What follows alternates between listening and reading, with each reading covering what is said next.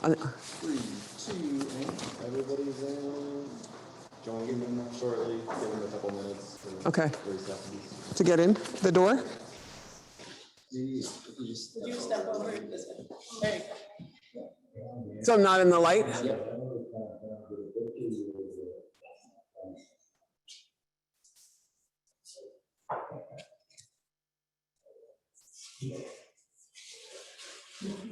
You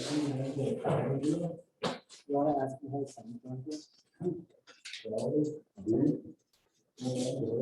Sound going? Sound.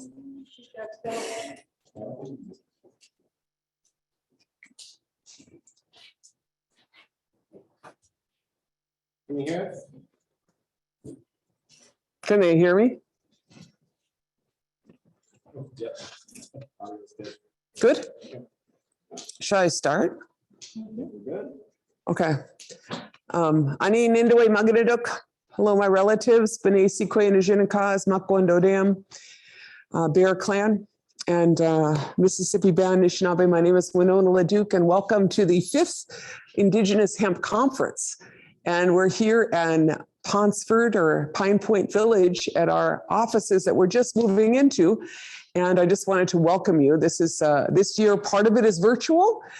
Today is a virtual day, and then our in-person days are tomorrow and into the day on Thursday. And we just really want to welcome you. I think there's about 35 or 40 people that are out there attending remotely today. And you know, this day is a little bit for you to introduce you to the work at Anishinaabe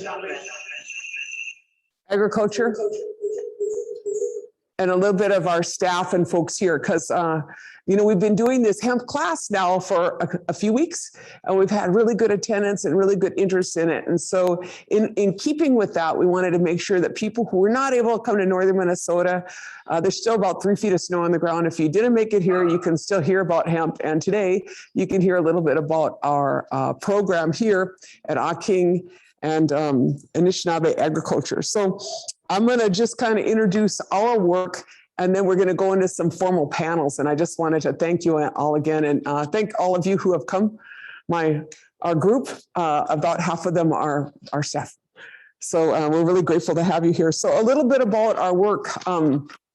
We've been farming hemp, I think, for 6 years. Ronnie, team, 6 years farming, right? Yeah. We're 6 years farming, and we've had permits from the state of Minnesota to farm our hemp, and we're fiber hemp farmers.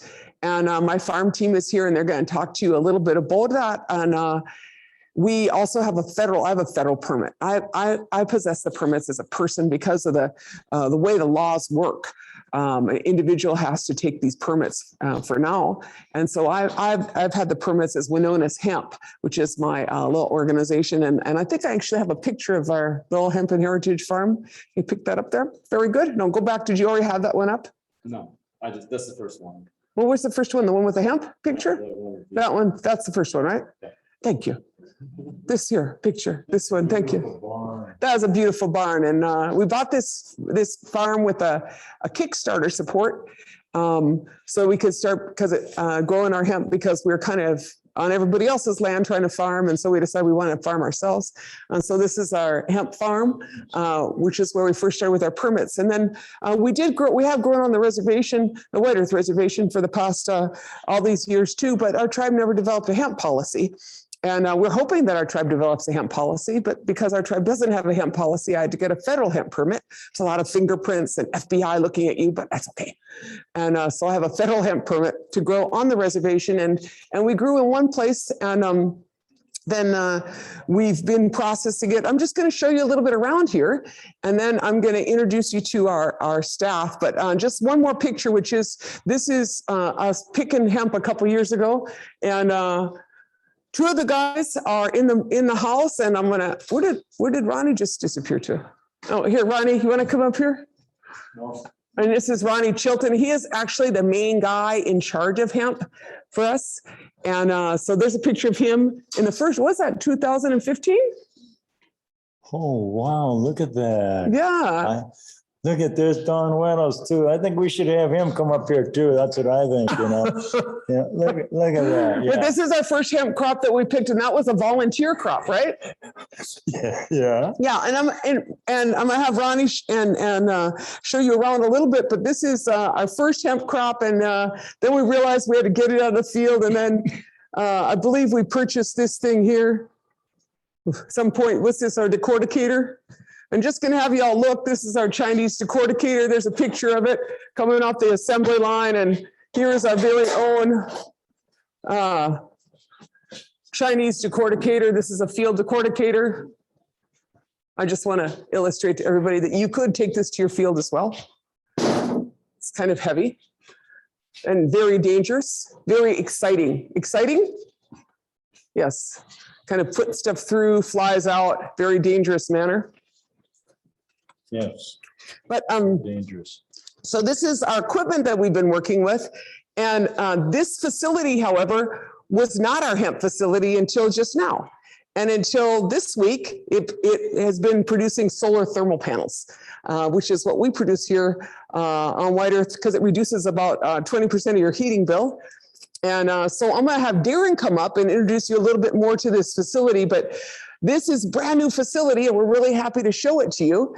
And we just inherited it from our solar folks who just got moved up in the neighborhood to a bigger facility for them. And so this is Darren, and I thought he could show you a little about this. And Darren and Ronnie are going to be talking. I don't know if you guys both want to just show them around this facility a little bit so people know where we are.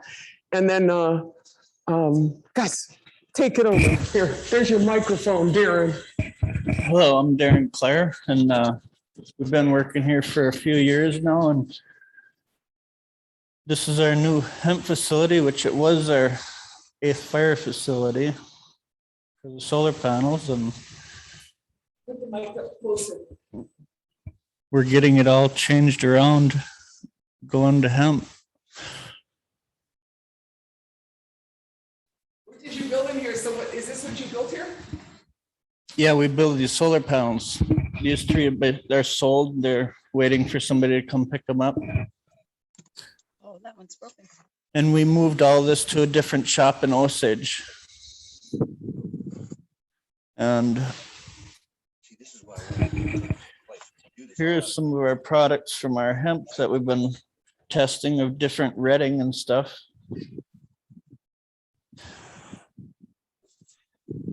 What is this here? This is what we got. That's our decorticated, No, this is or fresh, our right? fresh This is, hemp, fresh hemp. is this, are you guys getting a good picture of this all? Yeah. I'm not a very good explainer. I'm just No, just cracking up get your here. thing there. So Darren and Ronnie, you guys, this is our main team. We got a bunch more guys, and Don back there. You want to give a wave, Don, and our hemp empire. But these guys have been taking the hemp out of the field, and we're going to talk a little bit more about some of this stuff later. But Ronnie, why don't you tell us about your hemp here? Or your facility. We've been growing hemp for about 5 or 6 years now, and we bought a new hemp manufacturing operation up here, or a new manufacturing solar plant on 34. So we got a new hemp manufacturing up here in Ponsford, Pine Point Village here. And we got all kinds of acreage, so we're going to start growing hemp here also. So we won't have very far to go. And we also have 20 acres of hemp over on Scho's field that we prepared last spring. We put winter rye in it. So we're really hoping for abundance of hemp over there this year. And this is what's happening around here anyway. It's happening in P-Town. It's happening in P-Town.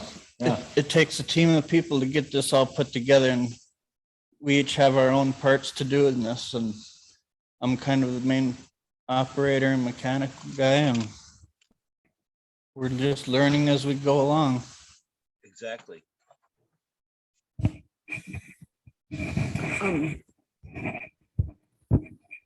What about, you could talk a little bit about some of your processing, and then there's this, we gonna use this later today? What is this? This is our old, I don't know if you can see this really cool piece of work here. We're This gonna is do our- more processing with this later, but we're just gonna illustrate to you. Old school. this is our manual decorticator. I don't know how to use that, so I'm out of here. Probably like Let me hold the mic for you though, Darren. I'll do that. What's that called? What are you doing there? breaking up the stock. It's breaking it. Oh, what's the word? I forgot the word. I'm stressed. Come on now, you guys. Let's come up with this word here. What is this? Huh? Yeah, it's just manual decorticating. Breaks it up. Breaks this from We'll get the book, we'll do it, yeah. Call this, Yeah, Breaker. that's the word. That's the breaker. Instead, breaker. Okay, I got this. somebody stole my whole You're damn talking about, desk. I you're talking can't about go, redding. can't go to my desk. Come on. But see, this is what we're after here. Well, just to be clear, we got a couple more pictures. Should we show a couple more pictures of our hemp? Sorry about that. But this here, this is what we're after. This is hemp fiber. Oh yeah. And see, if you kind of even do it with your hands, you can kind of make a decorticated bunch of hemp fiber. And this here, if you keep taking it off, see, this here is what you make hemp herd out of. This you can make your old house out of when you're all ready to make your house.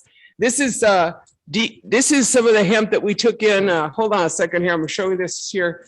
This is kind of hand decorticated, as you see.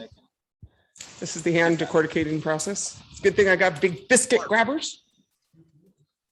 Doesn't have mold. But this here, now, okay, what I'm trying to point out is that there's two things in this here hemp stock. One is this here. This is your fiber. Right? Yeah. It's called long fiber. And this here is, you can't smoke this. Did we already discuss that this is not smokable? No. I mean, no good, no good. Might as well just go smoke yourself, whatever. Smoke, please. This is here. And so this here though, fiber is what you make clothing out of, and you make canvas. The word canvas comes from the word cannabis. Did y'all hear me say that? The word canvas comes from the word cannabis. This is what you use. This is the fiber. This is what we're after. And that is the herd. This is what you make buildings out of. So, Hempcrete. Insulation part. and Yes. yeah, insulation too. And so this is really about trying to get to this. And I think we probably got some more pictures on it, but we took it and we did various ways to process it. We'll talk more about that later. Oh, you got the comb. This is like the bed of nails comb. That's the hackle. Hackler, right here. And we're gonna have some demonstrations on this later, but here. You want to hackle? The hackle cleans up all the burrs. He's like, I got a bum leg. Let me sit down. All right. And let's see, do we have some of those pictures? Do we have that other picture of Don and his hemp that he processed in different ways? No. Yes. Okay. So this here, this is our wigwam. Here, you could take this. I think I have my own mic. This is our wigwam, and this is sitting on the outside of it. And then it's still solid. It's before we ran it through the decorticator. And the hemp, as you know, I mean, we discussed this in this class last week. The hemp comes from Asia. Hmong people are the indigenous people of the hemp, really, Hmong people. Not us guys. We all got kind of not those guys. And this here is how Asian processing. This is a Japanese technique because Japan also hemp was the main fiber for Japan. And so this is cut out in the field and then they bring it in and then they let it stand there after it's been laying in the field a little bit to dry. But then what they do is they're going to, I think there's another picture where they're going to boil it. You see that other picture? There we go. This is Don. Don, I don't know if you want to explain this. This is him by poaching it. What's it called? Parboiling? Or poaching it? Just basically. You need the mic. Okay, give Don the mic. Here he is, the big cheese. This technique was used by Japanese and Korean hemp processors. And the idea is that you get the hemp stalk off the field when it's green, and you get something to boil it in. And what I used was a pipe, 6-inch pipe, built a fire at the bottom. And these, yeah, so they would hold water. So this is full of water. And, you know, in general, that was about a 10-foot long piece of hemp or bundle of hemp. And so what we did was we put half of it into that boiling water. And when it boiled, then we pulled it out, turned it around and stuck the other half in and boiled that. And then you leave it dry. And then it sets out in the sun, and we use this wigwam to hold it up so that it would bleach out in the sun and becomes, if we could go back to that other slide. Yeah, see here, you can see the kind of the real light yellow color of what the hemp looks like. And that's what your goal is to try to get it that light colored, so that when your fiber comes off, it's really very clear, light, and so on. What the next process is then, after you have it dried in the sun for maybe a week or so, and usually they took it in if it was raining, so that in Korea and Japan.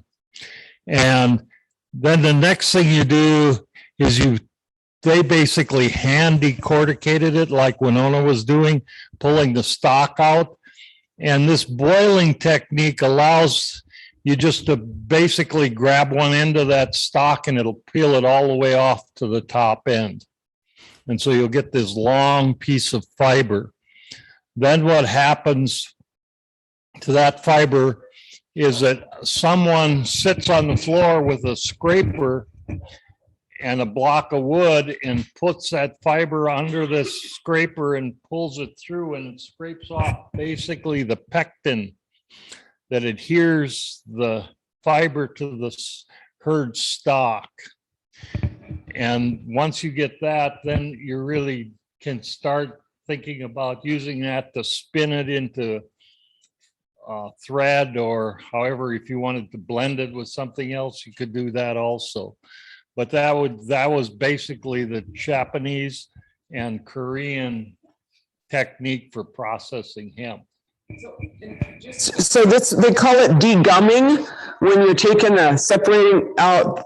But this is the fiber that I just hand decorticated.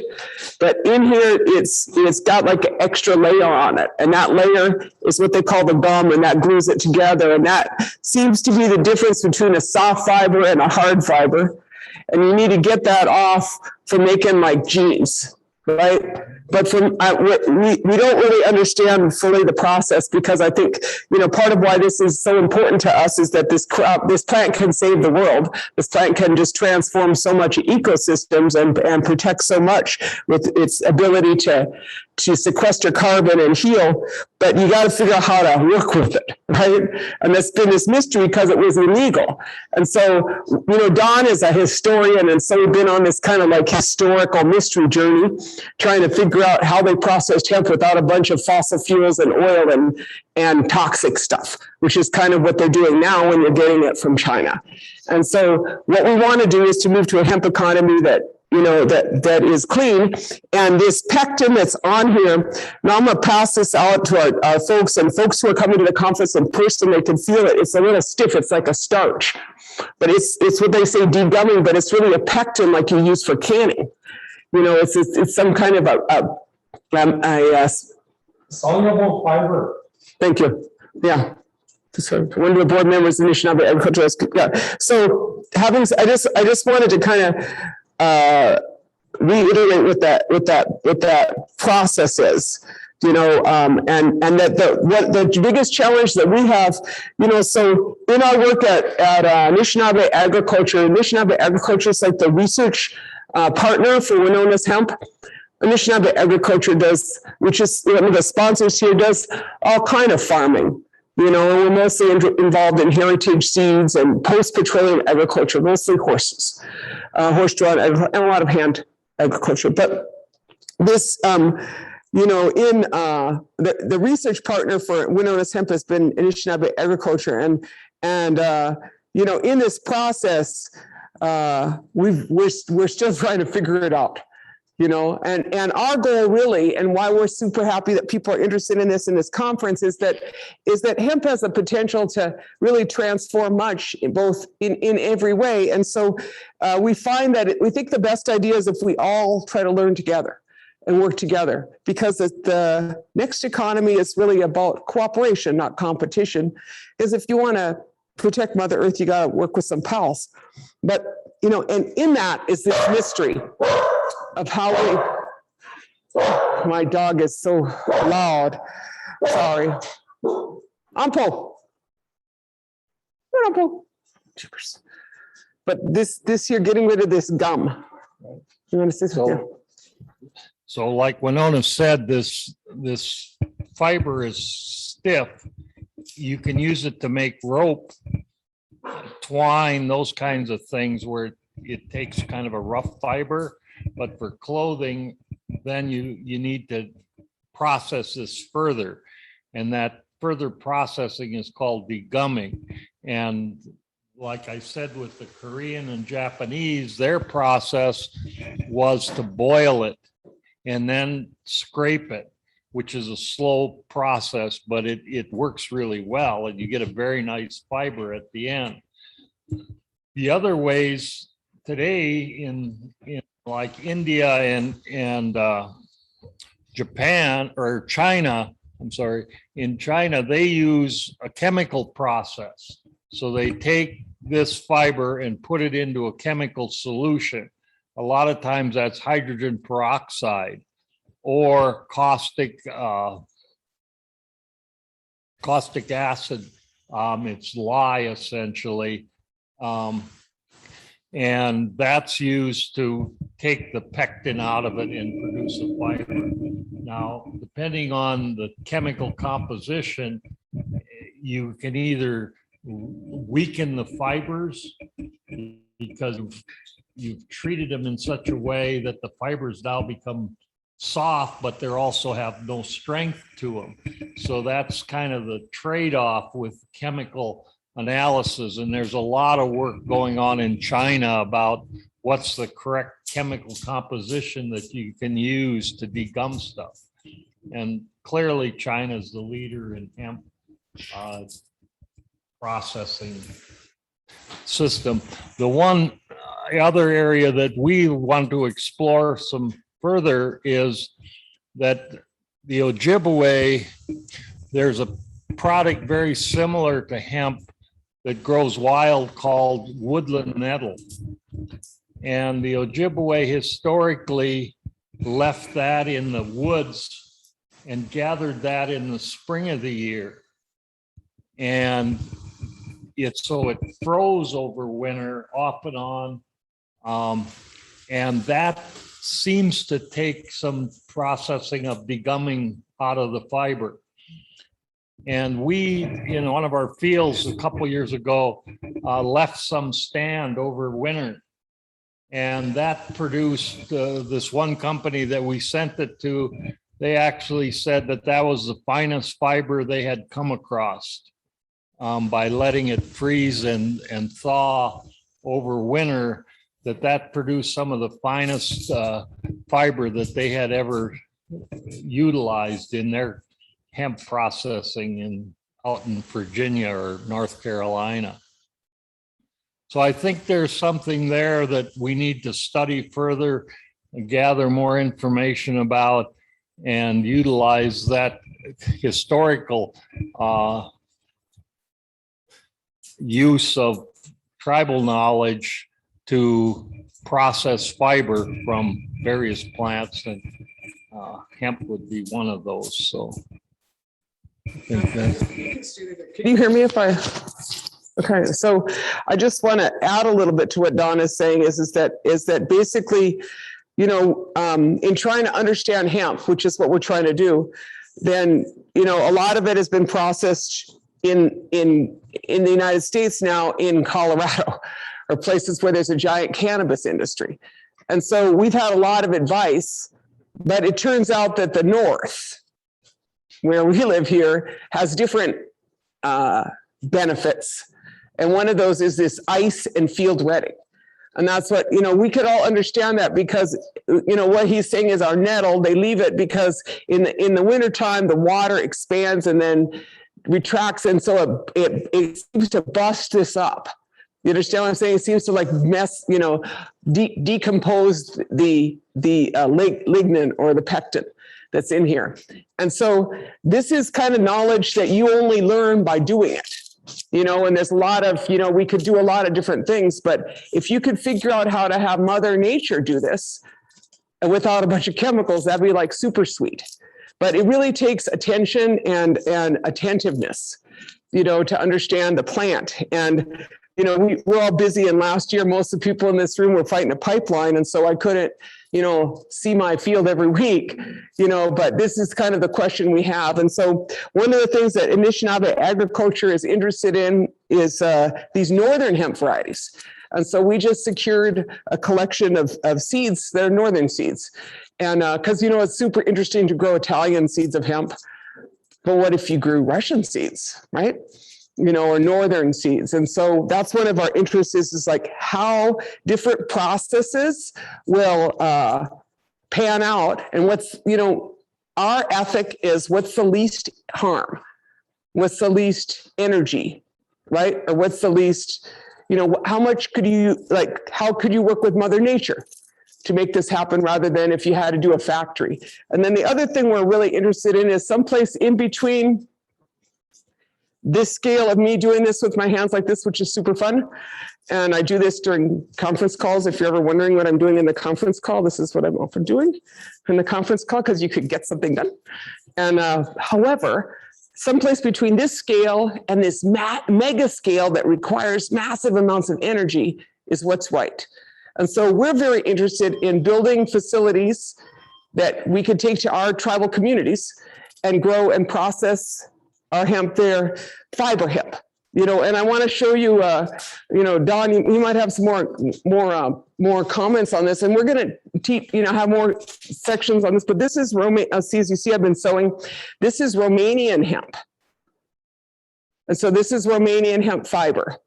And this, and then, but this is wetted and processed. And so this is kind of feels like linen, and I'm happy to pass that around. And then this is Navajo, and we're going to have Ira come on in a little bit, and this is a rug. This is 60-40? You don't know. 60% churro? Yes, 60-40. 60-40 churro, sheep, and our hemp. And so this is another example of what you could do with fiber hemp, but only if you have very talented friends who are Dene, then you could do this one. And then you have this. And this we're going to talk more about during today and in the next bit, but we just did, this is hemp insulation. And this insulation is 97% or 98% hemp. And it is this fiber that you see here. It is not the, it's not the hulls, the herd, it is the fiber. And so this is all things you can make with this hemp. And this here, if you could make insulation that had an R22 value out of something you grew in your field, and it wasn't fiberglass, how many Indian nations in the Northern Plains would benefit from that? Because this is a R22 value, and this is a 4-inch, but a 6-inch is a 6-inch is R28. Maybe this is a 6-inch, is R28. So that's just a couple things that I don't know, Don, if you had some more things to. Oh, he said no, because I talked too much.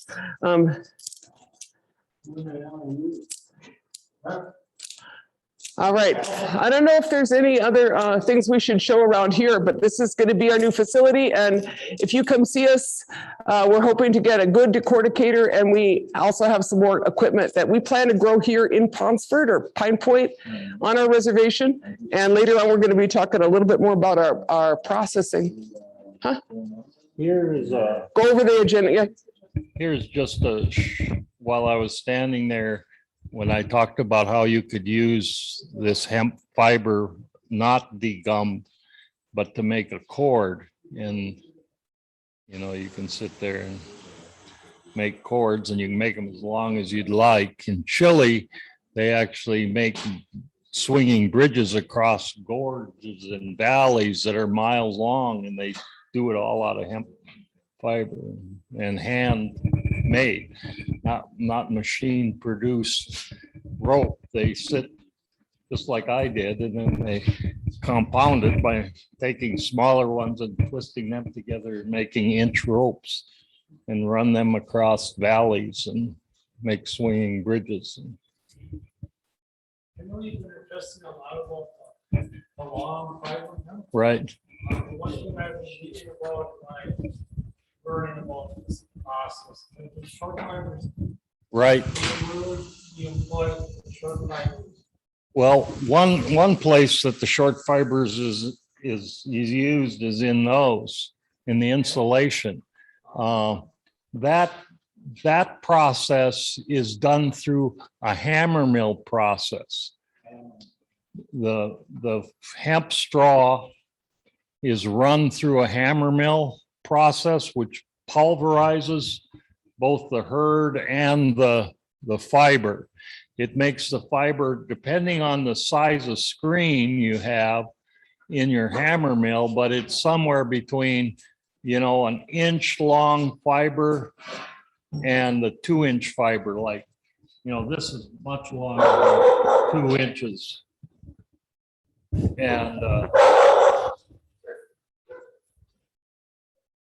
And so that's something where the short fiber comes into play. Also, cotton fiber, that's a short fiber. You know, we all heard about cotton, picking cotton and cotton gins and spinning cotton. That's all short fiber process or fiber. It's short. It's like somewhere between a 1/2 inch long and an inch long fiber. And so the use of long fiber doesn't work in the cotton spinning process, because that's all designed for short fiber lengths to spin into thread and then hence woven into denim or whatever you're making from that fiber. So, yep. Where everybody went. We all got excited by new things that happened. I'm going to go over the agenda. Was there any other questions that you had? Dawn is really better at answering technical questions. I'm going to go over a little bit of the agenda. So today we're going to, I don't even know what time it is, but we're going to, at 1 o'clock, we're going to start a panel on, and that'll be remote. We got Ira here in the house though. And Ira's going to be leading that panel with a couple of other cool people. And he's doing hemp textiles, and he has a lot of his Dene community here in the middle of doing some of that work. And so that's from 1 to 2. And then 2 to 3, we have a regulations panel. And we have, again, people nationally, as well as the state of Minnesota coming in to talk about some of the hemp regulations. And on our website, we should have copies of both tribal hemp policies. You know, this is really intended for tribal hemp growers. Everybody can be part of this, but our interest is really in making sure that tribes have hemp policies if they need them, and that they're the appropriate hemp policies, and just encouraging that. And so we're going to be having discussions about hemp policy, which is changing. But, you know, then there's questions like, as Indigenous people, who gets to set hemp policy into the future? And that's part of the questions of tribal sovereignty and tribal seed ownership. So we're going to talk about the regulations from 2 to 3. And then 3 to 4, we have a number of farmers that are coming in on talking about their experience with hemp, kind of an overview experience with hemp today. And Dave Manuel is in the back. Do you want to give a little wave, Dave? Here's Dave. He's a board member of Anishinaabe Agriculture. And he's going to be presenting a little bit later and help us on, and he has farmed hemp and a little bit, but he's going to help facilitate a panel of some of the farmers. And then on between 4 and 5:30, this is actually the class that we've been teaching, Hemp 101. And so that's a live, and we have students all over North America, and I think a few in Africa too, that are in that class. And that hemp is on production methods. And so we're gonna have Darren again talk about and Ronnie talk about the blow by blow in the field, what it is like being in the hemp field, and what some of their experiences are there. And a number of other producers will also be doing that. So that's our class. And that's one of the reasons that we had this remote, is because we've been teaching this class and this is our 3rd week of the class. And we want to make sure that we did it. We didn't miss a week. And then we're going to have some really good food, and that'll be awesome. So I think that's kind of the schedule for today. Does anybody know what time it is? 10. Oh man, that girl can talk, huh? I'm going to just take a little break and in 10 minutes, we're going to start up with our first panel, which is on innovation and technology. And it's an overview panel, and Ira is going to be the lead on that. But I just want to thank you all for coming out so far. Okay. This is good. I had 2 mics by the time I left.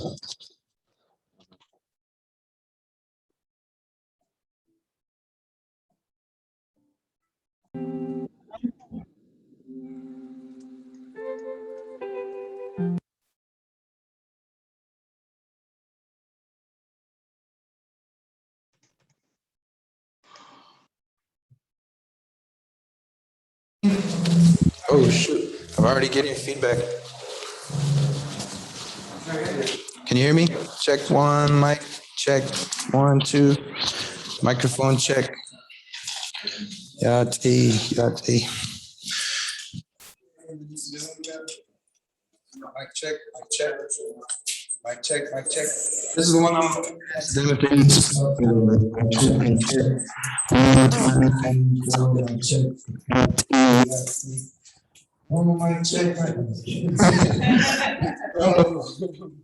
Trying to pin that. Oh, it will go when he does it. It will.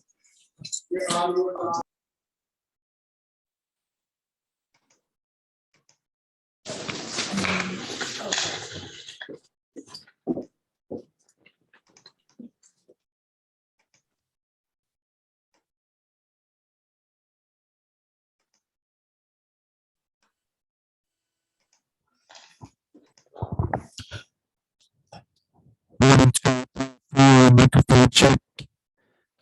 Check.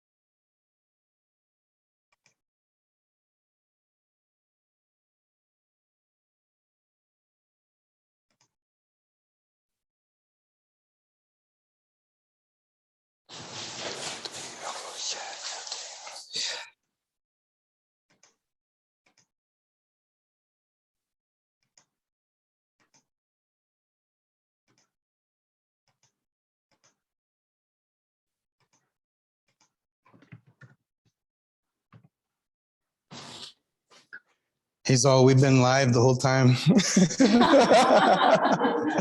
be the worst joke ever. We're making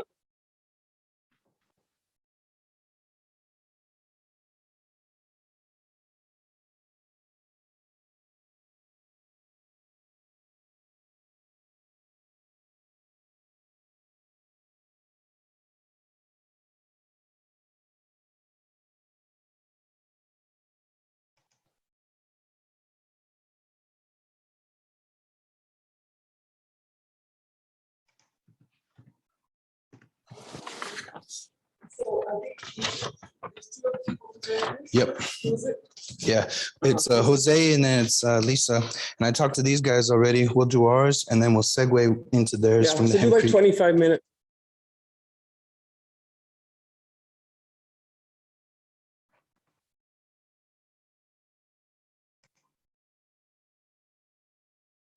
Okay, cool. That sounds good. All right. That's a on Skogi. Shay Ira Vanderberg. We're over here at Winona's's Hemp and Heritage Farm in A King in beautiful Anishinaabe country. And we brought the sunshine from New Mexico, so it's warm. It's really beautiful over here. And we're going to be talking about new directions, innovation, and technology using this beautiful plant hemp. We've got Jose LaSalle with the HempX project as well, and Lisa Sundberg as well, talking about hemp Crete and hemp construction.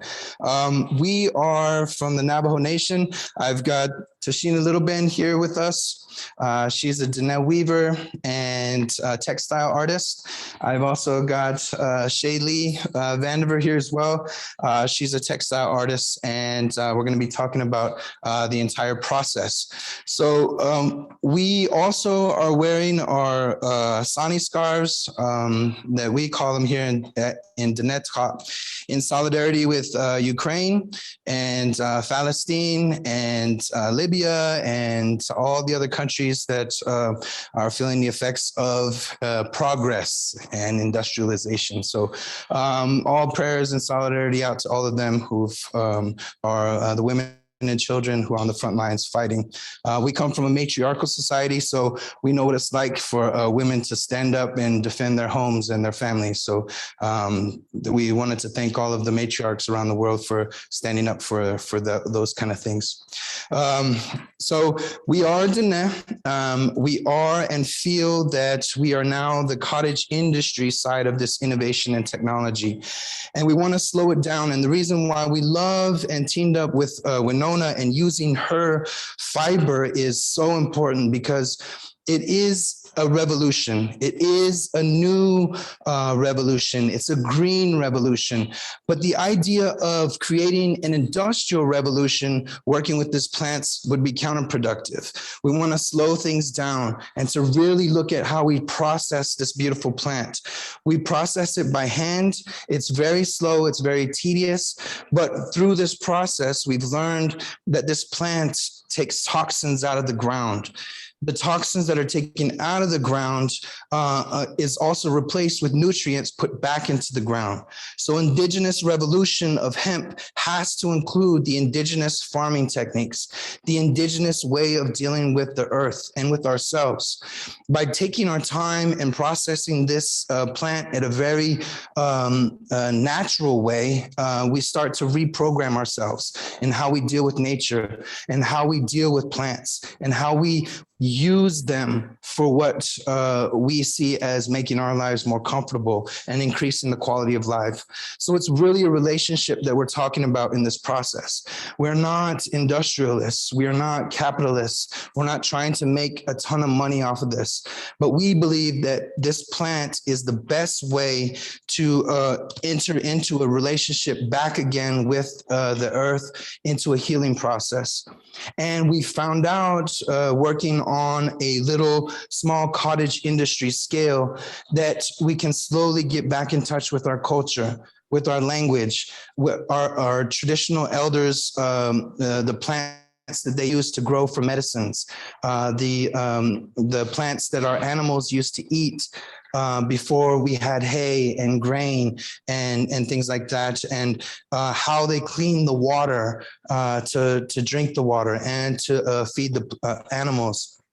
And it turns out that this plant, this amazing, beautiful plant, does all of those things and in abundance. And we are from New Mexico, Arizona area. And the idea was that we needed a plant that could grow with very little water and that could be resistant to a lot of the elements that come in from a very harsh environment. And this plant, this hemp plant, has been around for, turns out, millions and millions of years. So if you can imagine the evolution of a species, whether humans or animals or whatever, or plants or mountains, this plant is one of the oldest and one of the most tried plants when it comes to the elements of living on this earth plane. It's made it through. And now we have seeds from that time that have this resilience, have this DNA built up in them of surviving catastrophic events that are from nature or now that we're dealing with that are man-made. So that's how we want to take philosophically this plant on. It's a relationship. It's not us growing it and using it and industrializing it. We really want to have a relationship with this plant because theoretically and how the way it's going to work is now put into practice that we've seen. And it's the way we deal with this plant respectfully. We have zero waste, the way we grow it, the kind of water that we put into it, the prayers and the songs. And it sounds really like, you know, hippie, whatever, but my parents were hippies and I'm very proud of their philosophy of that time. And it is that the plants need love to grow. The crops and the animals need love to thrive. And this plant is the same way.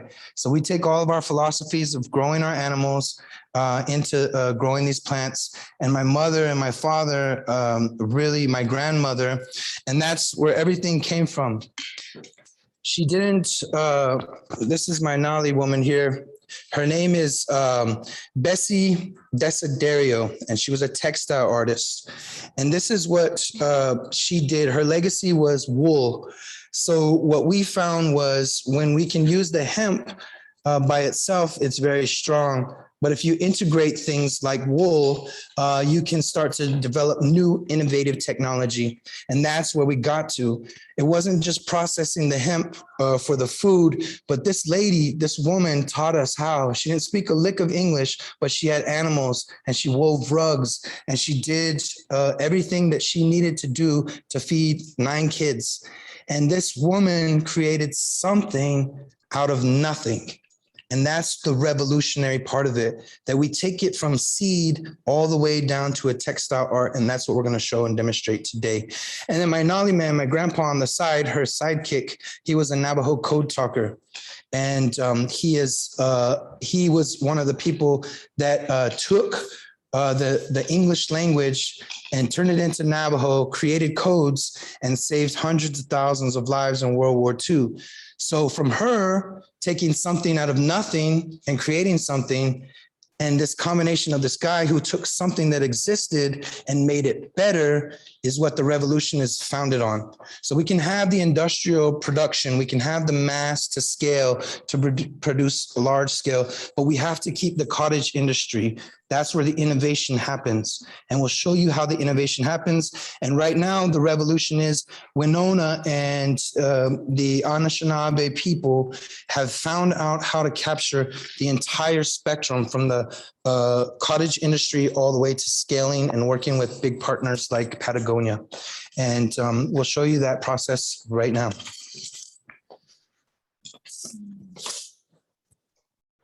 So this is the seed here. I don't know if you can see it. We've got a ton of seeds here. And this is a very important seed for us. This seed, what we were trying to do and how we started was that this plant takes toxins out of the ground and is able to bring it into the stalks. So one big toxin that it does take out of the ground is cadmium. And cadmium is associated with all the abandoned uranium mines on the Navajo Nation. So these stalks, they go from this seed. The important thing about the seed is the seed genotype. And we've got a really good friends and really good connections and ties. I just met one of the professors from the University of Minnesota. Amazing, amazing work with genotypes. And we want to have a seed, but we don't just want to have a seed that was developed with toxins in China somewhere or somewhere else. We want to develop the seed for ourselves that is resilient and native to the Southwest. And then another seed genotype would be made here in Minnesota that would be resilient and used to this type of climate and whatever. But the thing that we want to do is to create a seed that not only accumulates the toxins, but by the time it gets to leaf, it neutralizes the toxins so that we can use the fiber afterwards again, and we don't have to develop it in or send it to some kind of site somewhere and pay for that. So the seed grows and it turns into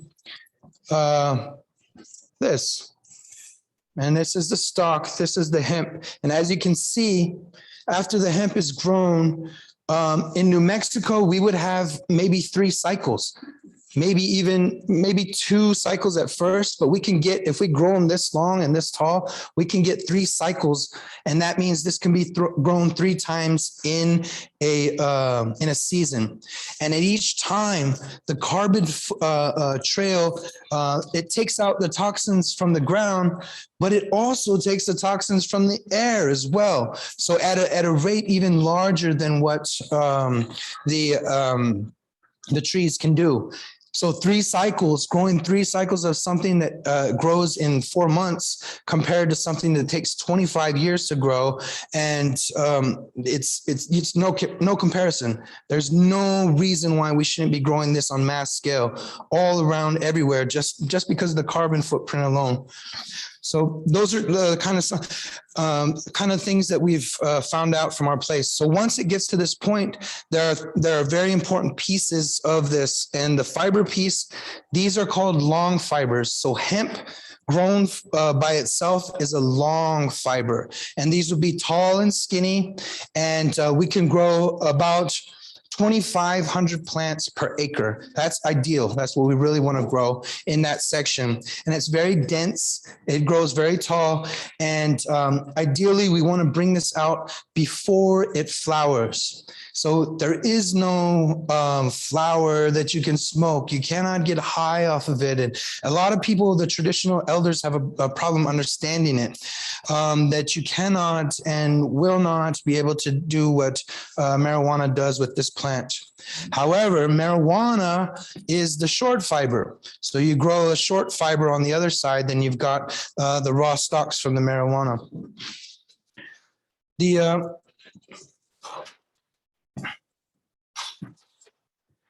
The difference is massive when you talk about the short fiber compared to the long fiber.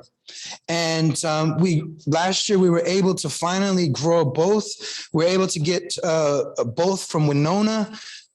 We've had a whole year to work with these and compare.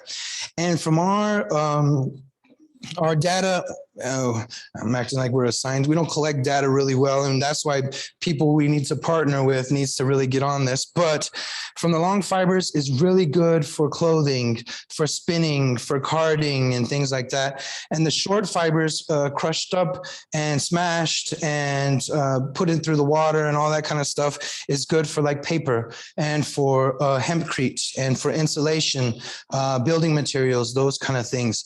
But we don't waste a single piece. So if we go through the short fibers or the long fibers, which you'll see here, Shay is going through them by hand. So she's using a technique that the old indigenous people might have used for nettle or for yucca or for any of those other bark or whatever. And she's going through it and separating the herd from the fibers. And the herd here will go through another process because it also still has more fibers on it as well here. So this is the first process, and we catch everything because it's very, very important to save all of this stuff. So she saves everything, and we didn't know it. That's just how we usually did from the past. We save everything. And then what we found out is that the waste is now turned into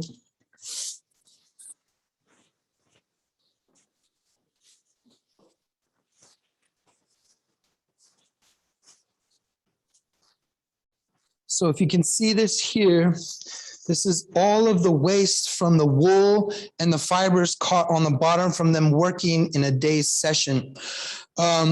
And we found out if we send all of this waste, it's not waste anymore, to a company that has a machine, they convert this into 3D printing filament. So 3D printing filaments, I mean, forget about it. After that, we've got everything. We can replace the plastics. We can replace buildings. We can replace everything, tools. So essentially, the tools that she uses, once she gets the fiber out, she moves into this carding phase here. And these carding tools have metal on them. And she starts to work this with the carding tools. In order to get to this, I go on ahead and remove the stalks right here. Can I pin this to me? Okay. Sorry, y'all. So before I get to this point, I personally like to do this by hand because, again, cottage industry, you want to make a product that you make by hand, you put in the work, and on top of that, you just put in a lot of your soul into what you want to make. And it's an amazing product. I love those machines that Winona and her team had shown earlier. They're great. They're amazing. I can't wait to work with them. But I also like to do this by hand because, one, again, the hemp industry is so new here in the United States. And as Indigenous people, we like to work with things. We like to make it better. We like to, okay, all right, well, I'm making this. How can I bring this into homes? As an economy, for an Indigenous type of an economy, you want to make sure that other people are employed or that other people can pick up this skill and they can stay at home. When COVID is around, people want to stay at home. What's the answer to that if the jobs are lacking already? It could be hemp. You could be doing this at home as well. It could be an economy of its own. So to get from this fiber right here, I go on ahead and take it through this one by one like this, and I just go slowly through it with just one brush. Then after that, it turns into this. And I had a few people in the audience go on ahead and feel this. There is still pectin on this. It feels a little rough and tough. So tonight, what I do plan to do is I plan to boil it. I plan to boil it for no more than an hour and add an ash, so that the fiber can be softened and it can be turned into a fiber. And our fiber, what we like to turn it into are rugs, which will be the next step right here, mixing it with wool. And again, mixing the fibers does make it a stronger thing to work with, to go on ahead and work with rugs. And that's just the steps. That's one of the things that we're getting into with turquoise indigo fibers, is realizing the toughness of this and how you can make an economy out of it and how you can work with it. You can probably even do crocheting with it. That's one of the things I want to do next. So this is such a versatile plant, and there's likely more to come, and happy to be attending here. And hopefully next year we'll come back with other products and other awesome things to teach y'all. But this is what I like to do, and it's enjoyable. One of the greatest things is it creates community. You get to hang out with your grandparents, you get to teach your aunties, you get to show them what a plant can do. And one of the things that a plant can do is it can bring people together. And that's what I love. And that's how this team formed and how we're working with everyone here. It has very great, it's versatile, most definitely. But go on ahead and move over to Tashina. So she mentioned mentioned very important part is the innovation. So what is the innovation? This part, the part is the process, and it's having a workforce that is able to work at home. They don't have to go to a factory and sit there for 8 hours. They can do this at home.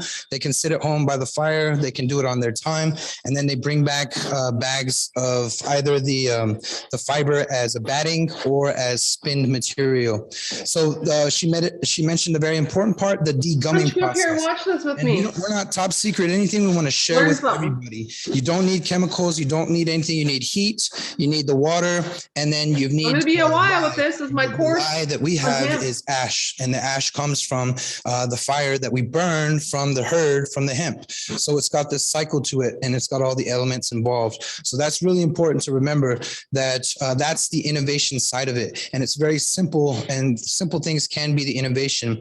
And how does that happen? She's sitting and she's learning a craft that is thousands of years old, and at the same time creating 3D filament out of the waste. So that's one way that we've been able to capture some of it. A lot of, I don't know if you guys know the old Adobe Hornos, the old ovens. This herd can be mixed and crushed up and with the clay and the sand and water, and then you've got your Adobe structures and bricks as well too. So that's a huge innovative side that is thousands of years old. So we don't like to say innovation because it's old, but we're putting into a modern process. So once she does that, we degum it, we boil it, add the lye. It comes out to a part that we have yarns. After the way it gets to the yarns is once it's in this form, and then she turns it into a batting. So she's got a batting going on right now. And this batting, the innovative side is we've mixed with the churro wool. So because of the pandemic, we had a huge problem with selling to different cities because they thought that there would be disease associated with the wool. So we started buying up the wool, and we found out that when you add the wool to the hemp, the properties of fire resistance as well as texture and everything completely changes. So that's innovation as well too, using what wasn't being used, what wasn't being bought, and integrating it with things. And that's always been indigenous innovation. We've always had the ability to take something out of nothing or use what other people call as waste and create some beautiful, beautiful materials that will go into our homes. So this batting can go into insulation with the hammer press. It can go into quilts. It can go into pillows, bedding, all of those kind of things. This is a very important step. But once it gets here, then it hits the weaver. And then the weaver takes it and she can spin with these old tools into a yarn.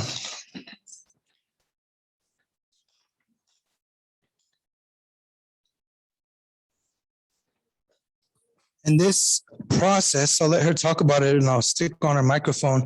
But a lot of us, we go through something that's very, very scary, the traumas and the events that all of indigenous people had. And we never really had the tools to deal with the anxieties and the PTSDs outside of taking pills or going to pharmacy to urban people. But Tashina is a really good example of taking this process and using it to deal with traumas and anxieties and things like that. And I'll let her talk about it a little bit, talk about the spinning process and things like that. Okay. Thank you. So I actually, I started weaving when I was about, I can't even remember, probably I started when I was about 6 or 7 years old. So on the reservation, I grew up there till I was about 12. So I kind of lost that connection with my culture for about like 20 years. So the pandemic hit. So, you know, like during these times, we all have these anxieties and we need to just kind of relax and kind of go back to simple lifestyle to kind of you know, to be healthier again. So this is how I chose to kind of gain my health back from the pandemic. And it's really helped me a lot. And during the whole process, actually, a lot of people have been kind of sharing their stories as well and telling me that it kind of brings nostalgia, actually, that they shared so many stories of their grandparents or their grandmother. And, oh, I love that you're doing that. My grandmother, I used to watch her all the time. And I sat there with her and I was carding with her, or, you know, they would tell like, kind of like their stories of how long she used to go with her spin and how fast she was. So that was kind of my motivation, was to get to that level. You know, that was because I don't have a grandmother, and that was something that was very hard for me as well.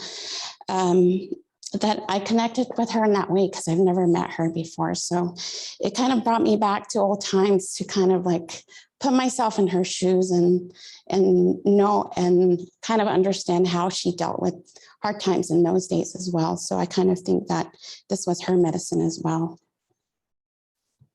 So from here, after it's spun, we go and we dye it. What I would do, so now I actually moved back to the reservation 2 years ago. So I'm just connecting now with nature and what plants are around that are surrounded in my area. So what I would do is I would go and gather plants, and it would be also another family gathering that you would have the men that start the fire, and you know, we would do this whole process together. And so I would just create my own dye. So Navajo tea, actually, we created more of like a tan color, which I don't think we have. Yeah, there it is. So that would be this color here. And then you can create like any type of weavings or any designs. This is one of my designs here. So this is made from all 100% wool. I haven't created anything with hemp just yet because I have learned that it is it's an art that has to be perfected, and it does take a lot of time, quite some time. So this is even though it looks like I'm professional right now, I'm still in the process of it. And so how I would want to get the yarn is as fine as possible, so I can create something like this, so that it's soft and you don't get any of the lumps in the wool.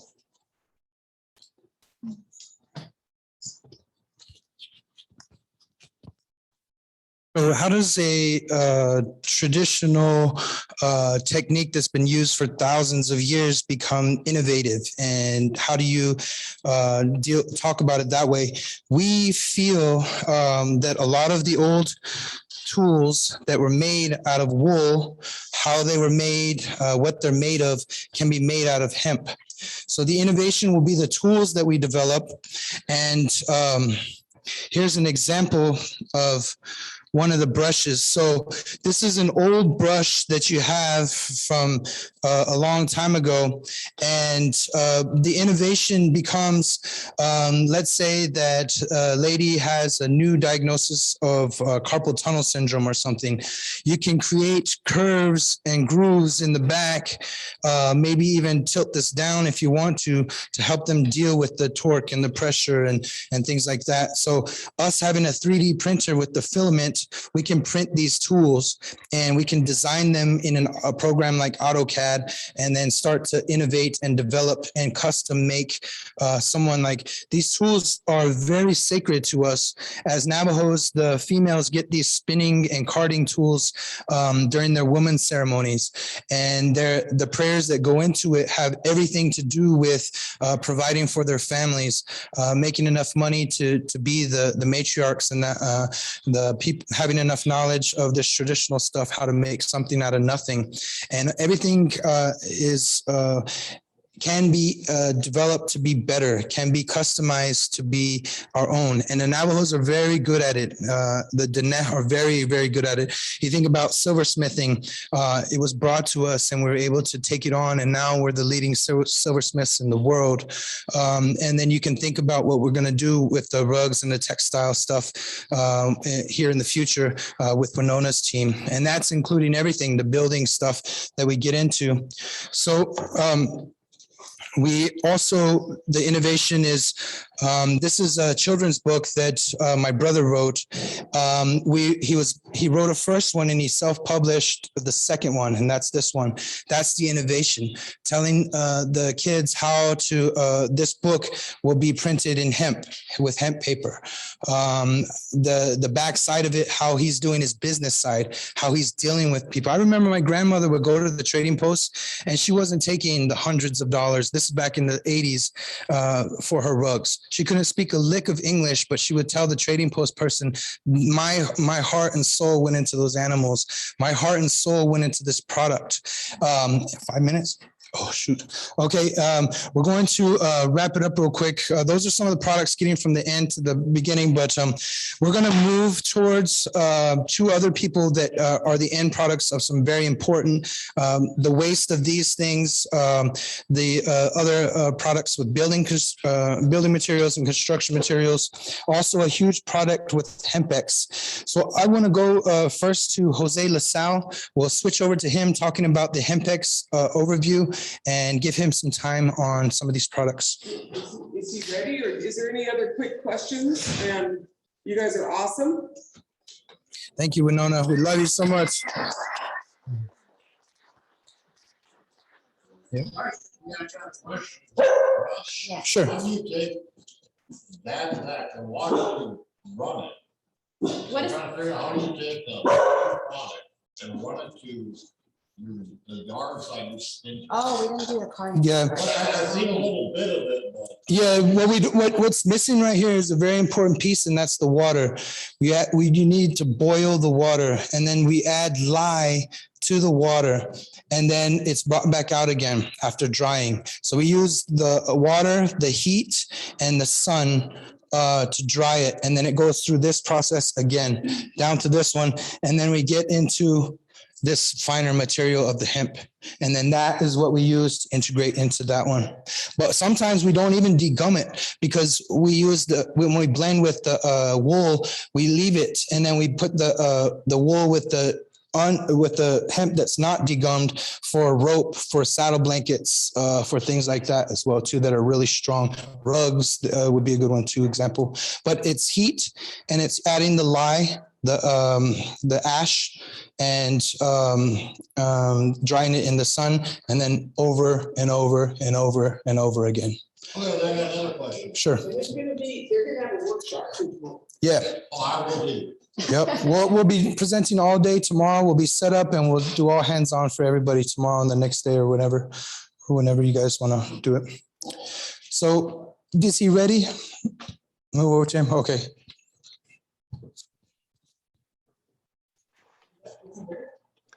Hi, everyone. Am I on?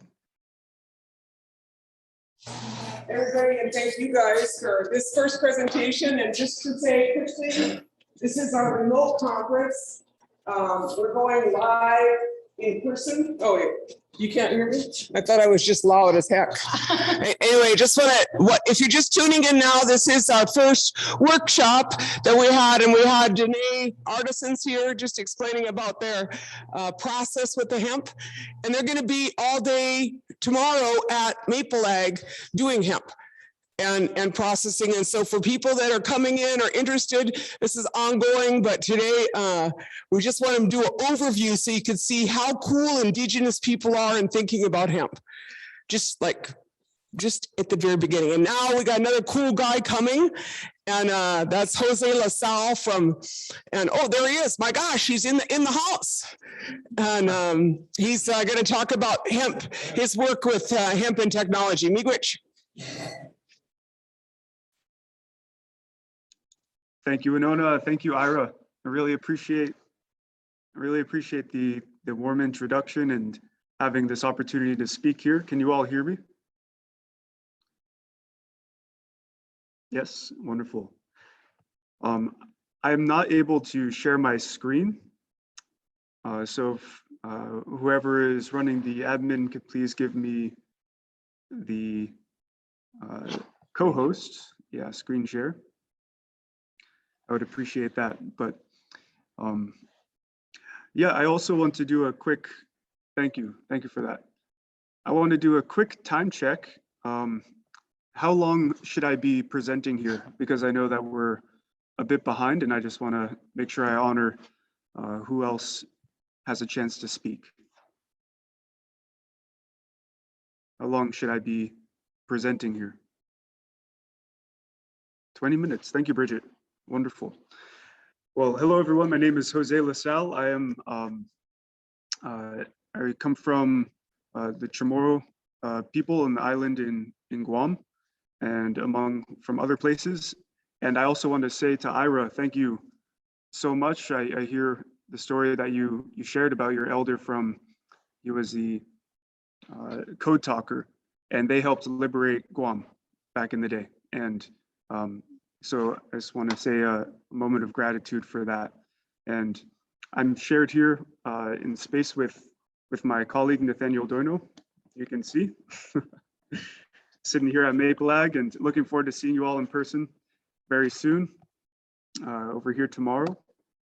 And I'm gonna begin here with a presentation and showing you the latest. I'm sure a lot of you have seen this last year, or 2 years ago, but we have a lot of very exciting updates on what we've been able to do and accomplish with bringing the hemp that Winona and others around here have been growing and sending us, and seeing if we can make cool things with it. And this is showing you what we've been up to. But I apologize, I'm getting ahead of myself. First, Nathaniel, would you like to take a quick moment to introduce yourself? Hello, everybody. Thank you for the opportunity to be here today in the Sanabi territory in Winona. Thank you for your support of Hempax and the journey here. I'll be brief. I'm a new member to the Hempax team, honored to join Jose here and be supporting Hempax's growth. I have a background in utilities and clean energy production, and really excited to be on the team and be here to talk a little bit more about any questions that folks have about the renewables applications for Hempax. So what we fundamentally work with is bringing a new value stack and chain to the hemp economy. And what we are creating here, I'd like to just give quickly a background into why we're doing what we're doing, from an industry and from the market standpoint. And so what we've identified, what I'm sure a lot of us see here going on in the world, is that the grid is the largest machine in the world, the North American electric utility grid. And right now, what we're undergoing is one of the largest transitions in this largest machine in the world. And what we're shifting towards is from centralization of this grid system to one that is more distributed, decentralized, and renewable. We're throwing out fossil fuel production. We are bringing in renewables and energy generation that's sourced from the cycles of the sun and the wind. And we're also bringing in architectures that allow for climate resilient energy solutions. So localized energy generation and storage and production and use. And so what we've identified is that we have, a rapid adoption of renewables. We're bringing on batteries, which carry their own challenges in the supply chain, their own damage to the environment and communities of people in that sourcing and that supply chain for producing batteries. And electrification. So we're bringing on electric vehicle charging, all electric buildings, and electric transportation. We're moving away from the fossil fuel era into the electric era. And there are issues with this because when we bring on renewables, they're variable and they're susceptible to rapid changes in the climate, which are happening more and more frequently.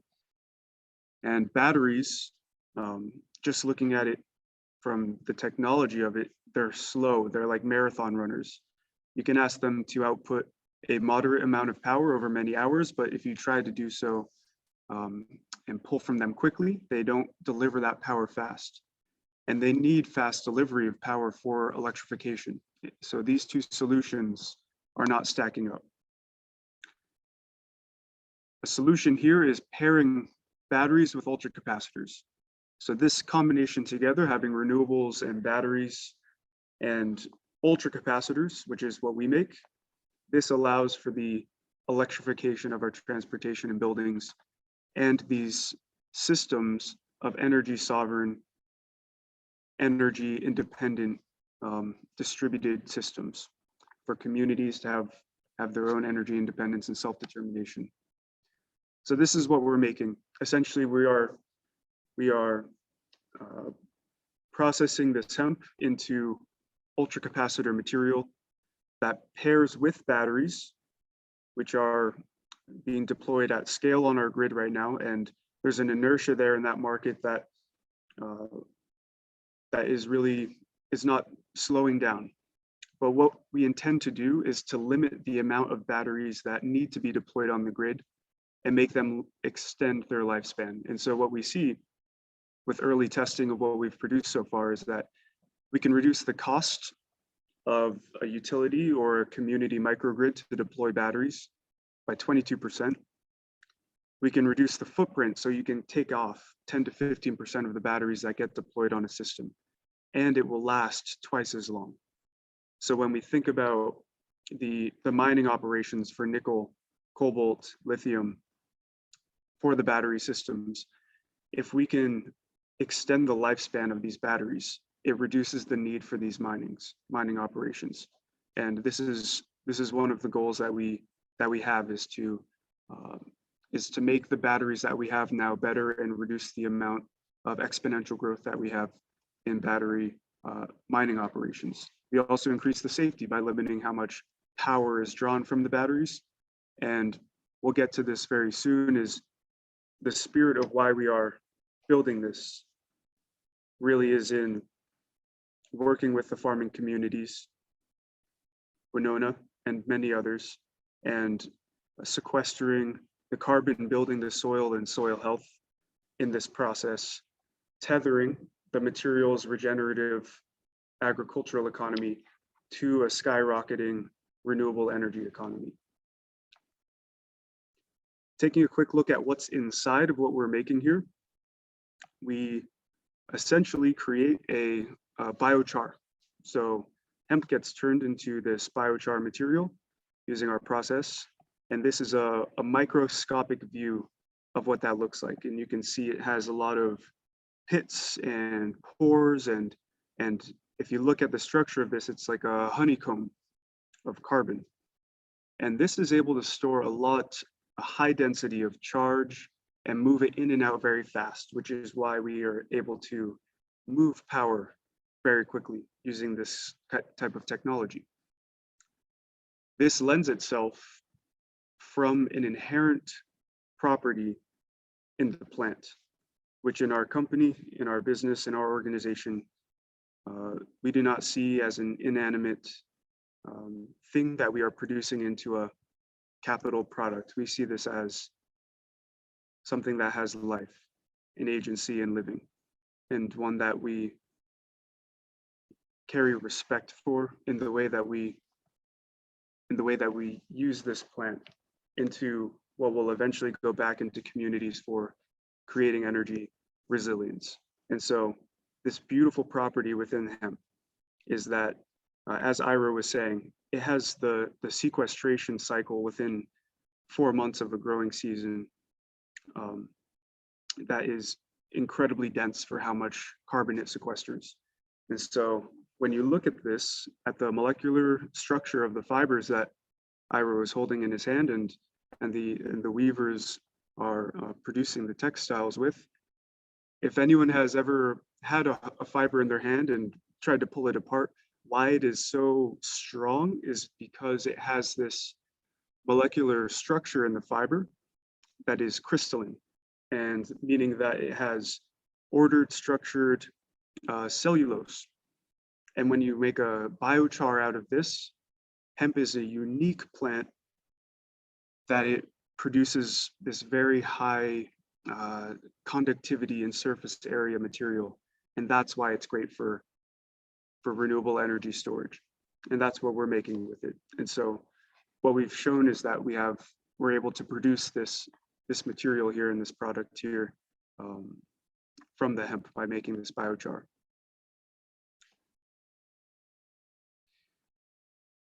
And essentially the main point here is that we are aiming for, in 2 years from now, going to pilot projects to scale this up and to demonstrate that a local community, a local utility is able to produce renewable energy, store it, and use it locally in a resilient way.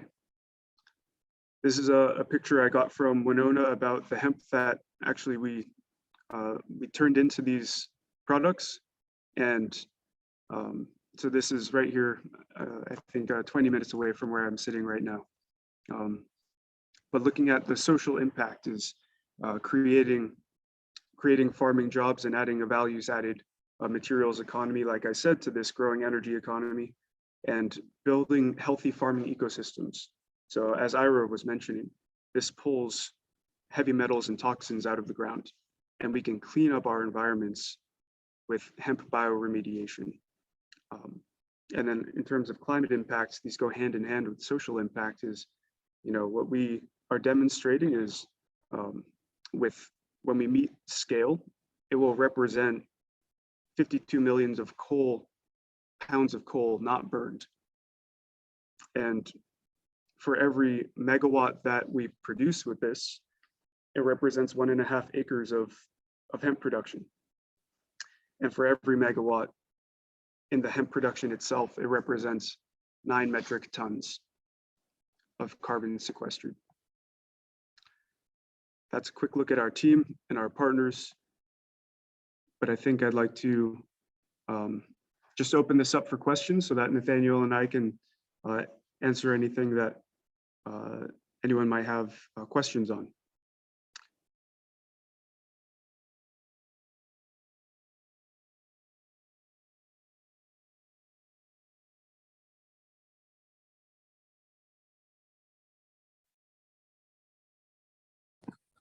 How many pilot farms are you looking for? We're starting very small. So, it's a lot of work to do a pilot. And so we're starting with very, one, essentially. We intend to expand out in the future, but we have a local utility out in Massachusetts that we're looking at a potential pilot project with. But that is the beginning point. Is we need to really ensure that we don't distribute our efforts too far, and so we're focusing on one at a time in 2 years' time. So I also want to communicate that this would be something in the future. I don't want to be presenting this and let you know that this is here now, but this is something that we intend to bring in the future. Thank you for that question. I have a question for you, Jose. This is Calvin. Can you hear me? Can you hear me? Hey, Calvin. Yep, loud and clear. All right, yeah, it's the chair over at the Social Equity Committee with the National Hemp Association. So I had a question for you. I'm actually working with some people out in New York State on a pretty big project. And I had mentioned to this capital group that the technology, exactly what you guys are doing, was something that, that is what people are looking to do in the future with the lithium batteries and all of that going on the hemp side. And these guys were very interested in that. And, they're well funded. If you had funds, could you do more than one project or pilot, or is that just something you're just comfortable with doing? Daniel, you want to take this one? Yeah, thank you for for your question, Calvin. I mean, we are always open to understanding, different funding options.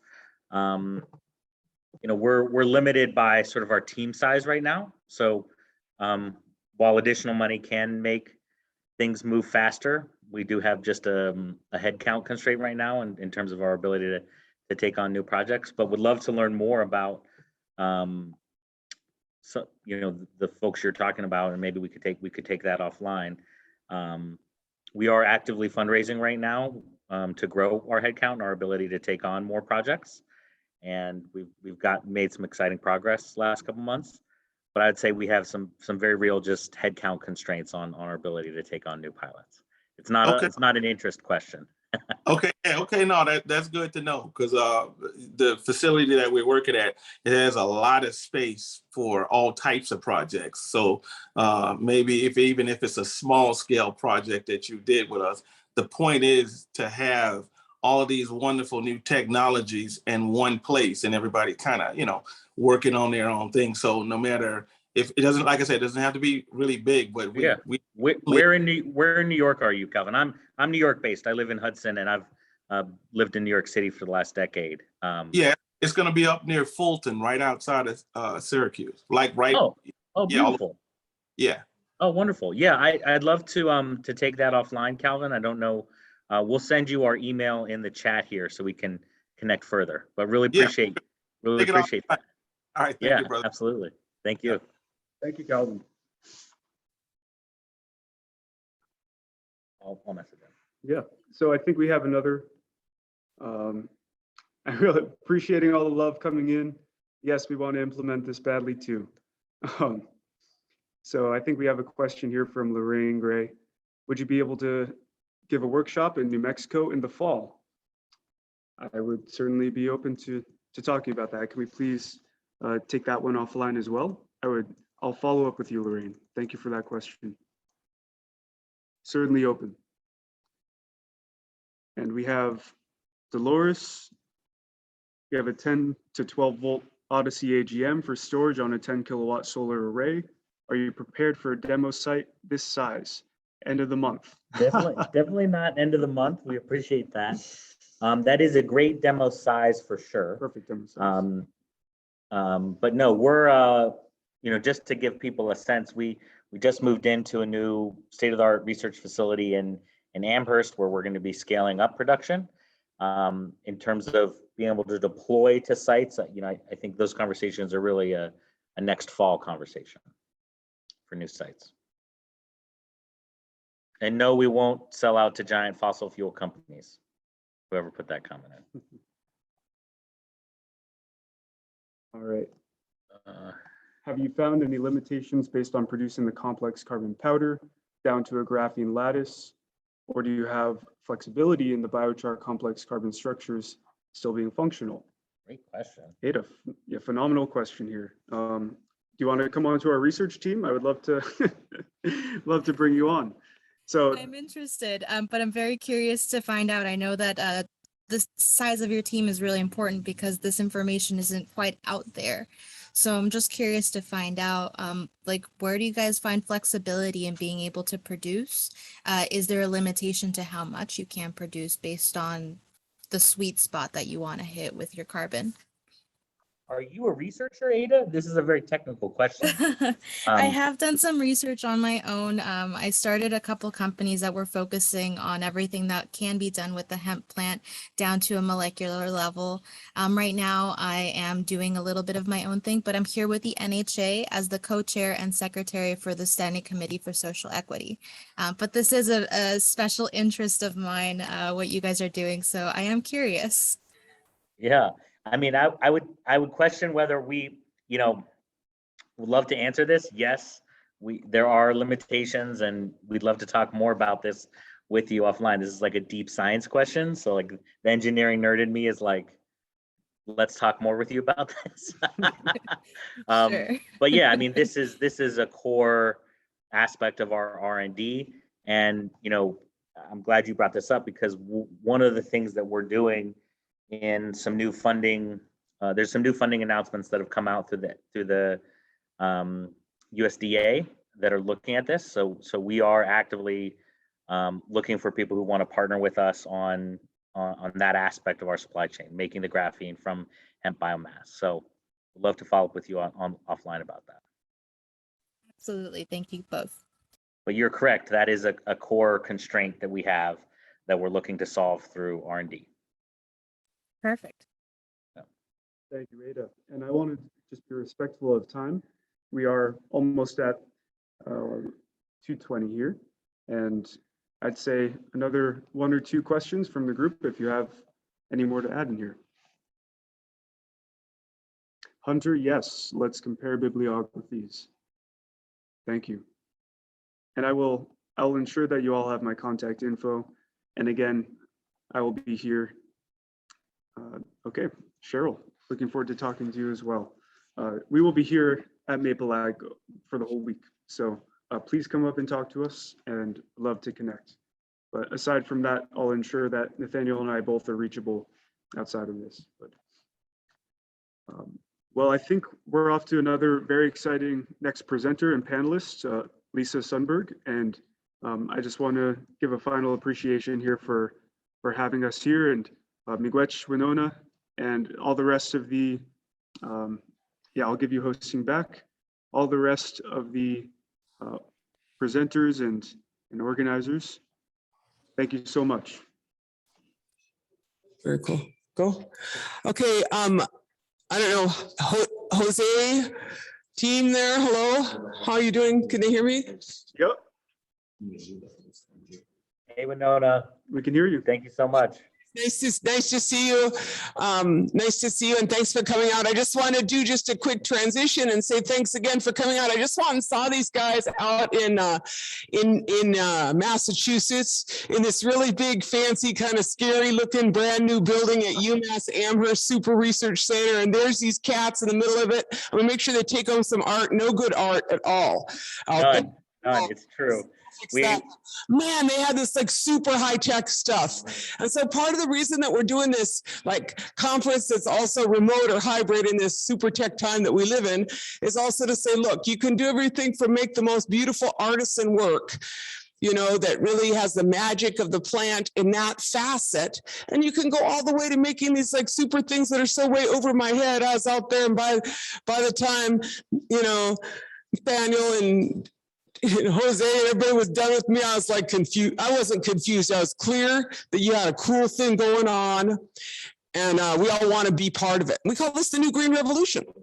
Well, I just want to make a note there, Winona. There absolutely is an opportunity, and I'd love to talk with the weavers about how to develop maybe an art installation at UMass around this. We talked about, you know, bridging, bringing you back to speak and bridging some research partnerships. But I really appreciate the invitation to think about how to bring more art both into our office, but into that facility at UMass.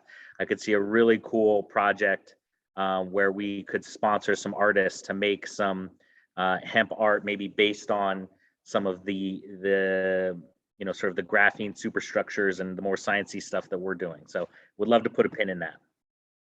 That would be super great. And but you know, I just wanted to also, this was really also just about the appreciation of the span of magical powers the plant has.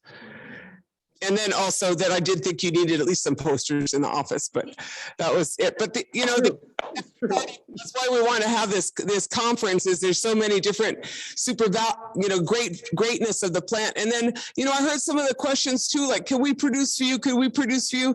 We really think that Indigenous people have this really great opportunity because we got land, you know, just a little bit we managed to keep from them guys, but we still got it.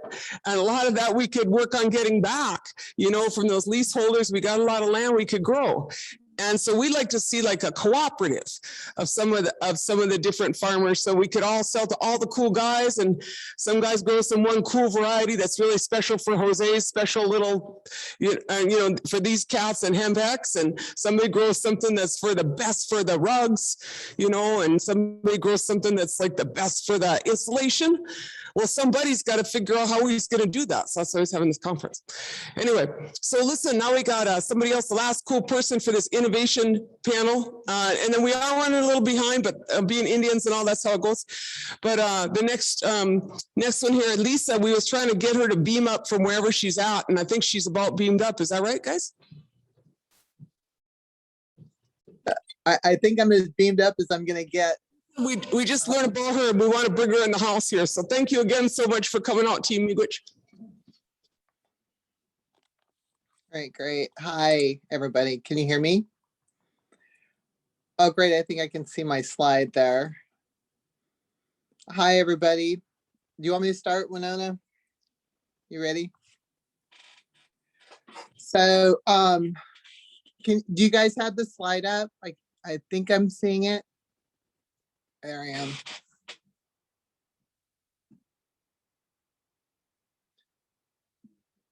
Well, while we're getting all this put together, I wasn't able to do screen share. Somehow I got, we have a little technical difficulties, so I'll be coaching on when to advance slides. But my name's Lisa Sundberg. I am Yurok. I'm a member of the Trinidad Rancheria in Humboldt County.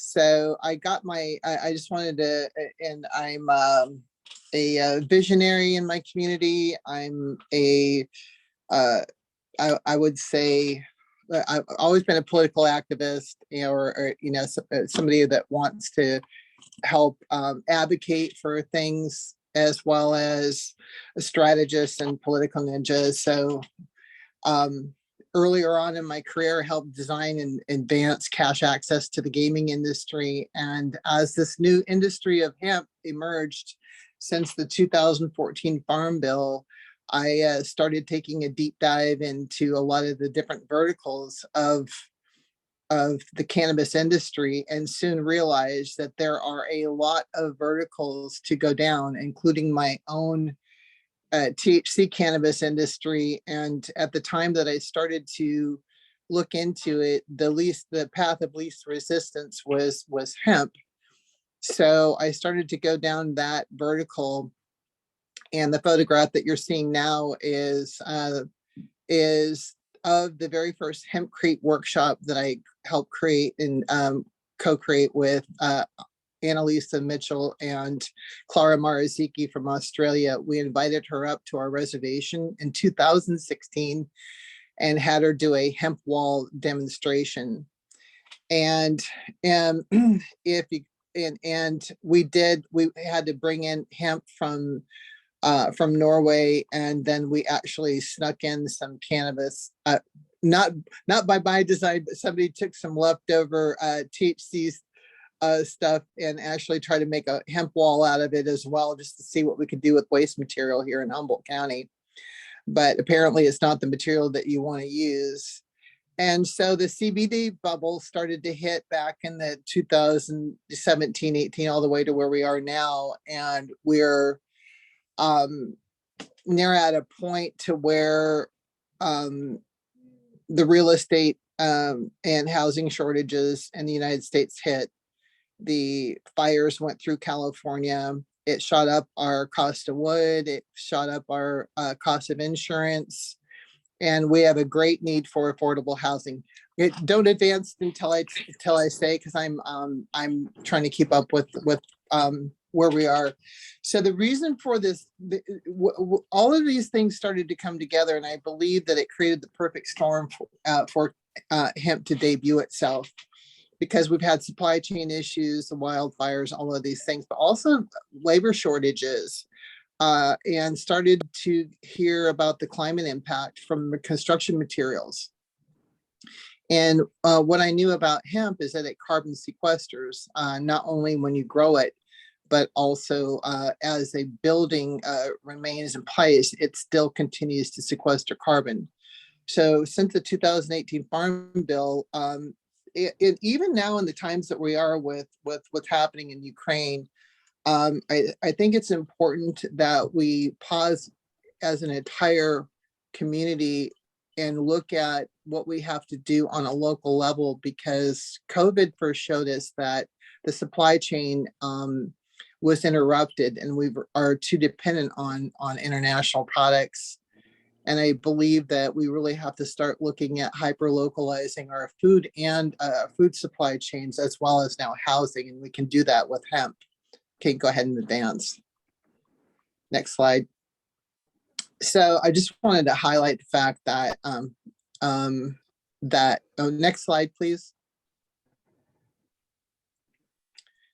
Well, 40% of consumption of raw materials and energy consumption comes from our building industry, and concrete is one of the most destructive. And so in France, they're on the verge of outlawing concrete in their country. Next slide. So these things kind of led me to the idea of, as a strategist, and looking at how do we, I wanted to first, I circled back to that house and what I did in 2016 with all of these issues in this perfect storm hitting our country, really. And so I wanted to look at how are we going to build homes out of hemp if we don't address the supply chain. So I live in Humboldt County, and we have a new Cal Poly here, which is learning by doing. And we have interjected ourselves as an upcoming company and industry that we want to, roll into our community and start doing a seed to Humboldt, basically industry, and model this whole thing out. And what I did is I started consulting with folks from Europe, and I was led to the top builders that are leading hemp construction in France.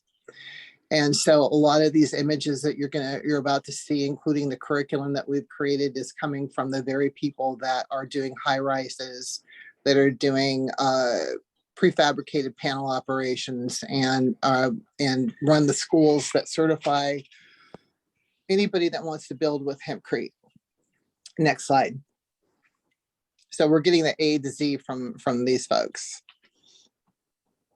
So the goal is to be a full vertical integration. We want to grow it, and they are going to be giving us support from seed companies that have over 6 years experience and really kind of knowing what the best soil, rain, and sunshine I would say conditions are to make the best recommendations, because we're going after industrial fiber or industrial hemp for this product line. The decortication technology that they are recommending that we use for hempcrete construction.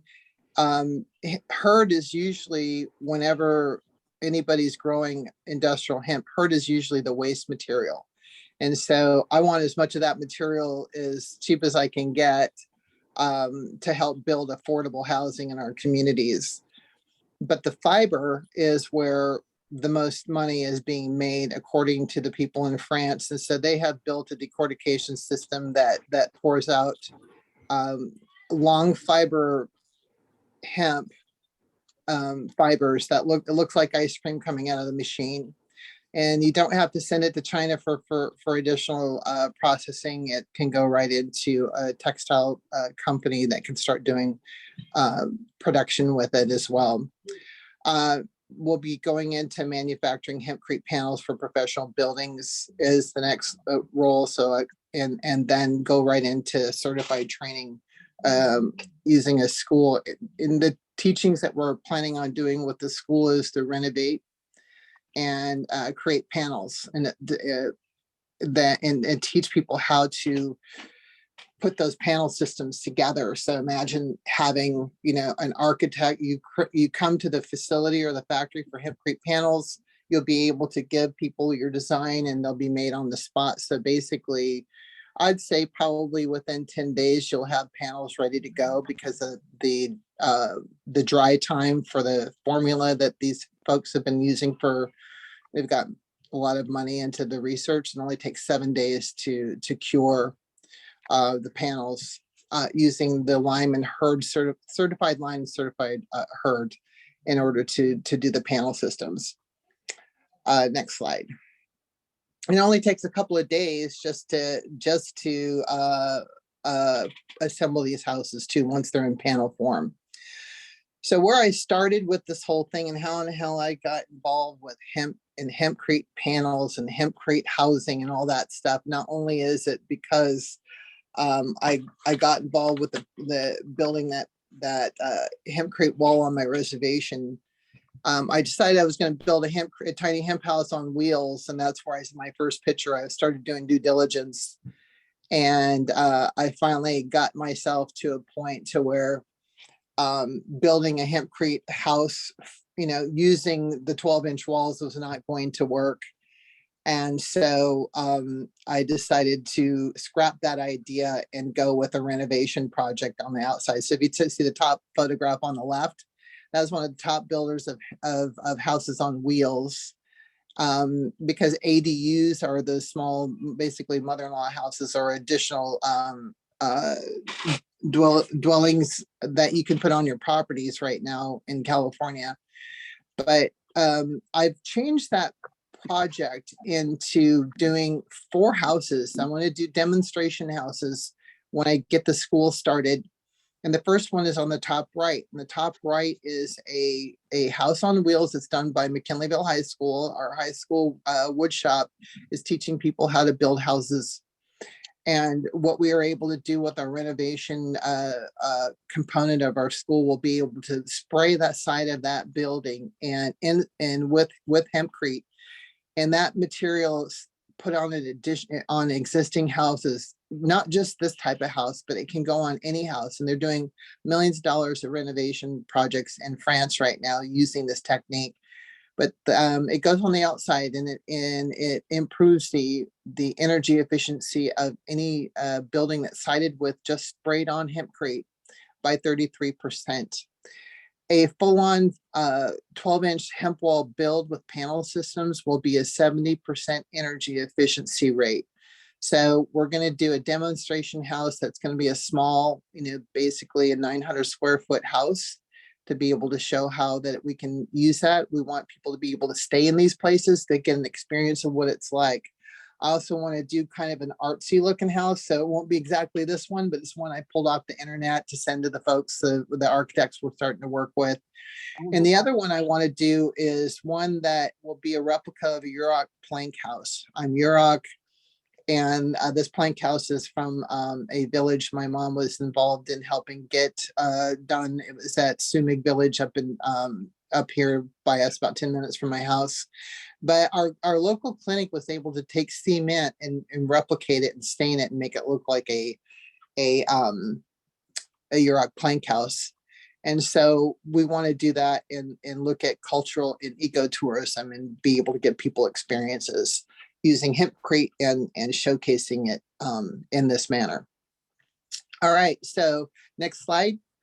I formed the Indigenous Habitat Institute and Hemp Building School, and we're creating this according to the certified EU building standards.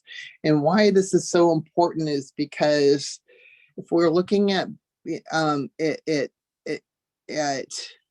growing hemp and looking at it as a building material, and that if we can build homes, in our native communities and or just residential areas, just in general, and or schools or whatever needs to be built with wants to be using hempcrete, we want to have professional standards that we can take and have them insured and bankable and approved by HUD and things of that nature. So in order to do that, we have to use what has already been certified and it's already been proven. So we're not trying to reinvent anything.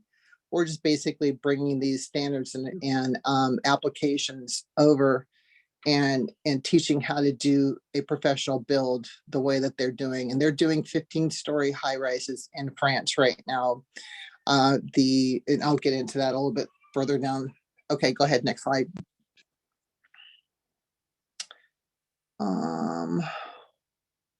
I'm just gonna, sorry. You can go to the next one. Go the one with the, go ahead and go to the next one. In 3 years, the world production has been multiplied by 3 since US Farm Bill. Next slide. I'm gonna skip through some of this just to give you some images. Go to the hemp block there. For those people that don't know what hempcrete is, it's basically a mixture of hemp plus lime and water. But formulas do matter.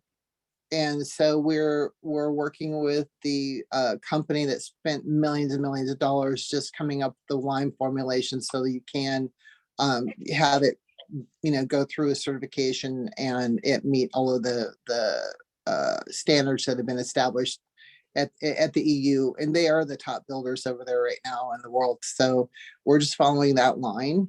Next slide. When you mix it together, here's an example of like a 12-inch wall, and they just drop these things in, and they're doing schools. They're again doing high rises. Next slide. So we know that hemp grows and very quickly. And from the seeds, we get fiber and herbs, and are able to do an enormous. I've heard something like 50,000 different businesses can come out of hemp. So like pick one. So I picked the housing because it is a huge need in our country right now, in Indian territory, and we can do something about it. And so that's next slide, please. So that's why we're now at a point to where we're learning the process where we can take seed to building in 8 months. And we have a team of people in France that want to help us get there. And so we're, from the seed selection to the equipment selection to the spray machines to the panel operations, installation process, etc. Next slide. Properties with hempcrete, bio-based material, hygrothermal behavior. It's breathable, mold resistant. I can't tell you how many Indian reservation houses that have mold on our reservation where people have gotten sick. And hempcrete is essentially, it's not a weight-bearing wall, it is an insulation. So never look at it as a weight-bearing wall. The weight-bearing component of a wall is actually the wood. So this is just insulation. It's carbon negative. Energy efficiencies are amazing. It's like keeping you warm in the winter, cool in the summer. Fire retardant. Our associate is going to put an 1800 degrees Celsius fire flame on a hempcrete wall for 4 hours, and is doing a test on that, and it won't burn. So it is just an incredible material. I'm just amazed that we haven't been doing this for a while. Anyway, so it's non-toxic, etc. Next slide. We can just so the French do one more slide down right there.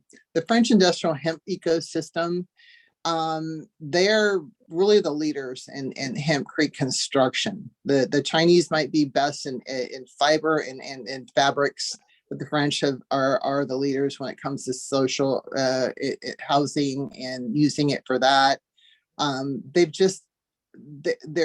They're going about it, I believe, in a really good way.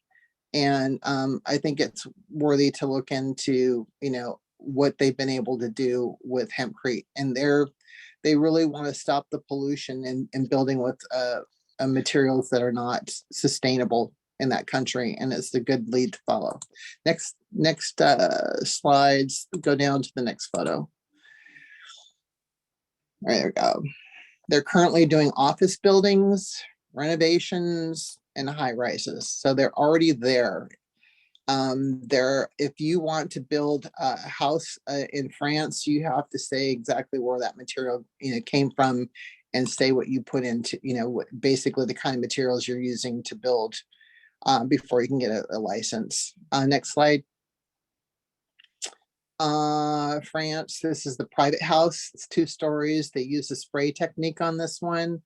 Next slide. In Paris in 2014, they did this public high-rise public housing. And they used spray on that one. Next one. Office building, 3 stories. They started using prefab panels on this site. 3% of conventional materials. Let's see. Next one. This one is done in Sweden. natural house. They basically got an aquarium or what do you call that? The glass house around it. So you can, somebody wanted to be able to grow their vegetables inside of a hot house, looks like. Next slide. Paris 2021 high rises, 15 stories. And they use a spray technique on this high rise here. So Hempcrete is making way big its debut. Next slide. High rise public, 7 stories high. These are just some of the buildings that you'll see if you go to France. Next one, go to 29. Paris Olympics 2024. This is the Olympic Village. They're doing spraying and prefab, and they are going to be showcasing this during the 2024 Olympics. So that will be, and this is all the technology that, that's being shared with us. And now we're just, being able to bring it over and start working on how to receive it, integrate it into our processes so that we can start going and building houses and teaching people how to build. This slide number 30, next one is this is a hand thrown panel. This is not a machine one, but it gives you a little bit of a taste of, you're creating panels and you're assembling them. The school will be assembling these panels and then or doing the spray techniques using, very high grade a spray machine, and all spray machines are not alike. So these are the ones that the professionals use. So you can just kind of run through some of these slides here really quick. This is just a taste of the curriculum. Just keep flicking through these slides here for me next. And then you can kind of get a taste for some of the curriculum slides. We can just keep on going down. Just scroll down, keep scrolling all the way to, let's say go to 44. Keep going through slides through 44.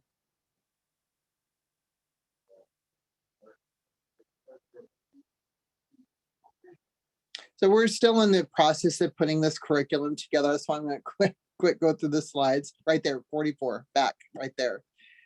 The panels, yeah, you can see a hanging panel that's getting slid through there.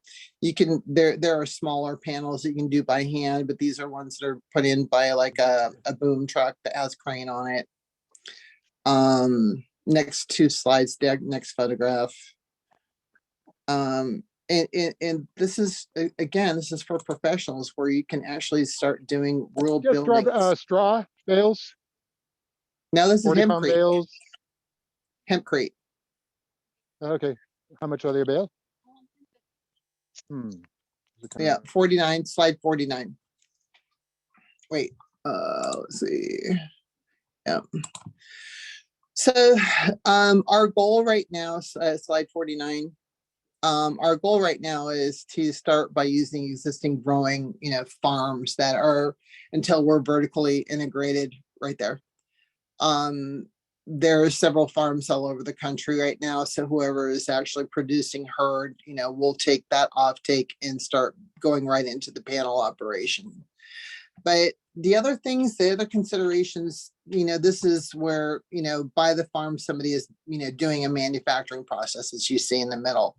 When we go full vertical integration, some of the things that we want to do is are start looking at the circular economy of what we do. So we don't have waste, or we reuse materials and integrate them back into the process. And we want to do, one of them is using a gasifier to create biochar from any of the waste material coming off of the hemp processing plant whenever we do decortication. And that biochar then would go right back into the field. Some other things that Indigenous Habitat Institute we want to do is do rainwater catchment trainings. I didn't add it on here, but solar. And we're looking at some technology where you can take house foods waste and it creates methane. And there are folks that are putting together technology where you can take that methane and then power your house. So other things, next slide. So the road to getting hempcrete approved as a building material, International Code Council, International Building Codes, and International Residential Codes. These are all being submitted to the Code Council. We're hoping to hear back by the end of March. But tribes are in a unique position because we are, as sovereign nations, we can accept the European Union standards and start building with hempcrete materials, immediately. And California is allowing its counties to manage standards and cities and that kind of thing. So they have the base laws of what can be done, and then they're allowing cities and towns and counties to decide, how they want to manage permitting. So those are just things that will have to be done if you're outside the reservation, and they'll be working through fire testing, and we will also, because we want to work with the insurance companies to make sure that if we have a hempcrete house, that the insurance goes down, even on the renovation where we put hempcrete on the outside of a house. When you do that, you're basically making an existing house fire retardant. So we'd like to find insurance companies that will work with hempcrete homes and stuff like that. So, and some of the other things we look at doing is building codes, etc., for tribes. So how you can get involved is the last thing is here's my name and contact information. I just have a website that's not very, I would say, robust just yet, but it can get you some, if you enter your contact name and phone number and whatnot, you can follow up with you if you're interested, because the things that we need, we're looking for tribes that want to grow, that want to process. That if you're looking for housing and want to build a panel factory or grow for a panel factory, these are things where we start looking at how we can network ourselves as communities, not only for food but for housing using hempcrete. These are ways that we could be involved in helping support our communities in Indian country. So I'm looking for people that want to get involved and help put this process together for Indian country for housing in a professional way. So if anybody wants to help support or get involved, my contact information is there, and feel free to reach out to me via email or cell phone. And I'm happy to answer any questions. Yeah, I just want to say great job. And I'm so happy to see that usually when I see hempcrete or anything to do with it, it's very small and it's just blocks and it doesn't look so good. But I like that you're working with France, and I didn't realize France was doing it big time over there. And that's what we need to see. It's kind of like when the electric vehicles came out, the first cars were really ugly. So no one wanted to get them because they were really ugly, because it didn't matter if it, saved on the gas. But what I'm seeing with what you're showing in the slide is that they're doing big buildings and they're doing nice buildings, and the process has gotten a lot easier. And like I mentioned to the gentleman earlier, we're trying to do a project, and hempcrete and things like that was one of the businesses that we wanted to put on our little project. So I will definitely be reaching out to you and to talk to you more. Just wanted to say Great. that. Yeah, All right. well, thank you. We need all the enthusiasts that we can get, because it's a little bit of a heavy lift, but even though the model is there, it is, just trying to lay the set the table for them to show up is a whole nother thing. So I can't believe how much work is involved in doing this. It seems like a simple thought, but one thing that is nice about it is that you get to see efficiencies, because that's what this is. There's all kinds of different technologies to be able to build with hempcrete, and but at the same time, you still have to, we're still dealing with affordable housing issues, and that's going to take efficiencies. So we want to be able to work out all of the math as well as the technique and technology. Yeah. All right. Yep. Exactly. And out here in California, we could, we have fires, and it's only getting worse and worse. So I think the whole hemp thing, out here, you're going to start to see, I think our governor even mentioned that. So I think it's a good opportunity to press the issue out here because we really need it.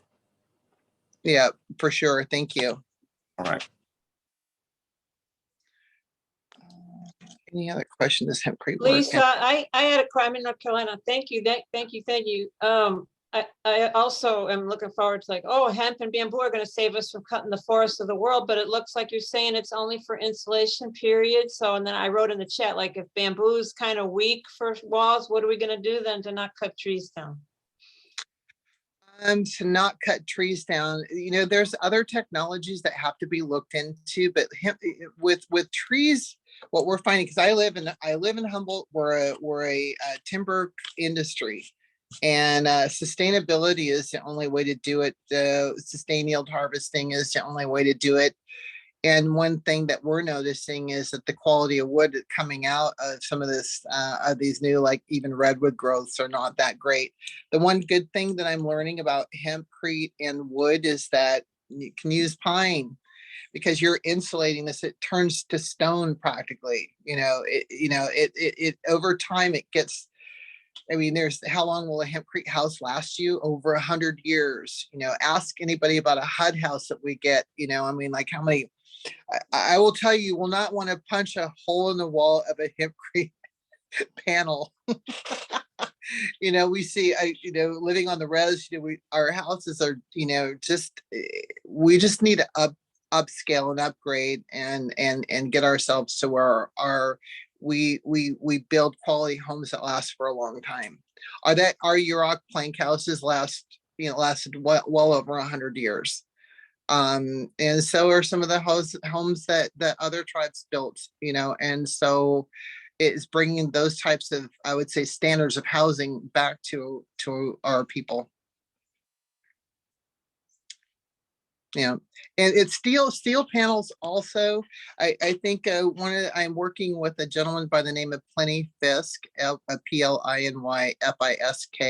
He's out about Austin, Texas, and he's a material optimization kind of a guru. And there are other, hopefully one day we can use hemp for framing at some point, but there's a lot of hemp that needs to be grown. Just to give you perspective, I'm doing calculations right now on square footage. I'm not quite there yet about how many square feet you get per acre.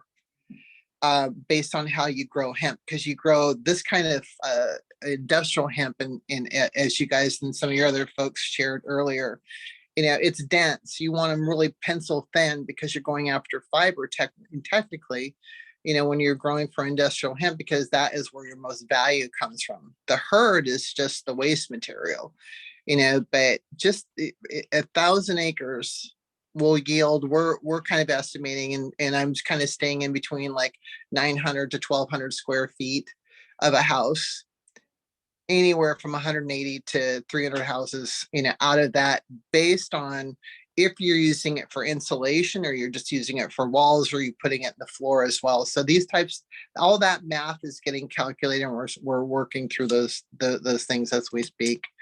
But I hear you on the tree thing, and I would just say make sure you use timber that is being harvested under sustained yield. So you're not using and then again, there's going to be some steel, but eventually it's a long ways away before we could use hemp as a structural material, because it would be a different technology just to build, because it's stronger than steel depending on how it's what is used in it. But somebody has to make that factory, somebody has to build that, and I don't see it just yet. Oh, so it's possible. Well, I've heard some materials out of hemp, just like you heard about batteries. Like I said, there's like 2,000 different businesses that can be, come out of a single, plant. And so somebody has to take that on. Right now, I'm taking on hempcrete housing and getting this, the French technology over here so we can start using it to build homes. We need houses on reservations, and we can start doing it. And like I said, it's a little heavy lifting. Anybody wants to get in to help me, just give me a shout. Let's go. They're excited. They would love to work with our indigenous communities as well. So we're ready. We have the formula and the math to be able to do it. The funding's there. It's an organized thought, and we need to put our resources together and some planning, collective planning. And I'd love to have a team of people that are really passionate about this to be on a committee with me and start working on how to roll this out, help support our communities. Any other questions?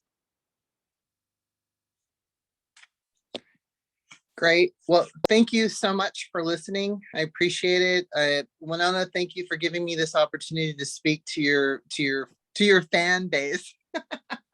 And thank you for all the things that you're doing in promoting hemp.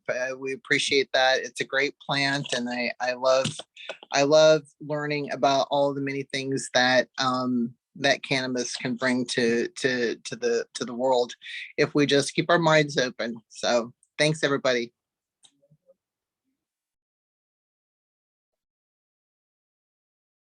Again, hey, we're just kind of in a continuously beginning party for the New Green Revolution. This is kind of the New Green Revolution pre-party here. Just showing you kind of the span of interesting things going on in tribal hemp policies and in tribal communities and innovation.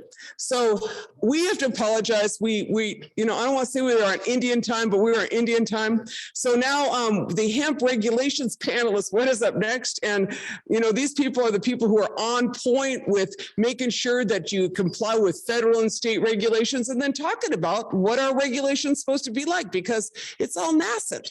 It's just beginning. This is a new set of regulations that we're trying to put out there and figure out. And there's a lot of discussions about what's social equity, and then what should tribal hemp regulations be? What's indigenous hemp regulations? And so this is just an initial discussion. And I want to thank our folks who've been out there patiently hanging and waiting for us to come back. And so I think first I've got the privilege of Anthony Cordelay and Katie Munstler are both from the Minnesota Department of Ag.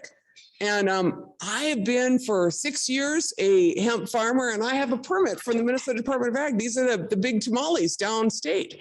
And they're going to talk about Minnesota's policy. And then we have other folks coming in, but I'm just going to introduce them first. And I want to thank you all for being patient and continuing on. So do we have Anthony someplace out there? Yeah, can you hear me? Team. Oh my gosh. Thank you, Anthony.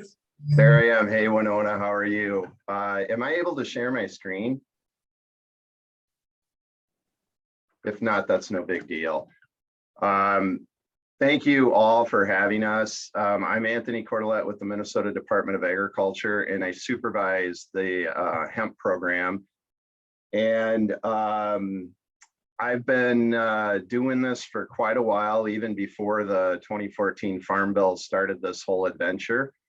And what I want to do today is just kind of quickly, and hopefully me and Katie can just kind of quickly give you a little bit of overview of where we're at in the state of Minnesota, and maybe touch on some of the federal regs, because a lot has changed since I even talked with you last year at the conference. So first and foremost, I will put some links in the chat when I'm done for the Minnesota Department of Ag website, and also the USDA Domestic Hemp Program website. The reason that's going to be important to you, fortunately, tribes are specifically specified in the new federal law, which is good. But now it gets a little confusing, because states have a role, tribes have a role, and the feds have a role. In Minnesota, all three entities come into play. And so depending on where you're at, you really need to understand the regulations. I wish I didn't write the regulations. I'm hired to implement them and try to help folks, kind of guide their way through them the best that we can. Initially, when we started back in 2015 with the passage of the Industrial Hemp Development Act within the state of Minnesota, that was a pilot program, and all tribal members were required to be licensed by the state agricultural program for hemp. Now that USDA has passed their own rules and the federal government has passed a hemp law, USDA is now ultimately the top enforcement authority for hemp in the United States. And so states and tribes essentially now work under the federal government. Now, I can't speak to tribal sovereignty and how that comes into play. I don't claim to be an expert on that in any measure. But I can tell you that as far as the state goes now, in terms of anything that is not related with tribal lands, if you are growing hemp anywhere outside of tribal authority or tribal land boundaries, you would need to get a state license for hemp. And that's where the Minnesota Department of Ag would come into play. I know that Winona, I believe you are working on both the White Earth and White Earth lands and also off. And so Winona has both a state license for the non-tribal lands and a USDA license for the tribal lands. So the new Farm Bill and resultant federal law has required states or tribes that want to retain regulatory jurisdiction to submit a plan to the USDA where they approve it. And if they approve it, then the state and or tribe will be able to license growers and implement the regulations. In Minnesota, we submitted a plan to USDA way back in 2020. We finalized that plan because there was an interim federal rule posted, and then a final rule was posted last spring. And so under that final rule, our plan was officially approved, and we are now operating under the USDA in the state of Minnesota. So the Department of Ag is the licensee or the licensure, and we're also doing all of the regulation within the borders of Minnesota outside of tribal lands.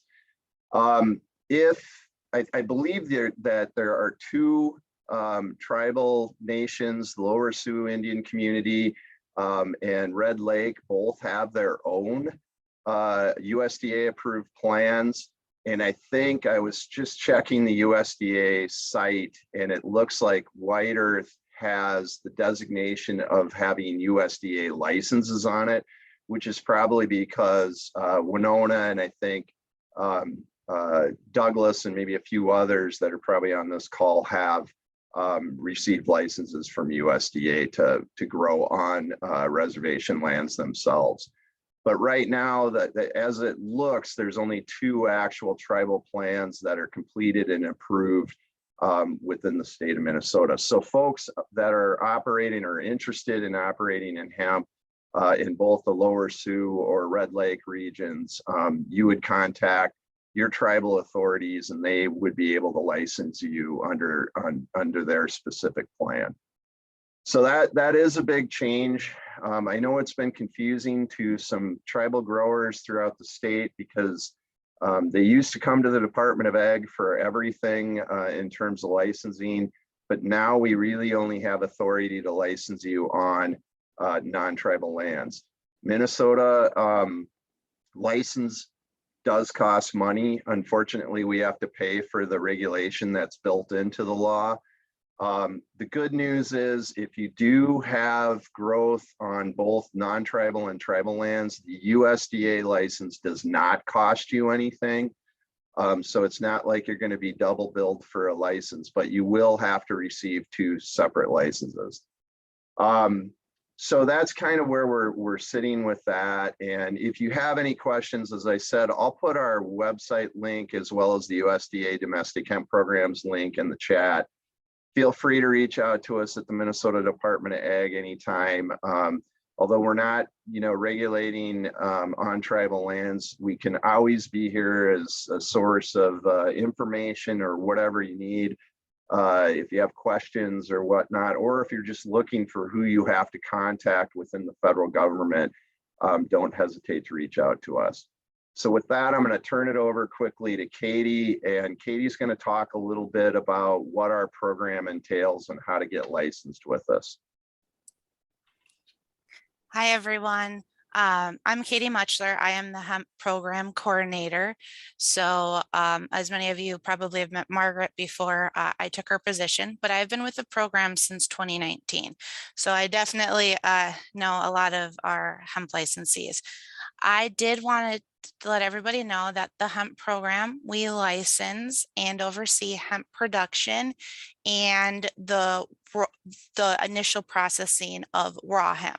We don't deal with any sale of final products specifically, but we do deal with obviously the production and the initial processing. So our program, as Tony said, started back in 2016. Winona was one of our first hemp growers, which is really awesome. And we had a total of 6 licensed growers in 2016. 2022 will be the 7th year of our program, and we really saw a very large jump and increase in interest in our program in 2019 after the 2018 Farm Bill was released. And so we had a total of over 350 licensed growers in 2019. In 2021, so this last year, we had about 178, I believe, licensed growers, and then 170 licensed growers and processors. So they held both different categories of our licenses. And then we had like 77 just processors. So the numbers have decreased a little bit, but we still have a lot of interest in hemp, which is awesome. And in 2021, we had 2,830 acres planted in Minnesota. And of those acres, we had about 39% of that planted for grain. 52, so the majority of the acres, so 52% were planted for CBD production, and 6% was planted for fiber. And then there was a little bit, like I think 3% roughly for CBG production. So again, the vast majority was for CBD production, but grain followed, and then fiber is a little bit behind. So with that, we had about 300,000 indoor square feet as well licensed and different grow locations for 2021. And if you are interested in growing or getting a processing license for any grow locations or processing locations off tribal land, we'd be happy to talk with you about it. The first step is to actually submit an online application. The application is available on our website. So you just go to the Minnesota Department of Agriculture Hemp Program, and it's at the very top of the page. We try to make it as easy as possible. You just put in some basic contact information and your grow locations or processing locations, and then pay the license fees. As Tony said, our hemp program does have some license fees, and for one grow location and a grower's license for that, it costs $400. For a processor's license for one processing location, it starts at $500. So again, those are the starting prices. It does depend on how many locations you were interested in, and also how what else you would like to do, if you want to do both growing and processing or just one. So that's a little bit about our license fees. In addition to that, we are required to conduct a criminal history background check as part of the application process on the primary applicant. So once they submit the online application, we send them a fingerprint card and some instructions and everything, and try to make it as easy as possible to complete that. And that is done by the Bureau of Criminal Apprehension and the FBI. All we're looking with that is just verifying that the primary applicant does not have a drug-related felony in the last 10 years. If they have not, they are accepted in the program and can start planting as soon as we issue the license. So that's a little bit about that. Again, we would help you throughout the whole process if you're interested. So please reach out to Tony or myself, and we'd be happy to talk with you more about it. I just wanted to share two changes. As Tony said, in 2021, it was our first year under the our USDA kind of program in our state plan. So for 2021, we now have, and for 2022, we now have an opportunity for our THC regulatory testing to be done by a random and risk-based approach. So what that means is that we still have to test each lot, and that includes by variety, for to verify that it's hemp. So it meets the legal definition of that at 0.3% total THC or below. So we do have to test it, but we are now allowed, if the lot meets certain parameters, which are listed in our state plan, the grower can actually take their own sample. So the Minnesota Department of Agriculture doesn't need to come out. The grower can actually obtain their own sample by our protocols, send it into the testing laboratory, and we can issue a fit for commerce certificate. And what that is just a stamp of approval saying that their lot meets the legal definition of hemp, and it can continue on in the process and be used for whatever they would choose to use it for. So that's a great change that we can now implement. So if somebody's growing more fiber type varieties, grain, and even some CBD varieties, we now allow that as a thing that we can implement in our tool belt. In addition to that, we also allow remediation now. So if the grower were to unfortunately grow a lot that tested above the 0.3% total THC threshold and not meet hemp and be non-compliant, then there is a new opportunity that the grower could use, and that is remediation. So they kind of have two different choices. They can either just remove all the floral material and use the stalk, leaves, or the seeds for grain and just continue to use it for those awesome purposes. So as long as the floral material is removed, then they could do that, and it tests that 0.3% or below total THC. That's now allowable. And then in addition to that option, there's a second one, which is basically more for the CBD type or CBG type production, where they can actually shred the entire plant, and then we would take a sample of that biomass. And so the theory is that instead of taking 5 inches off of 30 plants randomly, we would take a sample from the entire biomass. And so hopefully it would be lower, and the grower would then be able to utilize that for specific different things. So again, those are now options, and we're allowed in 2021 and in the future. So that's a great thing.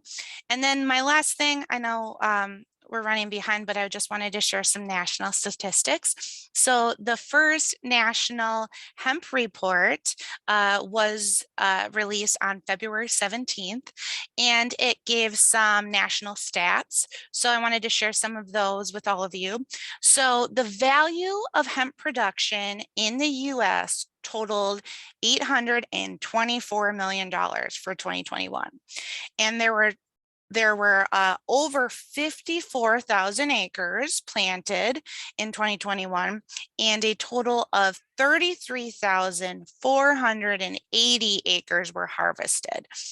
And I just want to give Minnesota some props here, because we were within the top 5 of the number of acres planted, with the largest number of acres planted. And we came in third for the largest number of acres harvested. So Minnesota is definitely a leading state in the industry. We want to continue to be like that, and we want to work with everybody as much as possible to continue to advance this industry and make everything possible. So that's just a little bit about our program and what we do. And Tony, do you have anything else to add, or should we take a little bit of questions? Yeah, I just want to Thanks, Katie. I posted the National Hemp Report for you folks to look at. I believe with USDA, those stats do contain any tribal data that is reported to. I also wanted to point out that the stats that Katie gave for our data within Minnesota does not include tribal data, because obviously we're not licensing folks there anymore. So the number of acres may be a little larger depending on what tribal activities went on.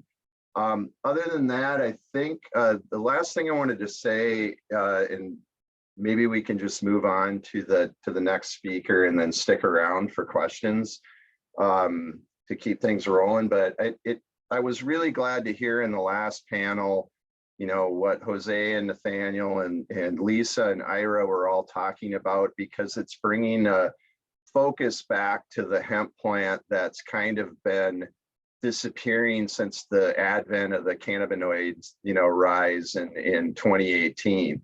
Not that I'm anti-cannabinoids or that's a bad thing, but the use of fiber is going to be very important in sustaining long-term the hemp industry.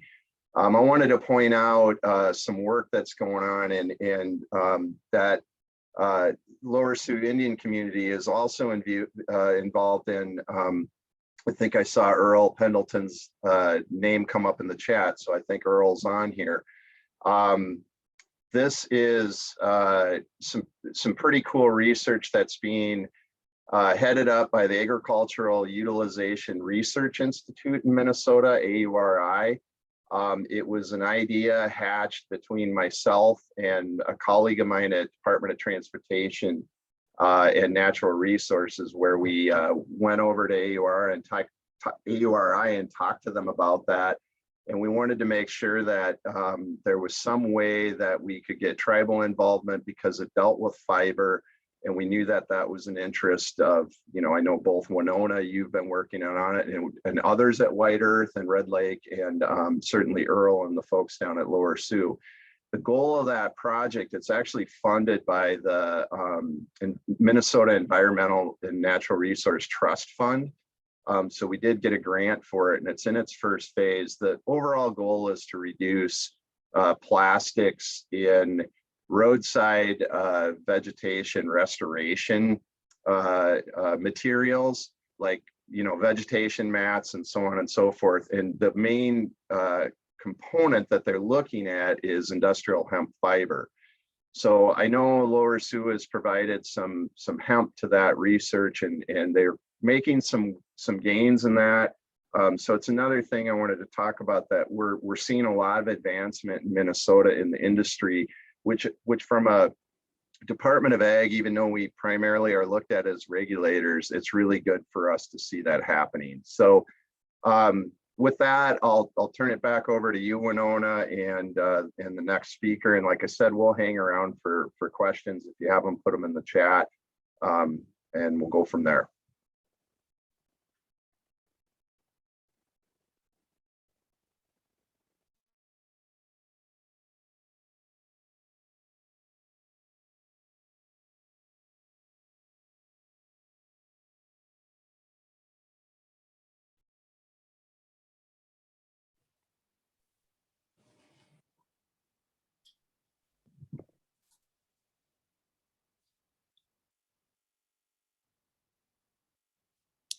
Hello, everyone. This is Anna Chantavongsang, Assistant Executive Director of the National Hemp Association. And I am here with my fellow committee members of the Standing Committee for Social Equity. And we're going to let you guys know a little bit about our mission and our initiative. Okay. So here is, so the National Hemp Association, we are a 501c6 trade association, and we serve and support farmers, producers, manufacturers, processors, everyone throughout the supply chain.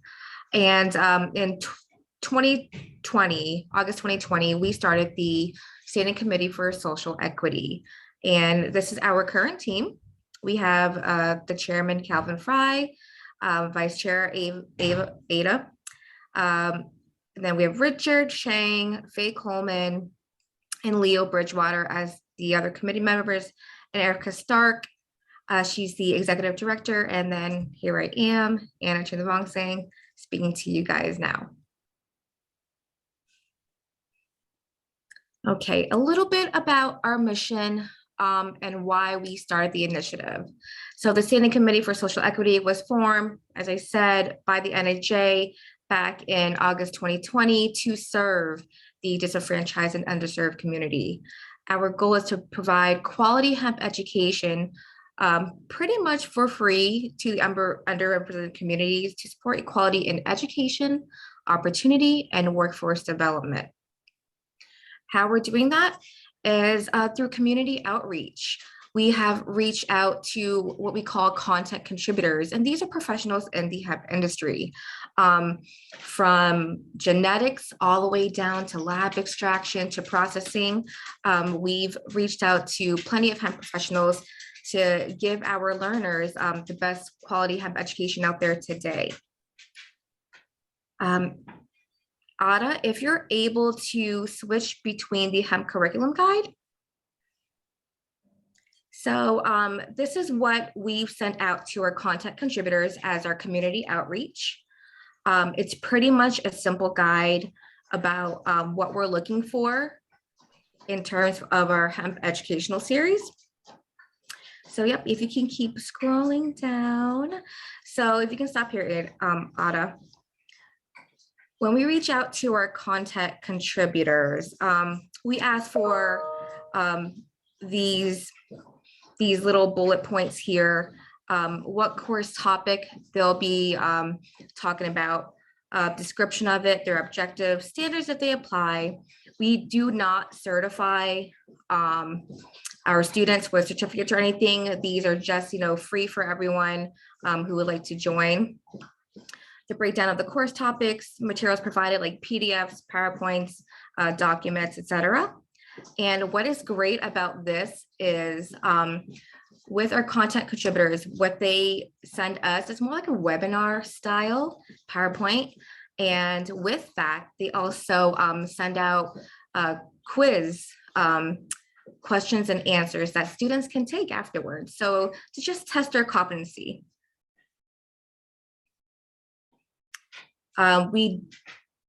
Content contributors don't have to have a syllabus when they submit it to us, but I think it would help the students to understand, what they're learning about, their objective, after completing the course or during the course. And here on the right, you can see the modules too.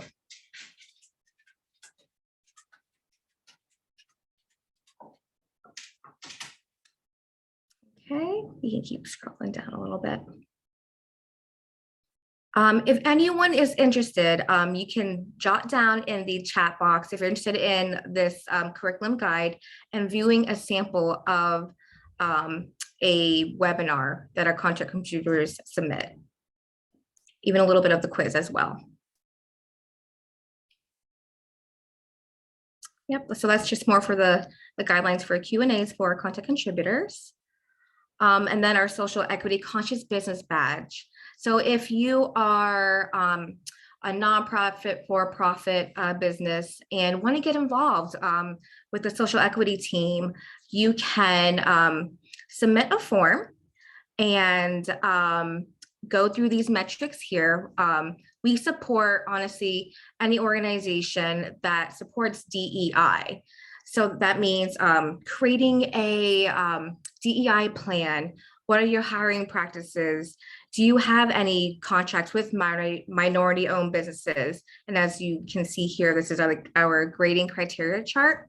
And if you have a certain score, passing score, you get our conscious business badge, which is a digital badge that says, hey, we're here to support the disenfranchised community with the NHA. And if you don't meet these criteria, it's okay. we're here to help you. So as long as like you have the effort to want to be inclusive and support diversity, equity, and equality, we're here to support that.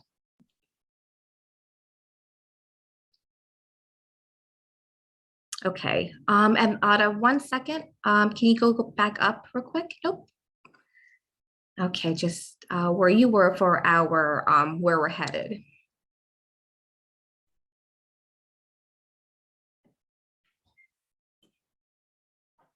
Oh, my screen is blank. I'm not sure if you guys are, or if you can see what's on the screen or not.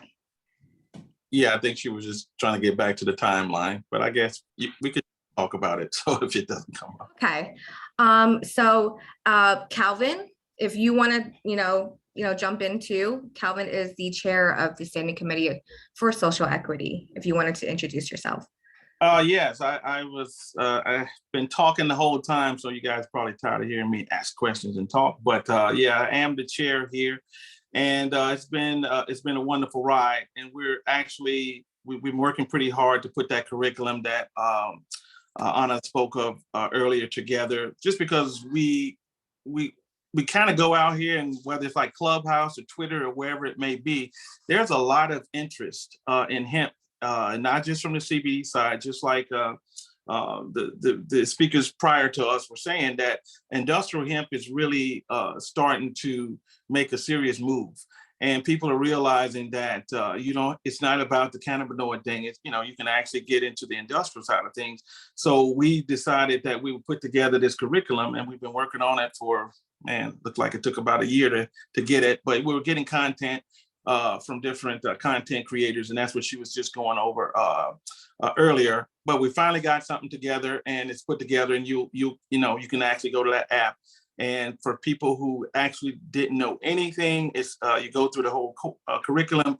I won't say curriculum; it's more like a course. Yeah, we call it like it's the educational hemp series. There you go. We have we did a soft launch in December of 2021. So I think the best part of this whole initiative was the feedback, and just everyone that contributed for the hemp educational series were all volunteers. So this is a nascent industry, and I am so glad that Winona's's Hemp and AAI sponsored all this, because this is a new industry. We want to create something right, and I think this is the direction we want to head towards. So yeah, back in December, we did a soft launch of our 5 educational hemp courses. Those that can view it will be able to, if you would like to learn more on how to view the courses and take the quizzes, you can definitely email us at info@nationalhempassociation.org. But we're also reaching out to other nonprofits as well. So, we can, reach out to AAI saying, hey, we're offering these hemp educational series to your members for free. So right now we're just working on a formal proposal, and we're sending that out to nonprofits that support DEI. Right. Here is what it looks like. So yes, it is live. It's online. We actually collaborated and partnered with CannaEd / Learner Mobile, and they are a learning management system that supports the modern learner. So the webinars that you're watching, they're not, 20 to 30 to 60 minutes long. They're actually in bite-sized pieces. So they're about 5 minutes that's easy to digest, because, everyone, is quite busy, and we do support the community that may, have to like hop from one job to another or commute here and there. We support that. So we support, these bite-sized courses that's easy to digest. The quizzes you can take over and over again. At the end, you can see what answers you got correct. Right. And it's at your own pace. Yeah, no, I think like I said, we get a lot of on the social media apps, we get a lot of questions about this, and so now that this curriculum is out, those people can just go there, and they don't have to. Like I said, it's not a hardcore curriculum. It's just something to teach you and get you into the game and give you some knowledge. And we've been getting feedback from that, and it's been pretty good. So as you see, it's the Social Equity Committee, and over time, we've just got to get more people of color and women involved into this industry. It's in its infancy, and it's a great opportunity for people to get in now and kind of take advantage of it before big corporate America gets in, and then people are usually left out. So we're just trying to make sure that we get everybody involved. So it's a good thing so far.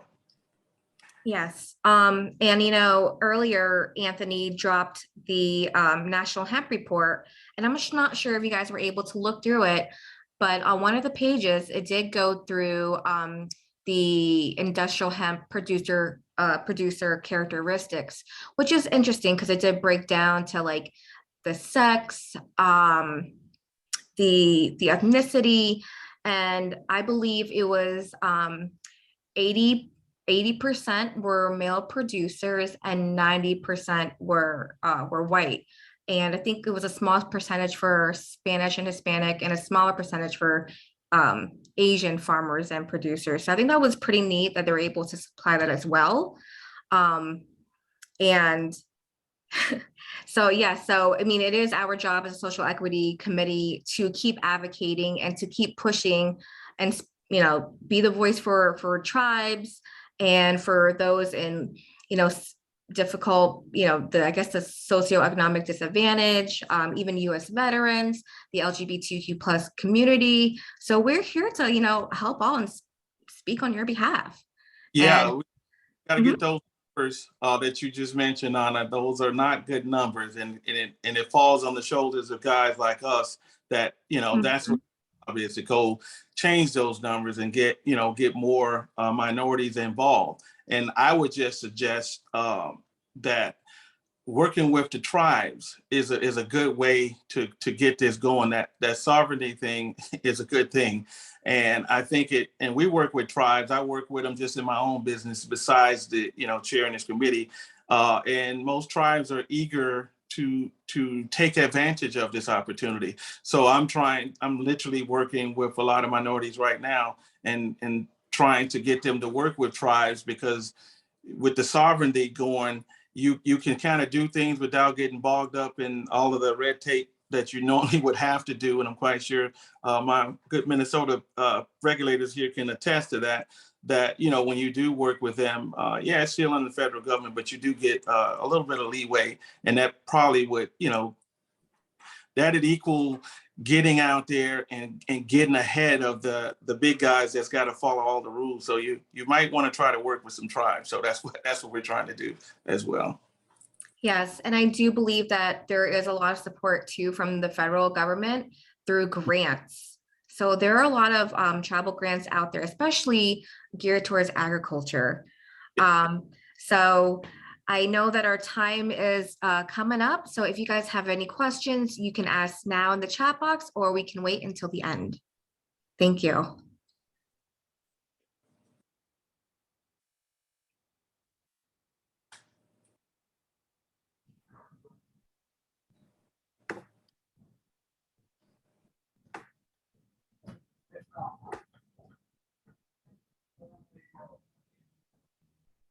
Okay, if there aren't any questions, Winona, back to you. Thank you. Thank you, everybody.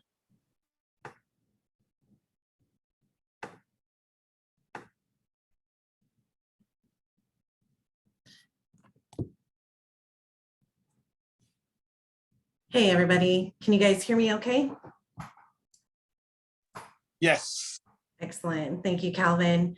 I'm just waiting to see if I can share my screen, but I'll go ahead and jump in and start talking since we don't have that much time together.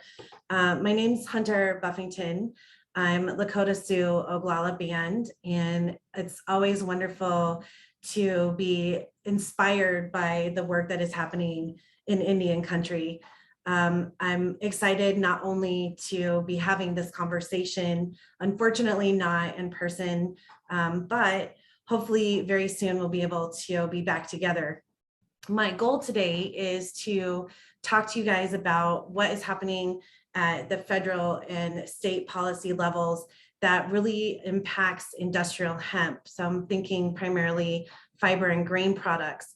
Although I have to say, I think everybody on this call is familiar that cannabinoids have really taken not only the air out of the room, but when we talk about regulatory oversight, it really does impact the way that we can move forward with the grain and fiber products, especially when we think about animal feed legislation. And I'm going to spend a little bit of time about talking about that because circular economies, self-sufficiency, and food security are obviously big concerns for our tribes. So thanks, Winona. I'm going to go ahead and show my screen really quickly. So I'm always struggling a little bit to get my screen to work and to do my slideshow like I'm a professional doing these things. So hold on one second. Let's see, come on.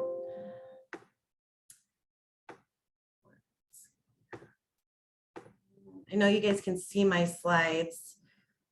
Are they large enough?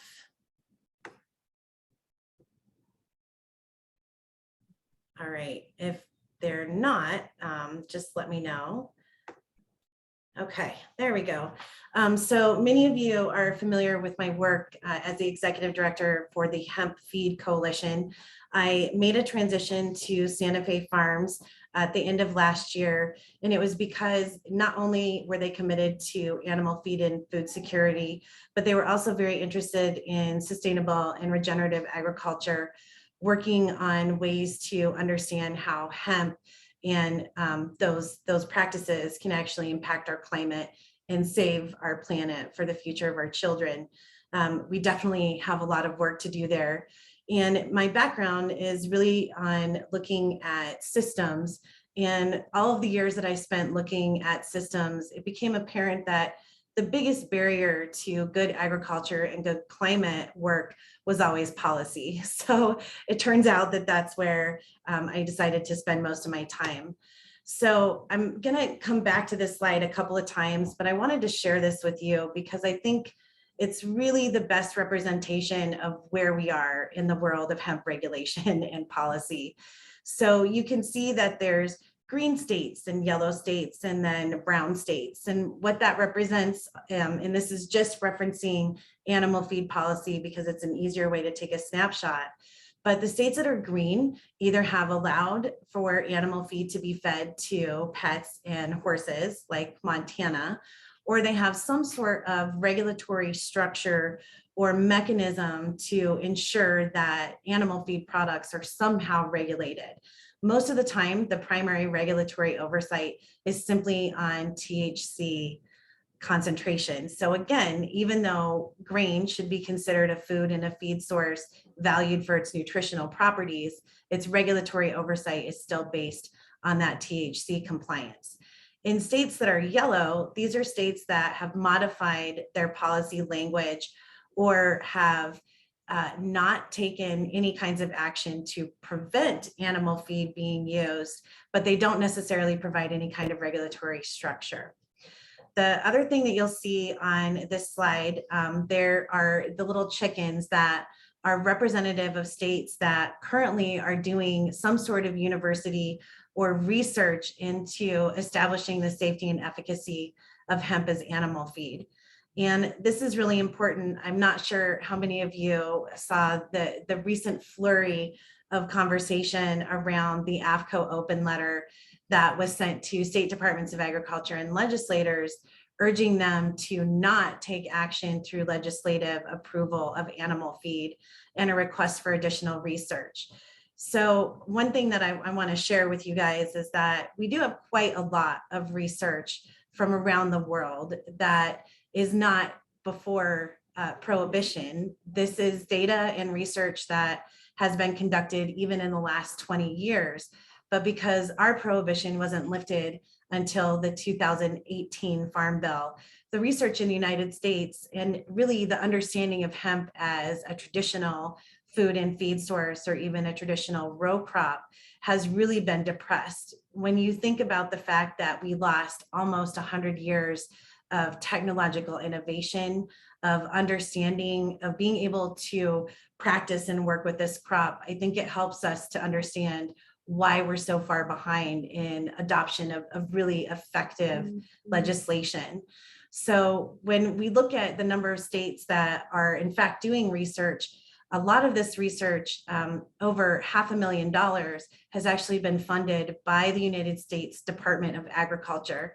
That work is happening in Oregon State University, as well as Central State, which is in Ohio, as well as a lot of private funding for universities that are doing this work.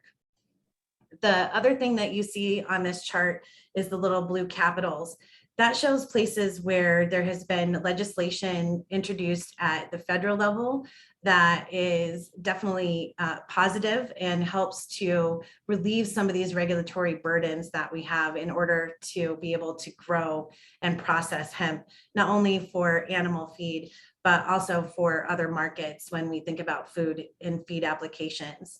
One thing that I want to share with you guys is that there is an opportunity to continue really elevating the work that has been done with USDA and research projects, specifically looking at fiber applications, much like the cotton standards that were developed in the 1940s and 50s, as well as working with their own agricultural research service areas. A lot of those USDA ARS focal points are involved in climate strategy and climate mitigation. So there really is a lot of research that's happening around hemp. Unfortunately, it's not necessarily getting us to good regulatory oversight. And I'm gonna mention that next. So maybe, am I going forward? Let's go. There we go. Okay, unfortunately, it doesn't look like you You guys. don't really know very much.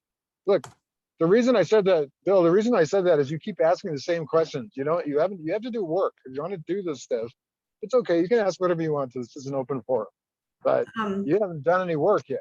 Someone it's not on mute. I've been in the building industry, for almost 40 years. Can you guys hear me okay? Not on mute. If you can mute yourselves, please. Thank you. Thank you. Okay, so current legislation that is really impacting hemp at the federal level.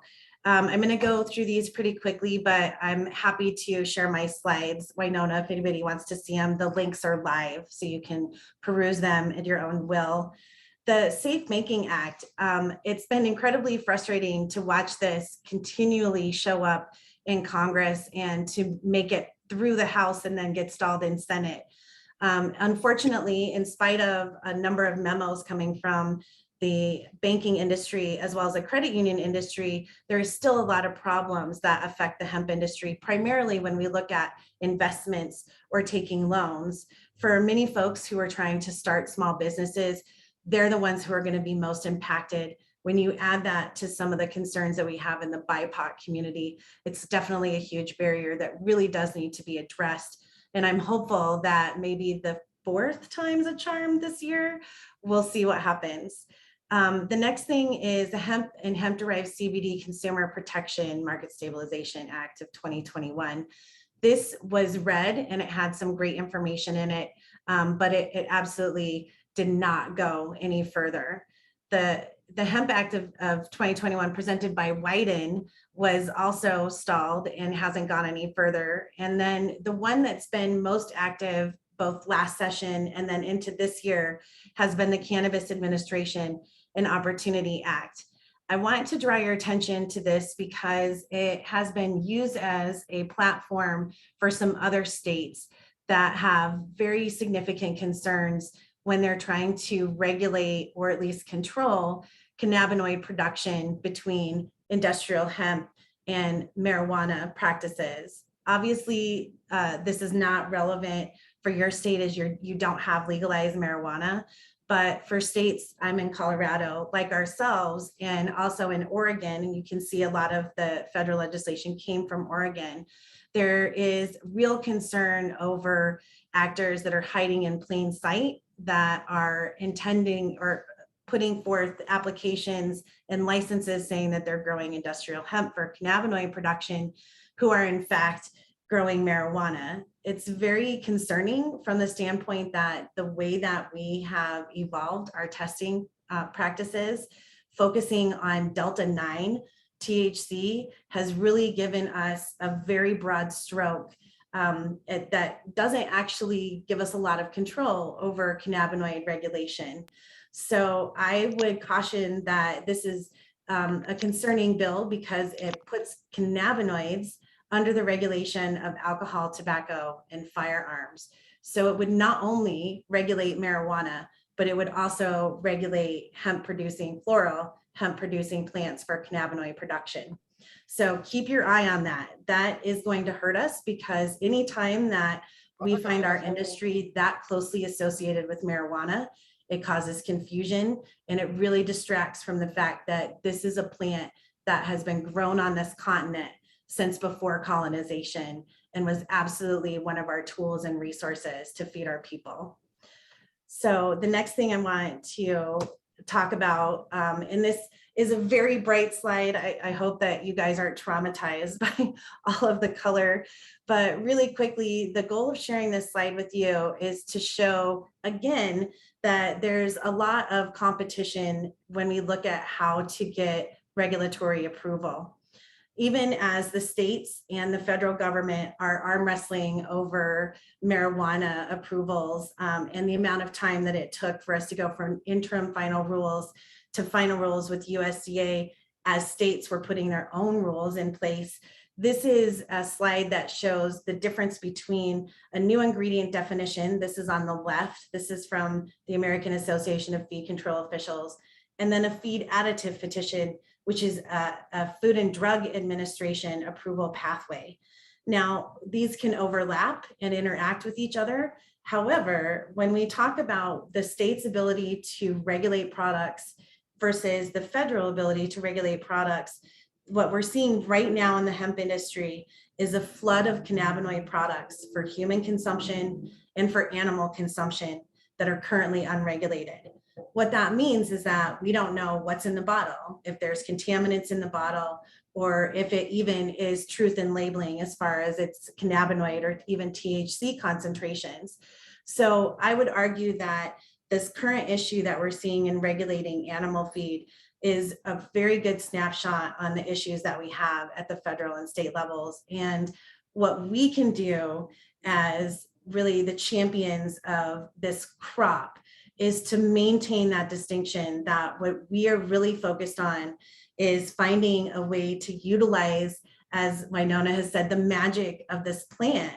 And as a medicine, that is definitely a way to use this plant, but we can't distract or disallow all of the opportunities for building materials, for carbon sequestration, for soil remediation, or like I said, to help create the opportunity for food security in Indian country, because we can't figure out how to regulate these products, especially when cannabinoids is not the most important aspect of this plant. At least that would absolutely be my argument. So I wanted to leave you guys just with a little snapshot as to why I made the transition from public service and working in a nonprofit to making a commitment to the private sector in Santa Fe farms. I believe that we have the power, not only as a champions for this plant, but as consumers and as the people who can drive innovation and really have the opportunity to overcome, 90 years almost of prohibition and technological challenges. So again, I was really excited to hear what everybody is doing and get that snapshot of what is happening in Indian country and the way that tribes and individuals are utilizing this plant and also being true to our culture. I can't think of very many plants or products in our world right now that really benefit from hands-on applications and manipulation, or that present us the opportunities that the hemp plant does. So that's what I wanted to share with you guys for my presentation today. I kind of threw a lot at you, but please do let me know if you have any questions. And if any of you are looking for ways to do research for animal feed, or to understand how that circular economy can benefit the food, feed, fiber, and remediation, I would love to talk to you about that. And we did also briefly mention, not myself, but that, you know, USDA has put forth that $1 billion grant opportunity specifically oriented towards BIPOC communities, rural economic development, climate change, and agricultural products. I think that's a huge opportunity, and I would love to talk to any of you that have questions. Yeah, I'll definitely reach out to you. That's a good point you made about that 1 billion and, you know, going out to BIPOC. And obviously with the Social Equity Standing Committee of the NHA, that's a big importance to us. So we want to see what we can find out about that and see how we can take advantage of that too. Absolutely. Any other questions? I tried to go quick. I know I'm keeping the farmers from joining you guys, but any questions real quick?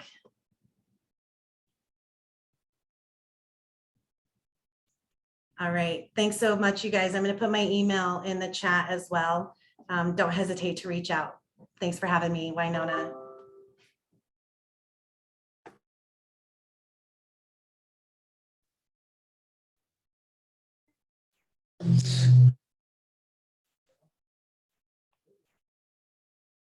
Hi, and good evening, everybody.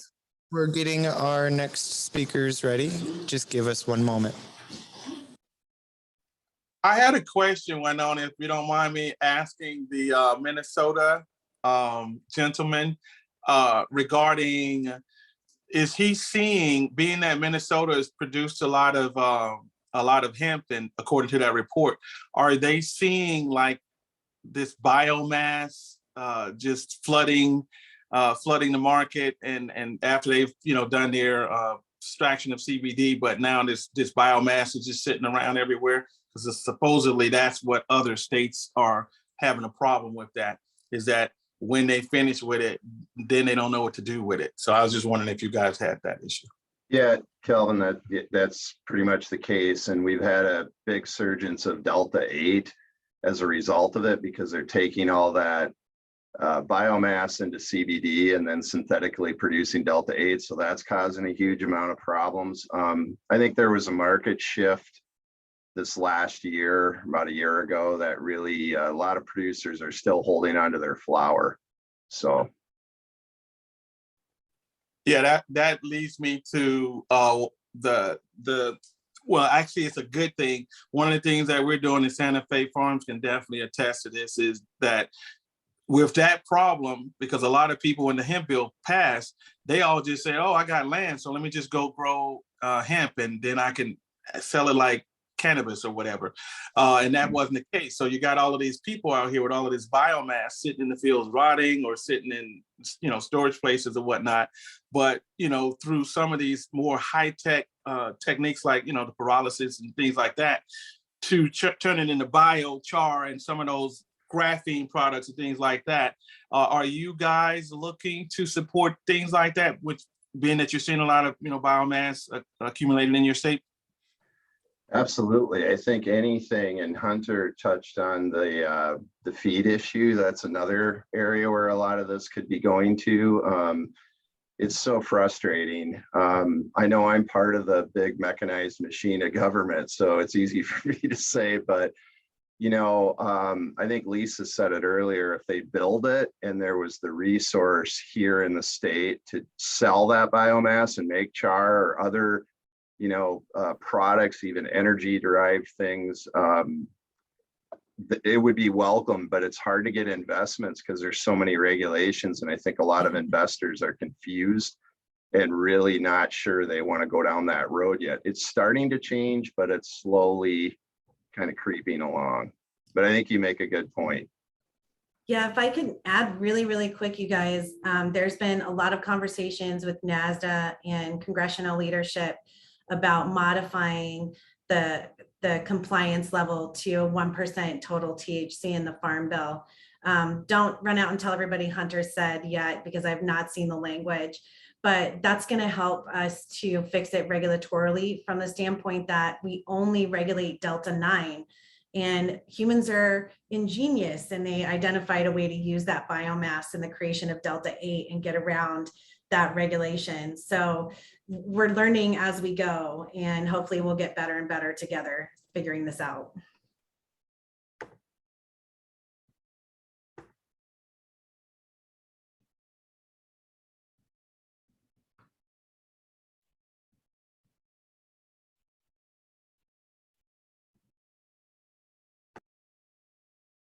Where is isn't this big? Food, they got food there. Food, they have food in Minnesota.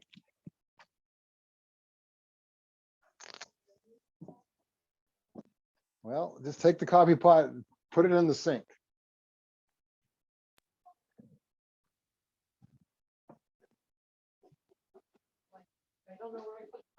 Only live. Okay, I'm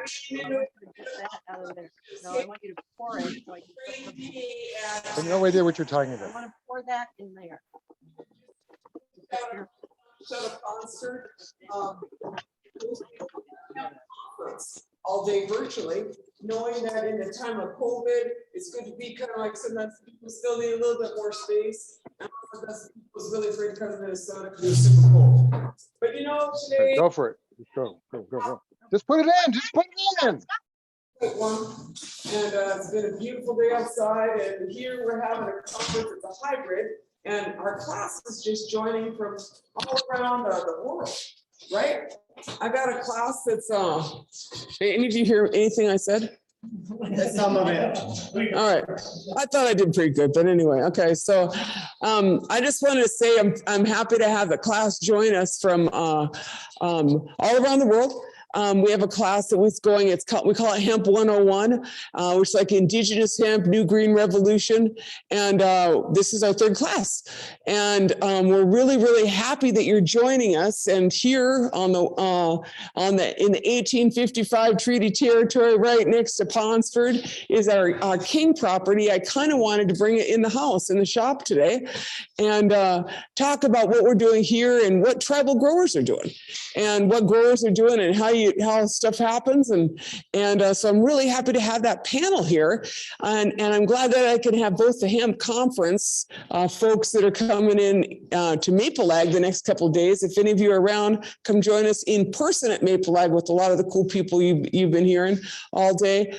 Or other people are, as I said, from around the country, so and other countries as well. So listen, without a lot of further ado, I'm so glad to be here and here at our new offices. This is all going to be the future's green.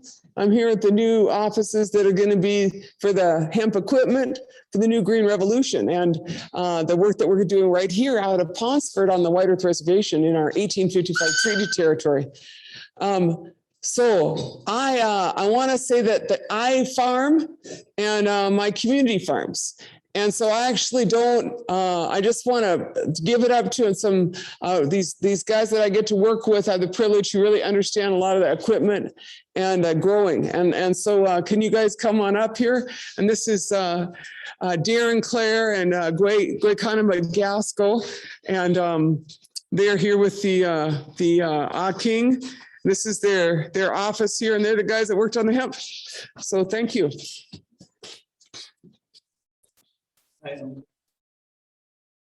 He's on the tractor thing and out there farming his fields for a few years and learning about soil concepts and hit the button. Do you want this one instead? You're good. Is he okay?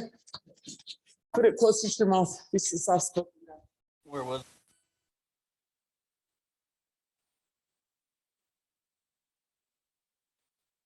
Some learning about crop rotation and doing soil samples and.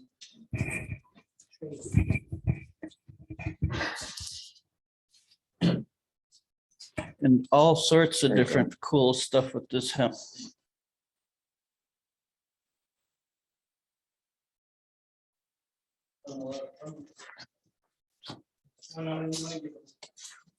This one here? I'm sorry, guys. We're gonna have to go on this mic. Right, I think this is like the buddy.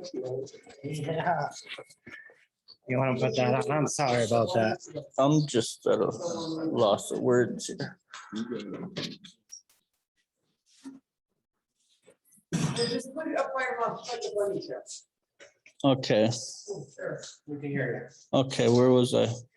Okay, we're experimenting with all this hemp and having a good time with it. Did we miss everything I spoke about to begin with? you. Go ahead and restart. Okay. We've been here for a couple of years growing these different crops, and I kind of run the tractors and stuff, and I got a crew of people that help me out with a lot of this because there's so much to do here. And we've been learning about crop rotation and our soil samples and everything.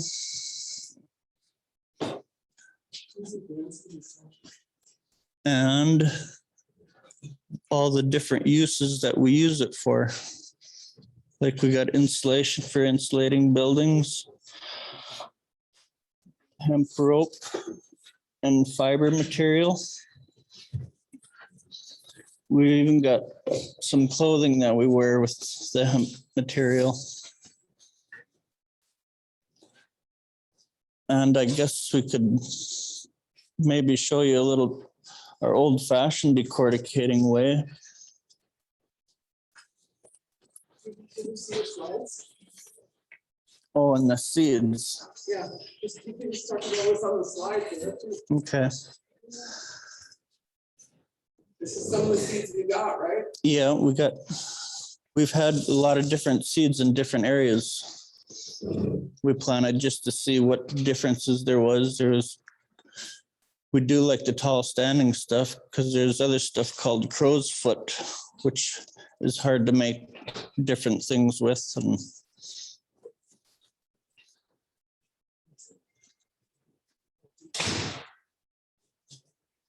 And we just had a lot of fun with it. And we're still got a long way to go. Some has fertilizer and some doesn't, right?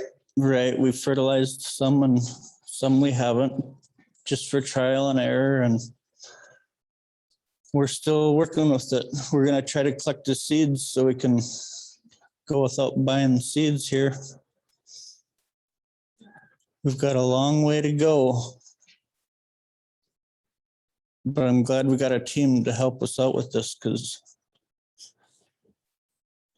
we're just getting started. What's the difference between a fertilizer and a non-fertilizer? The non-fertilizer, the plant ain't gonna grow very much. It's gonna be really short, and some of the good fertilized stuff we had would grow way over top of our heads. So it was a really nice crop. And it was really fun to try to harvest that because some of our tools didn't work very well for that. What's a tall plant compared to a short one like that? How tall? We've had plants up to 10, 12 feet tall.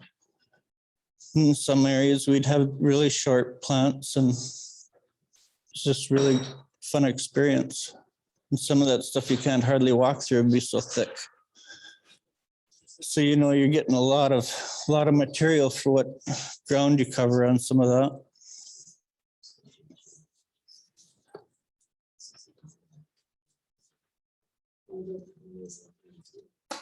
Yeah, we've had a lot of fun with it. And How do you harvest it? well, we've tried a hay bind, but our hemp was too tall for the hay bind, so we had to go with the sickle mower. And that sickle mower worked really great because you could just watch it all drop in the same direction. And then we could all rake it all in the same direction and make it easier to bale. Is the hemp good for a cover crop? The hemp good for a cover crop? Yeah, the hemp is really good for a cover crop. And it's really good for the soil too. What did you use to flatten the hemp on the field like that? What did you use to flatten the hemp on the field? It was a drop spreader. So we go 40 pounds an acre, drop spreading it.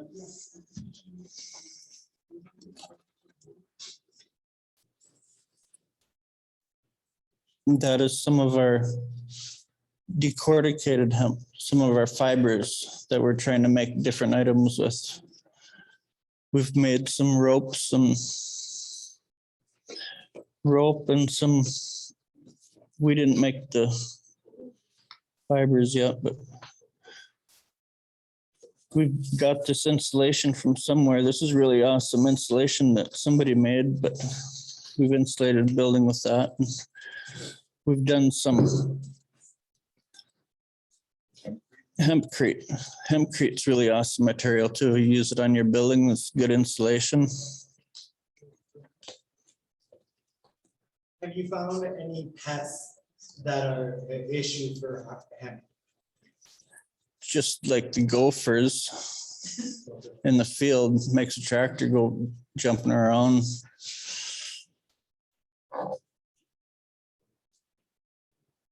Other than that, I have a question. Your crop is not near your food crops, is that right? what was that? Your hemp crop is not near your food crop, is that right? Like they're not, like your corn and the food garden is not that close, is that right?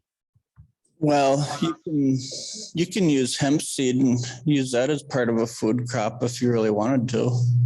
Oh yeah, for sure. I was just curious, because on our plot of land, we had them relatively close, so we noticed like corn borers trying to get in the plant. You didn't have any of those type of pests? Oh, I see what you're saying. Yeah, I'm not too familiar with that.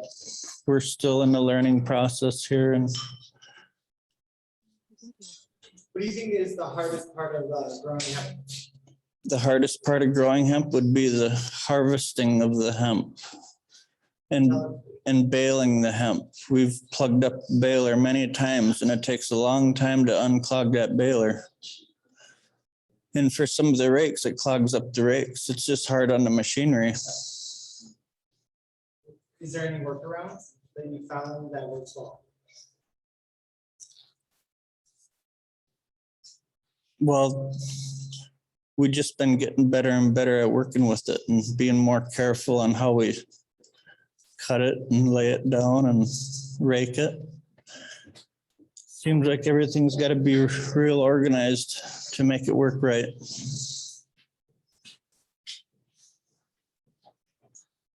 So we're expanding dramatically? We're expanding dramatically. How many workers do you have currently working on the field?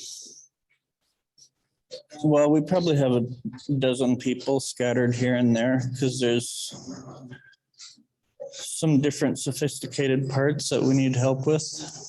Different guys for soil samples and stuff, Midwest Laboratories. When planting, how far down do you go? Different seed growers. What was that?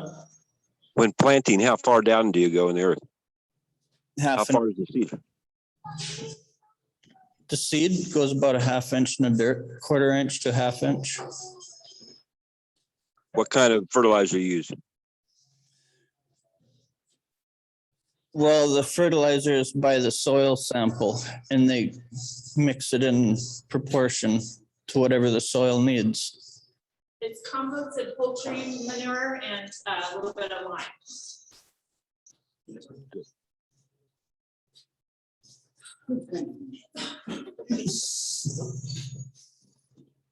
What are the different roles within harvesting and growing hemp? The different roles.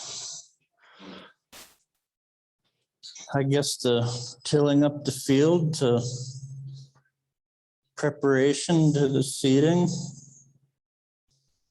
and harvesting. Keep the gophers out.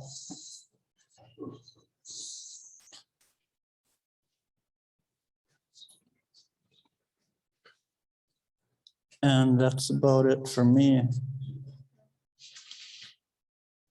Did you ask what happens when his equipment gets all tangled We spend hours cleaning them balers up. up? What does that entail? But we did find a better way to clean them out. We just take a Sawzall out there and cut through all that fiber, that strong fiber. It's really awesome material. It's a good clean the earth material. What is one of the biggest challenges of growing hemp for you? It's still the harvest. Yeah, And that's just all that it takes to harvest that. yeah, And then cleaning out the machines when they're all gunked up. yeah. So I just, what? So like what kind of pests is there, like what kind of animals does they have to track, and do you guys use pesticide, insecticide, anything like that? I don't know. No, we don't use anything. So the question, to repeat the question, can I say it here, can you hear me? Huh? Okay, no, I mean, so just to repeat the question that Vaughn asked from the audience is what kind of animals are attracted to you? Because these are open hemp fields. And that's one of the reasons that we're having this conversation, because there's a lot of places that hemp is growing in very close contained, areas, right? This is kind of grown out there where the wild things are. I don't know. We didn't get to, what did we get? Turkeys in there? Yeah, we've had some turkeys, a lot of deer. A lot of deer. Yeah. And everything we use is organic out there because our interest is in rebuilding soil and in making things right. And we see hemp as the way to do that. And so, they're pretty happy out there. All our fields, they like our fields pretty good, But I want to say that these guys have been growing here, and we're trying to learn here at Anishinaabe Ag. We're like, what we're trying to do is figure out what equipment for, farmers like us is right. And what's the right way to grow, and what's the right variety to grow. And that's why we're having, this conference. And then, there's a lot of seed discussions, but, I heard about some seed that really there's a seed guy gonna come on soon too, that the wild birds like. So maybe your field will be really full of turkeys. I don't know. But this is the thing, it's a plant that we're just relearning. And the work these guys are doing is kind of like top of the, just trying to figure it out. We're all trying to figure it out together. And so, I'm really proud of the times that they got tangled up and then they untangled themselves. And, all the really hard work these guys. And so I want to thank them. I don't know if there's any other final questions, and then I'm going to move to our next panelist who's in the wings. Do we find Hannah? Okay, we have some people that's probably like, yeah, I think it's like 4 a.m. and they're like in the Czech Republic. So I was like, okay, you can go back to sleep after this. I have a question. Did you do any field redding of the crop? Yeah, we did. Is that, what do you look for? Moldy stuff. Well, it ain't mold, it's redding. How often do you have to flip it or rake it?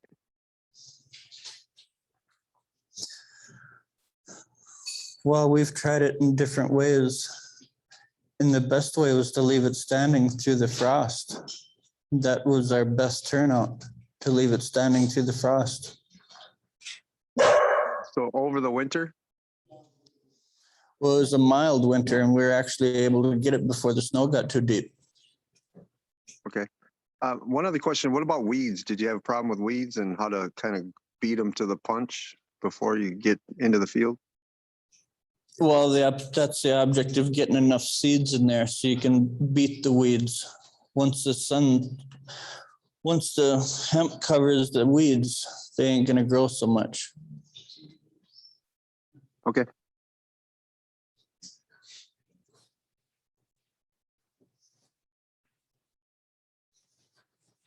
Okay, any other questions? Who's the gentleman right next to you? Greg Gaskell, he's my partner in crime.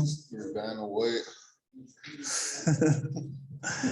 I do have other guys that help me with a lot of this stuff, but they're here and there.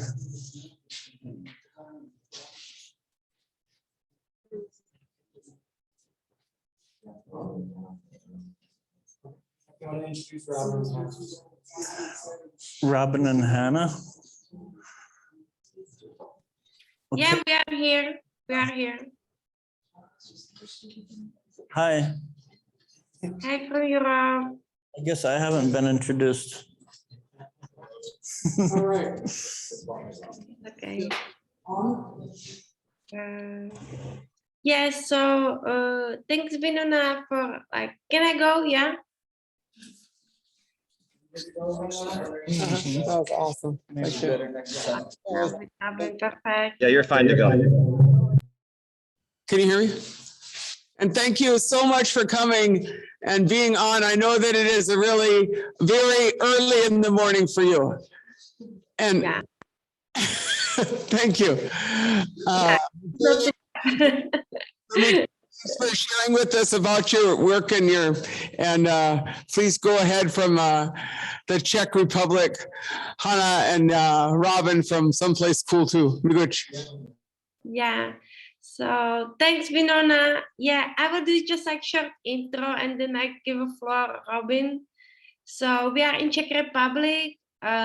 We working in my company called Hemp, Robin and me. We helping farmers to get the right good variety, seed varieties for their plantations from European breeders. So we work with all of them. So we are able to kind of offer from one place all the European available varieties. So the farmers can choose. We also do the wrap packs for like smaller bags, so they can even like have amounts for trialing. And we do also consulting to kind of like help farmers succeed, you know, and like support them in their, you know, like early stages of learning of how to grow hemp or how to harvest them or how to like manage the quality and so on.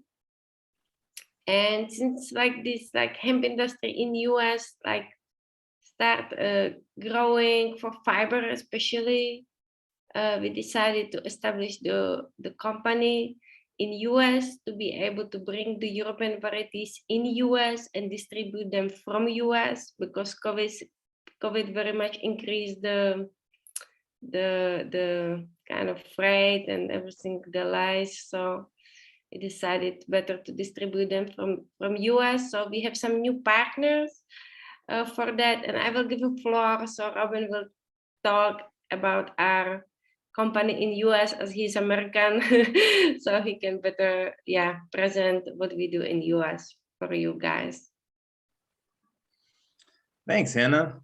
And for the record, it's 11:30 at night here in Czech Republic, so we're going to bed right after this one. As Hannah alluded to, we do operate out of Europe as Hemp. We operate in the United States as Konopa US.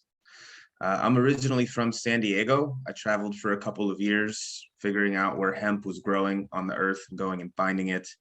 I spent some time in India learning about it there, went to the US. I found that everything was CBD, and I met Hannah in my travels, and I started learning about the European hemp market, which is a bit more robust than what we had in the US at the time. The US is coming online now. So in Europe, we distribute 20 different varieties from 6 different countries. Each country has its own kind of proprietary breeding program, and each country has its own registered genetics. I think there's 78 European registered varieties now, which means they've tested 85. For 3 years. 85. They've tested for 3 years on uniformity, germination, and below 0.2% THC, although Czech Republic just moved to 1% THC. And that's directly in credit to Hannah, whose work with our cluster out here in Czech Republic got the regulations to move forward. So we have 1% THC in Czech Republic. It's going to be very interesting CBD. But we are interested in the fiber and grain side. All of our varieties are geared towards fiber and grain. Our main partner has been breeding for over 60 years. And we have 4 grain genetics with them, 7 fiber genetics. They're all in the United States. This year, we went through a number of trials. Actually, James DeDecker, who's on this call at Michigan, great guy to work with. Really, really enjoyed working with him and the Midwest Hemp trials. We're with 12 universities in 2021. We're aiming for 20 university research studies and a couple of commercial partners. We're hopefully going to be able to work with Ron and Winona this year and do some trials in Minnesota. The northern latitudes are great for European varieties. Big part of our role is importing and exporting and understanding the genetics around the world. So we pay pretty close attention to the Canadian varieties, Piccolo, Catani, CRS, CFX. They have many grain varieties there and that are relatively inexpensive cost. Here in Europe, we have 3 dominant grain varieties. 2 of them we do not distribute in the United States, just due to the contract rights. And when we look at the global market, we then have Australian variety, a couple of them. We have some Chinese varieties for fiber, some for grain, big grains, big seeds on those Chinese varieties. And we also do a lot of work on the downstream of these seed products as well. When we talk about fiber and herd, our first questions go to, where are you putting it? What are you doing with it? Where's it going? Is it building? Is it textiles? Is it plastics? Is it paper? And here in Europe, we have a commodities market that's rather bare right now. We're on a back order for truckloads of herd 3 months. Prices on fiber have gone up 20-25% over the last year. And grain, organic and conventional, for humans and animals, are raking in a premium higher than they were any previous to the last 5 years. So hemp as a commodity is doing quite well in Europe. And we're expecting a similar curve in the United States. I know there's a lot of work, as Hunter mentioned, being done on the animals, and I follow the animals. So the states that move towards helping the animals with this hemp plant, they're going to find success. And Hannah and I do a lot of seed brokering in Europe, not just planting seed, but consumption seed as well. And the animal market is hot. They use it for pressing, get the oil, get the protein, do a whole grain for bird seed. So Konopi US and Hemp Point, Hannah and I are here in Europe. We have Bert and Corbett, our partners on the East Coast. And we're trying to connect some dots, finding the right partners, getting the right seed, getting the right studies, and seeing, how quickly we can help the market find its footing. That was a bit long-winded. Thanks for listening, Hannah. I appreciate it. No, great. Yeah. And I can add that really Europe, just for you guys, you don't know much about European size of the market. So we have around 50,000 hectares of the hemp being grown, which is more than 100,000 acres. So, and mostly all of that it's grown for fiber or grain, which is a little bit for CBD, but the CBD market, it's not really big compared to US. So there is a lot we can share and help US market grow faster and more efficient. And yeah, don't struggle we've been struggling last 20 years to get where we are right now. Yeah, so don't hesitate to reach out for the seeds or even some advice which variety to trial where, which part of the US. We have also some little packages of the seeds to trial for fiber, for grain. We can also help you find out the best kind of way of handling them after harvest to keep the quality So whatever we can do, we are happy to help. I've been like in touch with Winona last, I think, 3 years since we met at NOCO. And yeah, I'm happy to kind of like help transfer all the knowledge from Europe to US basically. So if you have some questions, we are happy to respond. And Hannah, I noticed on the last farmer's presentation, he had quite a bit of questions that were getting asked about maybe harvesting or variety or nutrients. And you know, I would open that up to the group as well. Hannah's been farming in Czech Republic for 10 years with hemp. We worked on an organic farm this last year. We're doing 250 acres of fiber hemp this year for installation.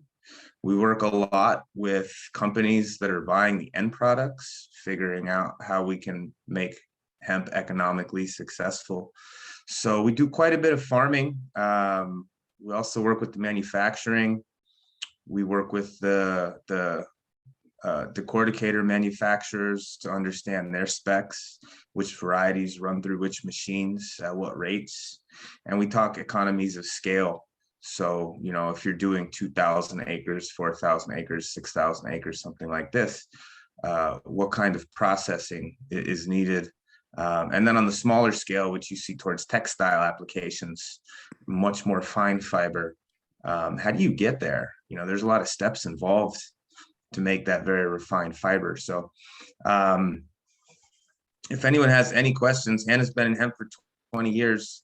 She's been farming for 10 of it. I study economics and manufacturing and farming. We both work with seeds quite a bit. This year, we've sent 2 containers over to the US in the last 12 months. Gotten very familiar with what that looks like. We've been selling through much faster, I think, than we anticipated, which kind of matches that upwards movement that we see on the curve right now towards applications. So it's very, very cool times to be working with hemp. yeah, and my background is farming, so I've been really like trying class like 20 years to understand since my like university studies and like thesis on hemp in 1999, like figuring out like how to grow efficient.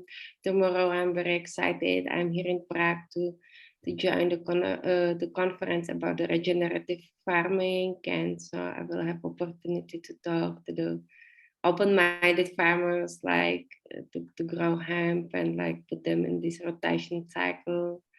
And there is some work on the carbon farming in Europe going on. So those are all like topics that can be easily, you know, bring to US and yeah, and just like develop further out. And I'm sure like the US farmers can benefit on that as well. And US farmers are usually much bigger, so the efficiency can be higher in production. So in Europe, it's like the farms are small. Like imagine then in Austria, the average size of the farm, it's like 3 acres. So it's like very tiny thing. So yeah, but the Czech Republic is bigger. We are about like 300 average farmland of acres. So yeah. There is a question in the chat. Karen asks, will you explain water redding? Is it more difficult than decortication? Yeah, water redding actually, it's like after water redding, the hemp still need to be decorticated. It's the old method which was used in Europe in like the old fashioned. It's still used in Romania where they have it as a like, I don't know, like technical treasure.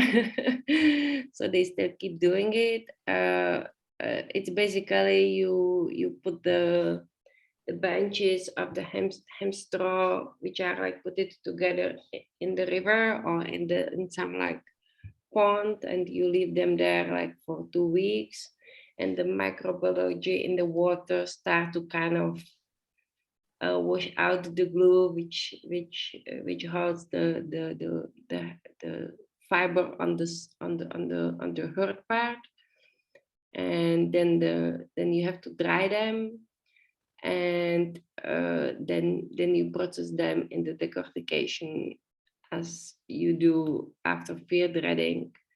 So the decortication is just the process of separating the fiber from the herd, and the retting, it's like the washing out the glue which holds the fiber on the herd. Hannah, you're absolutely right. And they're telling us the next speaker is ready. So if there's more questions, please text us and we're happy to get back to you. We'll put our emails in the chat as well. Put the email too. Thank you, Chimigwich, for the awesome conversation. We have Dr. George Weebelin coming up next.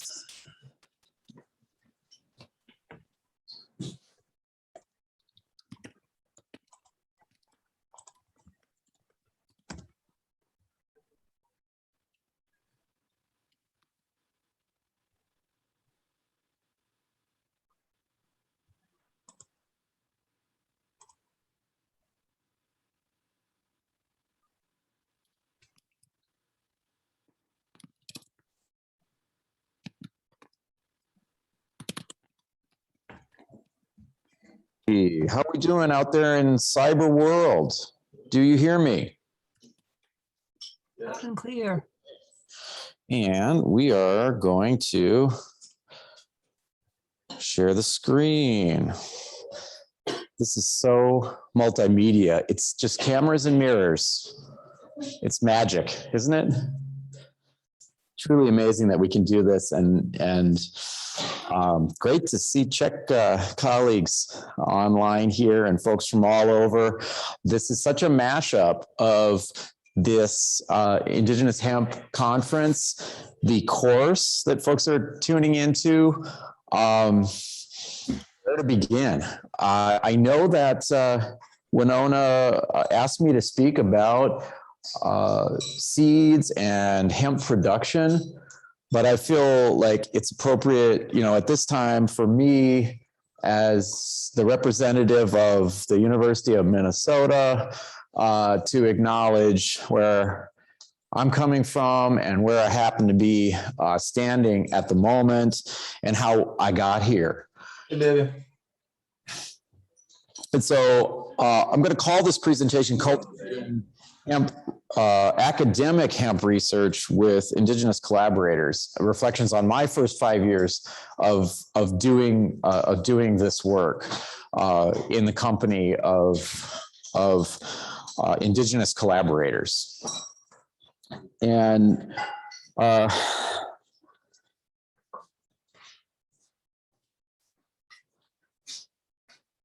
I want to mention the university that I come from and how it came to be and how it relates to Native sovereign nations, and the experiences that I've had, 3 now, with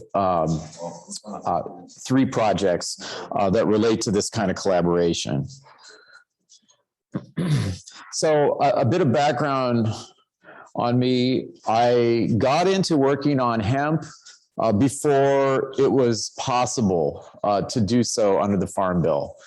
I got a registration from the Justice Department through the Drug Enforcement Administration back in 2002, before working on the very basic problem of how is THC producing marijuana different from CBD producing hemp, genetically speaking. We didn't know at the time, and as some of the other presenters have mentioned, it was virtually impossible to study that problem in an academic context because of the restrictions.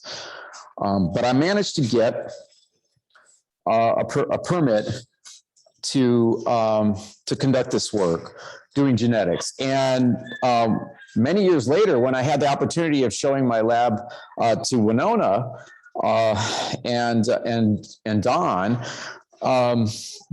after the tour, Winona said, I thought all you university geneticists were assholes, but I guess I was wrong.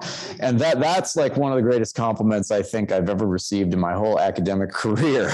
But basically, you know, how the work we started out to do involved taking different lines of cannabis that are really different in how they present themselves to us. And we crossbred them to produce a hybrid between marijuana and hemp. And then we looked at how the grandchildren expressed themselves, descended from that hybrid cross. And that's the basic research that has now led me into a lot of applied work and a lot of collaboration that extends well beyond the lab. And it's just been a really cool experience to have this opportunity. And I do want to take a moment to say that, like, it's a real privilege to be able to, like, be a professor and do this kind of research at one of the world's biggest research universities. It is a so-called land grant university, just so everyone understands what that is. The federal government, the land that it took from indigenous people, much of it was allocated to provide the revenue for the universities to pay for my salary and my laboratory and all of that. Did they explain this to me when I was hired? Of course not. But I've learned subsequently that these are land grab universities. I guess, you know, I'm grateful to have come to learn a little bit about this and how it came to be. And this map here, it's got Minnesota, a little bit of the Dakotas and Wisconsin thrown in here, but all the purple, that's all land that was granted by the federal government to the University of Minnesota. So, like,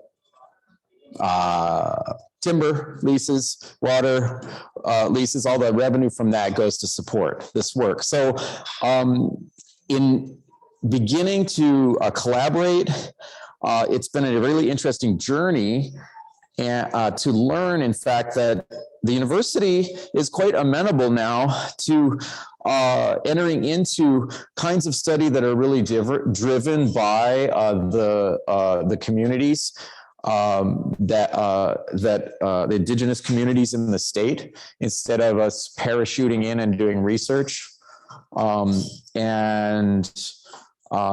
It's really an honor to be able to do this, and also try to educate my colleagues at the EU, who a lot of whom don't understand, are still learning about these things.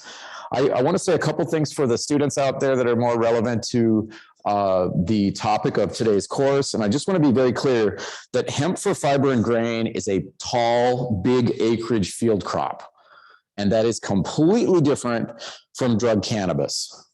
If you're going to produce high quality THC cannabis or high quality CBD cannabis, that is more of a small scale, highly intensive horticultural kind of activity. And all the work I'm going to talk about subsequently is trying to do lots of acres to produce industrial hemp for fiber and grain. The first collaborative activity that we had the opportunity to undertake was with White Earth Nation. As a matter of fact, the Minnesota Department of Agriculture in 2017, when it launched its hemp research pilot program following the 2014 Farm Bill, we were awarded a small grant to look at grain production and how grain production might do throughout Minnesota. We had 4 sites at university research centers. Well, we were approached by someone at White Earth Tribal College who said, hey, we'd like to participate in this too, because we'd like to see how hemp works for us on our terms. And the Minnesota Department of Ag supported that work, which was great. We were able to direct monies through the university to the White Earth Natural Resource Department. And you can see they had their no trespassing sign. It's a very fancy thing to do back in those days. Now, nobody cares. I mean, So this was your classic variety trial. We adopted a conventional ag approach using things like seed drills. And the question came up about planting depth. Here, you don't want to go more than 1/4 inch with hemp. I mean, you can go 1/2 inch, but it's really not necessary. The seed scattered along the ground. Very, very shallow planting is good. We compared a whole bunch of varieties. I'm going to spare you all the gory details. You can look at the report if you want to. This is a drone photo of what our like randomized block design, all that very formal. We've talked about data and how some people collect data in some ways. This is your very, very reductionist, very Eurocentric way to collect the data and all the specifications that are there. We were going to do the same thing at all 5 sites, but Whiter said, no, you're not applying fertilizer. You're not applying anhydrous ammonia fertilizer in our site. And did we say, sorry, it's a design, it's going to go this way because it has to be the same everywhere? We just said, okay, let's see what happens. And we learned from this that at Callaway, not far from here, this was a field that had been under conventional agriculture. And had been pulled out, no soil remediation, nothing, just let's see how hemp does in a field that's been pulled out of corn and soybeans and the most abusive farming practices that we know of, and just throw hemp on it and see how it does. Well, the hemp didn't do well in Callaway. You see this very yellow field in Callaway next to St. Paul, the Ag Experiment Station in St. Paul, where we pumped it full of anhydrous ammonia and we got great yields and great green healthy plants. So we learned from this experience. We've heard amazing talk at the start of the day about creating something from nothing and innovation happening, at the grassroots level. I'm just like so blown away. This was so fortuitous that we could actually say, yep. Sorry for the data slide. The red bars are different varieties at St. Paul and different varieties at Callaway. And you can see the plants at Callaway they suffered, but they had been thrown they'd been thrown onto land that had been abused for so long, you couldn't expect it to do very well, right? Anyway, so we learned one of the popular myths: hemp does great, it's a weed, it does need fertilizer. It doesn't have to be anhydrous ammonia, but it does need fertilizer. Another thing we learned from this study was the idea that hemp doesn't need weed management. Under the right conditions, it doesn't, but under many conditions, you got weed issues to deal with. In the interest of time, I'm gonna move on pretty quickly here, and I realize my bullet here should not say Minnesota feral hemp. It should say Sisseton Wahpeton Oyate. The folks, the Dakota Sioux who occupy the Lake Traverse Reservation, not far from here on the North Dakota, South Dakota border. These are the folks from the land that the university stole and built itself upon. And they got kicked off after the Dakota War, and they had to go west of Lake Traverse, the division between the Red River Valley and the Minnesota River Valley. Fortunate for the Sisseton Wahpeton, the land out there is actually pretty good, but nobody knew at the time. They thought it, so, but anyway, that is where this next project was located. After hearing that, hey, some folks at the university had done something with White Earth, these folks contacted us. They had a grant from the Native American Business Development Initiative, NABD, to do a hemp economic feasibility study. And having no experience at all with it, they needed a consultant, and so they hired my team. And that's how we started working with the Sisseton Wahpeton Natural Resources Division to do fiber. And here's a couple of varieties we imported to do first a very small scale field trial, and then for a larger 40-acre production trial on tribal trust land. Just a couple of shots of what this looks like using a conventional conventional seed drill. Oh, I see that our folks here on 1855 treaty land aren't seeing my slides, but I hope all of you in cyberspace are. Oh, wonders of technology.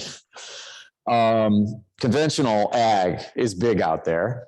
And the tribal council is interested in getting into it instead of just leasing the land out to like white farmers. So here you see seedlings coming up, very dense planting with like, I think 8-inch row spacing. Here's the hemp late summer, and we found that laying the hemp down with a sickle mower, a sickle bar that you'd use to mow the roadsides, works great for laying this stuff down and letting it rot in the field for a little bit. In the cold, dry fall climate that we tend to have here, you can get really excellent bleaching of the fiber, especially if it freezes while the stuff is retting. It's like the processors that we sold it to were like, this is great stuff. Some data from the first year where we just did a small 3-acre trial.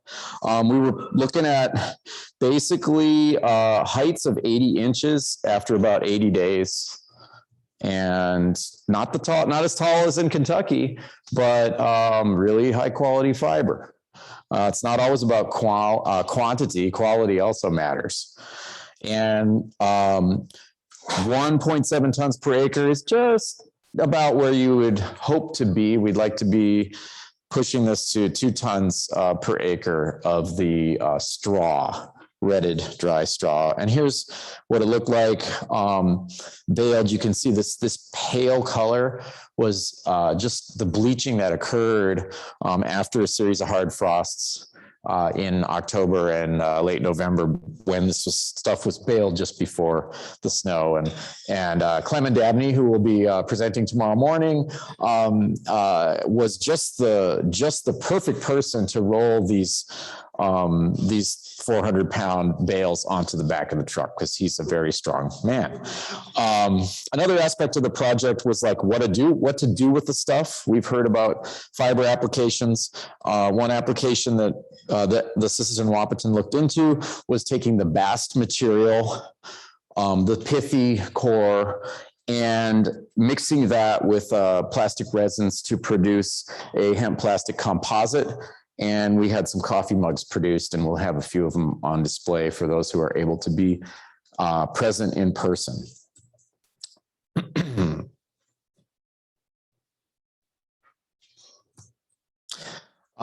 Lastly, I want to describe the project that led us to Winona's's Hemp and Heritage Farm and the Anishinaabe Agriculture Institute. A little bit of background on that, how we got to this. As many of you may know, the Minnesota River Valley was a focus of a hemp effort during 1942-43, when the Japanese blockade shut off the supply of Chinese and Philippine hemp. The U.S. Army invested in gathering up all the hemp seed from Kentucky farmers they could find and bringing it to Minnesota, handing it out to farmers, and building 11 hemp mills. The program quickly collapsed once the war concluded. The Army didn't subsidize it. Hemp, by that time, and even before actually, had already escaped from this cultivated practice and gone wild on the landscape, where it has become naturalized, like I guess like a naturalized citizen in this God-blessed country of ours. that's what we call it when a plant has escaped from our the talons of conventional agriculture and is now living on the land. We need to decolonize our language, I think, a little bit, but we're working on it. We're trying. This feral hemp, 70 generations of surviving and thriving and finding a way to make a living in this godforsaken climate of ours in Minnesota. No, it's a great climate. We love it. But it's a hard place to make a living if you're a plant. And feral hemp has figured out how to do it. Is it possible that the desirable characteristics of the original fiber hemp, together with how this plant has gone on its way, could teach us something and be put to good use? Could we breed new varieties from this stuff? Well, so we started looking into this, and having the tools of chemistry and genetics in our laboratory, first thing we wanted to check out was whether the feral hemp would meet the legal definition of industrial hemp.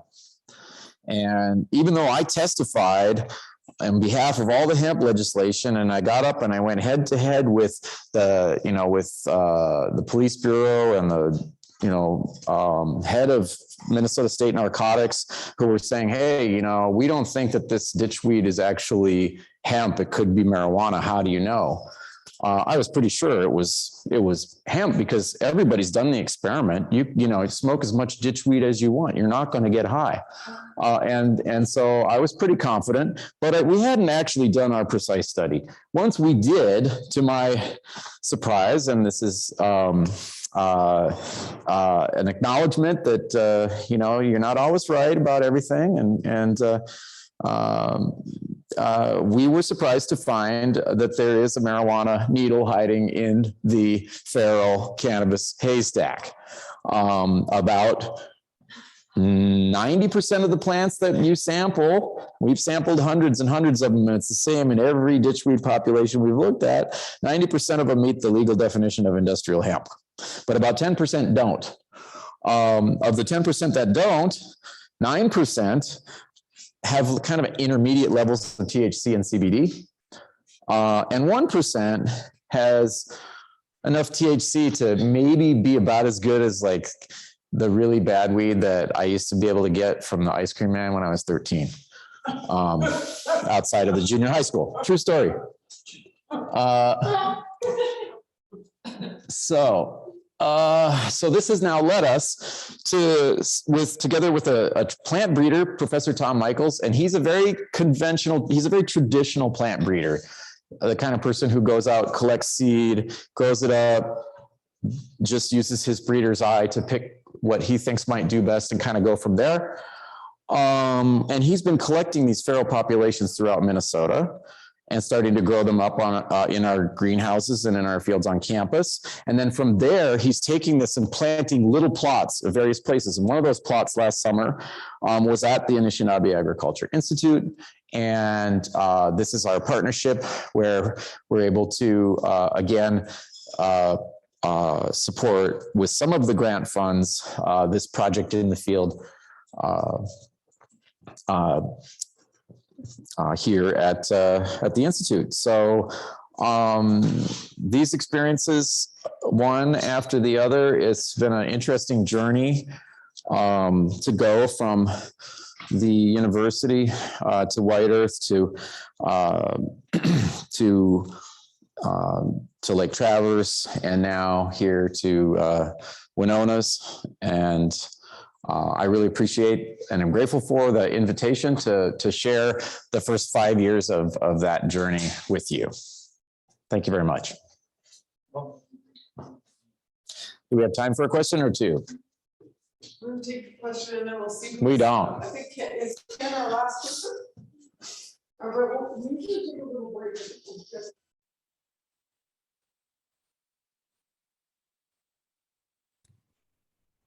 You guys can definitely let George take some questions. I mean, I got time.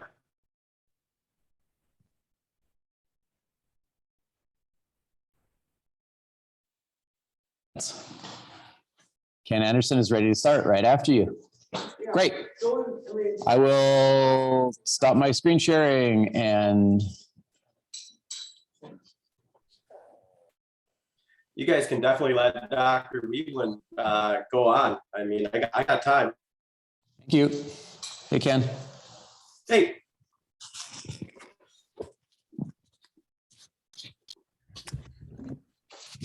I got a question. Got a question? Okay, so like I interned 1 year at Winona'sHemp hemp farm, the one in Callaway. And I remembered like some of the pictures that you showed between Callaway and the other one, and it was like kind of yellow. And I remember Brandon, I think his name was Brandon Walker, that came up, and can you hear me? Yes. Okay, he came up and he was talking about, I think it was, oh, I wrote it down in my notes somewhere, but there was too much something in the soil that was causing the hemp to look yellow like that. I can't remember what it was. So what was the difference between that soil and other soil you was working on? The soil health, I guess. Can you hear me, Michelle? Yeah, I can hear you. Okay. Yeah, so what was the difference? I mentioned that this soil at Callaway had been under conventional ag. Basically, it had been corn for a few years, and the corn had taken all of the available nitrogen out of the soil, and being relatively sandy soils around here, without some real amendment, without a lot of organic matter in the soil. I mean, basically around here, conventional ag has mined the thousands of years of what the prairies put into the soil as organic matter. And if you take a field out of conventional ag that's been that way for a long time, there just isn't any nitrogen there. And so with nothing added, at Callaway, it wasn't that something was left behind, it's that something critical was missing. And that's why the plants were yellow. In fact, hemp is a great indicator of nitrogen in the soil because the plants will turn yellow if it's not there. I've seen fields where the amount of nitrogen varies across the field. If there's little dips and rises, you might see yellow on the raised soil and green in the dip soil because the nitrogen has leached down into these little hollows and left the hilltops more barren. And you can actually see that in a hemp field. It's almost like a visual indicator of the nitrogen availability. So thank you for that question. So how can one replace nitrogen in the soil? I'm in the Cornhusker state. We have nothing but corn ag here in Nebraska. And now there's an issue about one of the lead farmers were putting pesticide in the seeds of our corn and planting them. So.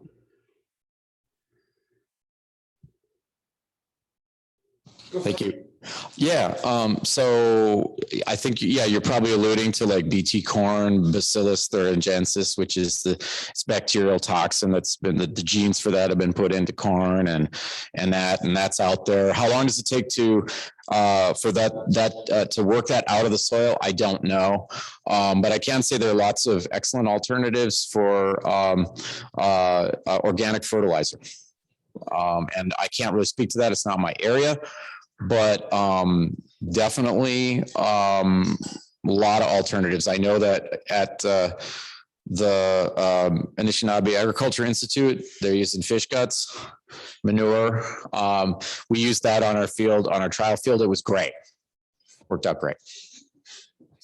Okay. If anyone wants more info about that, we've been partnering with Rodale Institute as well, and so we can send more information. Okay. Aaron Axelrod mentions Rodale Institute has done a lot of work in this area.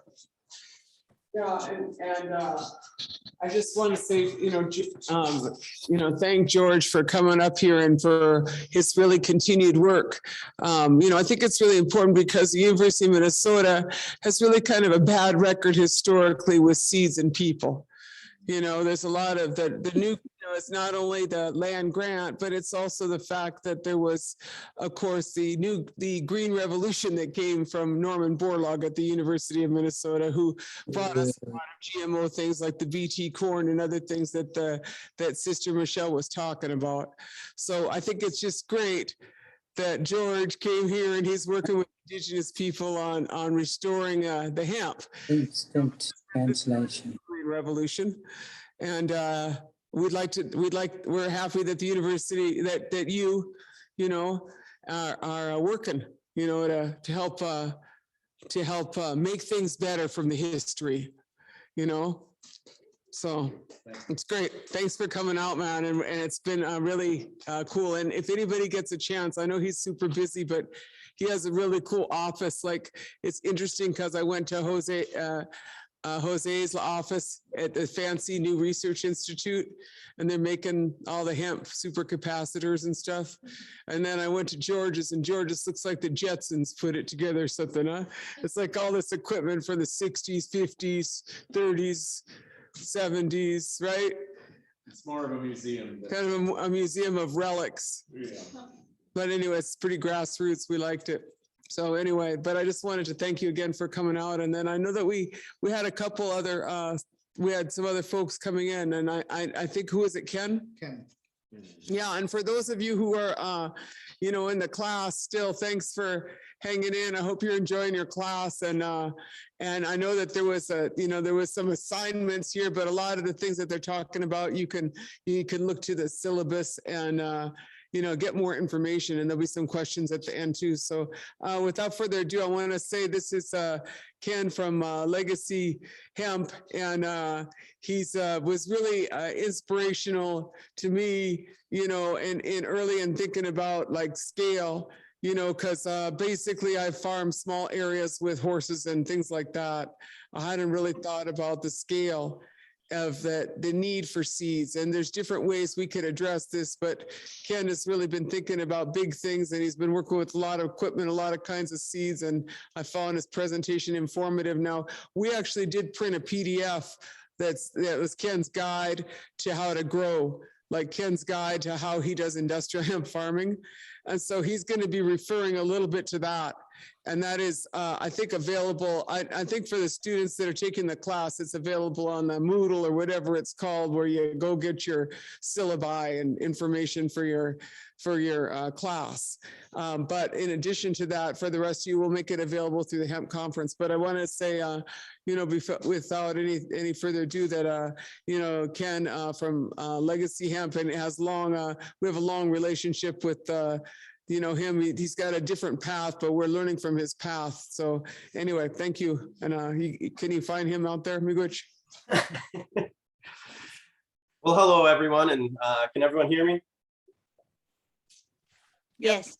All right. So thank you, Winona. And I know that we do have different paths, but I think our paths have crossed many times. And I'm just going to start my presentation with my path is probably getting a lot closer to yours, because I get sick of the I get sick of the commercialization of this plant and everything that's happening around it. Obviously, it's good. You have to have markets and everything like that, but I really feel the best when I got my toes in the dirt and get to play with some plants, and I'm kind of moving back into that realm. So a lot of the stuff that we used to protect as a company, I'll give you a little bit of a background on myself.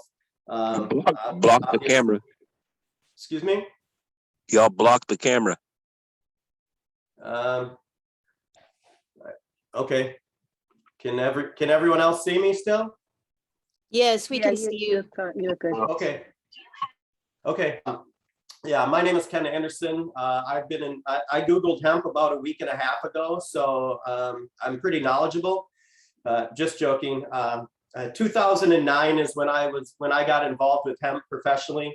I actually started out in the building realm. I was working with a developer, and as you know, in 2009, you know, the housing market crashed, and everyone that wanted anything, they were going to be they wanted houses that weren't already on the market. So that was something that, long story short, I heard of this, this material called hempcrete, and a good friend of mine, Dr. David West from Prescott here, I knew he had grown hemp in the United States for the state of Hawaii from 1999 to 2001. And he was able to get me some hemp herds out of Holland. And that was really the start of why I got involved. But we were spending 3 times as much to import the material into the country than it was to actually buy the material. So I said to Dr. West, I said, it sure would be great if American farmers could produce this for us. And he said, Ken, hemp is legal. There's no seed in America to do anything with it. So that's really where my entrepreneurial spirit took over, and we started making good connections with people that would have viable cultivars to be able to bring hemp into the United States. And fortunately, in 2014, when the federal farm bill passed, my company was the first company to legally import hemp seed into the United States for commercial uses, not like Dr. George Weebling was doing, but for commercial uses. And we did that for the state of Kentucky in 2014, once they passed SB 50. And long story short, we've been growing ever since. I've helped 13 different states establish hemp pilot programs. And we really were concentrating at first. Everything starts with the seed, obviously, as we know. So we concentrated on the seed. And then we knew that from the Canadian market, America was the largest importer of Canadian grain for food. So that's really where we wanted to be able to have a crop that farmers could be profitable from day one, rather than kind of the stuff that you see going on in the marketplace now. Is a lot of people put seed in the ground based on kind of false promises. They hear of markets, they hear of things, but they don't necessarily have a real buyer at the end of the day.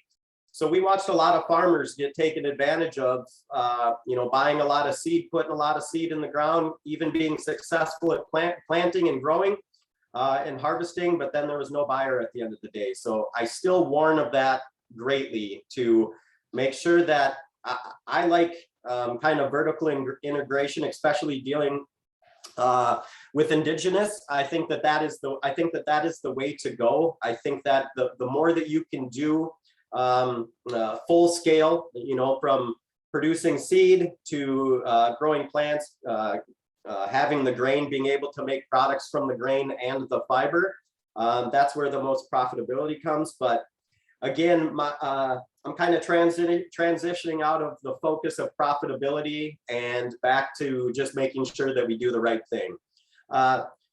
So with that, Winona mentioned that we have the industrial hemp field guide, and I'm just going to do a little screen sharing here.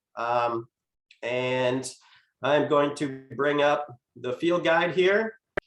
And this is something that, this is proprietary information, but luckily I own it. And anyone that wants this information, this field guide here, you can see it. We're really quite detailed in here. We're going to go over, from regulations and paperwork that you need to do, because for some reason the government still treat this like it's kind of like it's a drug crop. Regulations are starting to fall down, but now most of the states are going to be under USDA regulations. But this is going to go over from planting, harvesting, storage, everything that you really would need to be successful in growing this crop. So this is something that is available. I know that Winona has some copies. I do have a PDF of this. I can send it off to anyone that would request it. Just contact me at ken@legacyhemp.com, and I would be happy to share this with anyone. It's going to go over really this is going to be able to be successful in growing hemp. This right here is mainly, we as a company, we do not do anything in cannabinoids. We are strictly grain and fiber.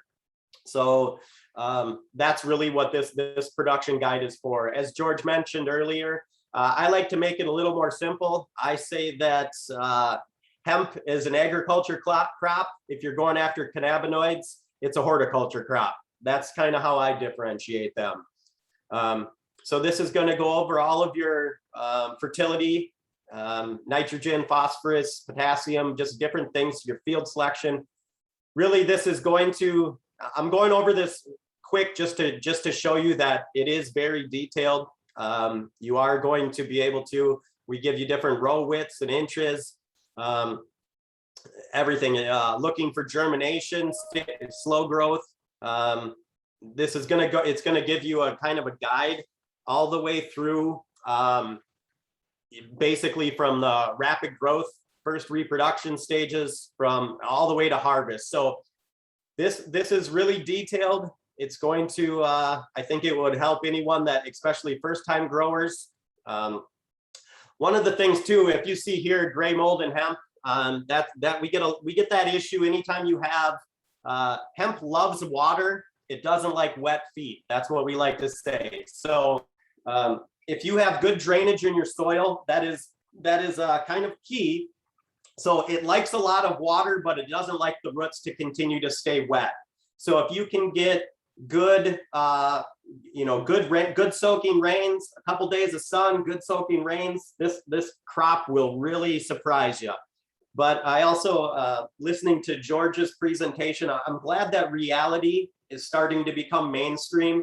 I mean, when I first started in hemp, I heard a lot of, basically I heard that this plant would grow out of a rock in the desert with no inputs. Well, it might, but what's it going to yield? And that's really when you're doing this for the yields of either grain or fiber, the more inputs that this plant has, and really you can start to get away from inputs just by using the right rotations and taking care of your soil and dropping, a lot of the stuff that we can put back into the soil from the hemp plant that we don't use. It'll break down pretty quick unless it's the bast fiber, and it will put the nutrients back into the field. But again, crop rotations and good healthy soil is really what you're going to be, that's the key to high production. So that right there is, well, this is the beginning of it. I believe there's 46 pages here that we're going to be, like I say, I mean, it's going to get you pretty, you're going to be able to use, you're going to get pretty, you'll know what you're doing if you'll have a good guide here if you were using this. And I just want to go over, I hope I have permission here from Winona. If not, stop me at any time. This is some plot work that we were doing with, is Winona around? Is Winona available? Can she hear me? No? All right. I don't know if I have permission to share this. I'm just gonna leave that one alone. If she can hear me and if she hears anything, I would like to, I just like to get some permission to talk about that seed collection that I was about to show a little bit of a presentation of, but I would like to get permission from her to do that. Other than that, now as a company, as I say, I mean, we do a lot of seed. We sell farmers seed and then we buy the crops back actually. So we also contract acreage with the farmers. So we'll contract farmers to grow after they buy seed, and we'll buy the grain and fiber back from them. But we're really slowing down on that because my newest endeavor is something that I've been dreaming of and working at for a long time. And basically, I'm going to give you a real quick. As you guys know, this is hemp bast fiber. We turn that hemp bast fiber, we put it in with recycled plastic, such as this, and that makes a compounding material that looks like this. And now we are starting to manufacture decking boards that are made of hemp bast fiber and recycled plastic. So that's really what I'm moving into now. And the material is amazing. I mean, we hear a lot of stuff about, you know, all of the things that hemp can do. And it is true. But we also, if you're going to be growing hemp, you want to make sure that you're selling it to people that are actually going to be doing something with it, because that means they can pay you for it. And that was always kind of our, you know, missing ingredient. We have a few good, big customers for grain. But the fiber is really what has been interesting to me is the fiber of this plant, because the attributes of the hemp plant, I'm going to say, don't really lend themselves to the textile industry, just because of not in the simplest form. That's going to take some steps to get there. And really, textiles, I see hemp really excelling in the non-woven and even the woven markets, not necessarily the textile markets, because of how strong the fiber is, and just what it takes to get it so that you can actually spin it to make clothes like this out of it. For some reason, everyone in the hemp industry thought that making a t-shirt was going to be the #1 thing to be doing. And I don't really believe that's true. I think that the attributes of hemp are much better used in different applications. So moving into the production, just the only reason I bring this up is because the hemp plant has made, moving into the composite industry, the hemp plant actually showed its strength by this board that we have right here in testing. This board is over 3 times stronger than, and this is a raw board. This is not finished. This is actually just how it came out of the extruder. But this board right here is 3 times stronger than a Trex board, which would be a comparable board, and 2.7 times stiffer. So basically, that board blew the minds of basically anyone that was involved in the testing of that board. These boards were tested out at Washington State University, and then we sent them to a company called PF Tesco down in Cottage Grove, Wisconsin. And the owner of PF Tesco is now a partner in this business, because when he tested the boards, he just said, "This is a game changer. How do I get involved?" So what I would like to say is, I am looking forward to working with Winona this year, and bringing some new seed varieties to the indigenous communities. And I'm going to wrap up my presentation, but basically I just wanted the opportunity to tell you that we're willing to share our field guide, and anyone that wants to help I definitely will send that over to you. So I thank you all for your time today, and have a great one. Look forward to the rest of the class. The shout out and thanks for all your hard work to bring the plant and the seeds along.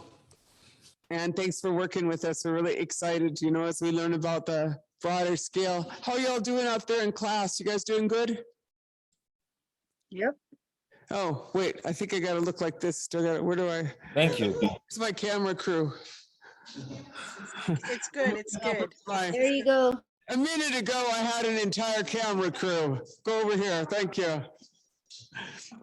Then they forgot about me. Anyway, we got one more presenter. Are you guys all doing okay out there in the class? I can see you up here on the stage. When they forgot. Oh, good. Yes, we're doing good. It's great. Fantastic.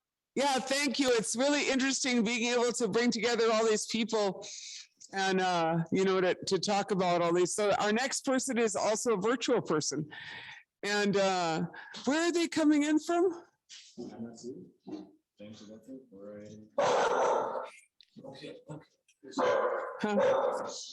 James. All right, this is the cool guys from out of Michigan State. Variety trials or selection. Are you in the house, buddy? Yeah, here I am. Oh, good, perfect. Wow, I just love this whole world.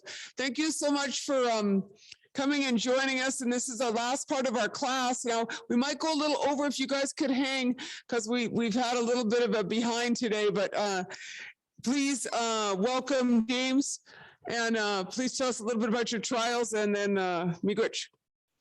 Sure. Thank you, Winona. Really appreciate the opportunity to be here. I also have two additional folks with me today, Kathy Hart and Elisa Grossman from Saginaw Chippewa Tribal College. Kathy and Elisa, are you on? Yes, I'm Yeah, on. I'm James. Yep. We're both- Wonderful. Okay, so Kathy and Elisa were going to be presenting as part of the tribal farmer panel, but they're going to hop in with me and share some of their experience in our trial this year. So I'm going to share my screen. Oh, can I possibly have screen sharing rights from the host, please? In the meantime, we'll do just some quick introductions. So my name is James DeDecker. I'm with Michigan State University. And rather than being on campus at MSU in East Lansing, I'm at the Upper Peninsula Research and Extension Center, which is in Chatham, Michigan, way up north, almost to Canada. And we understand the experience of you folks growing in Minnesota as well. Kathy and Elisa, just want to introduce yourselves real quickly. Go ahead, I'll Lisa. go. Yeah. Yep. Ani bonjour. My name is Elisa Grossman, and I am a student at Saginaw Chippewa Tribal College. My tribe is the Jebahasing First Nation, and I am of Mexican descent. So it is actually a real honor to work with the Saginaw tribal community. I have just dove right in. I feel like a part of the family there. So this has been a real honor.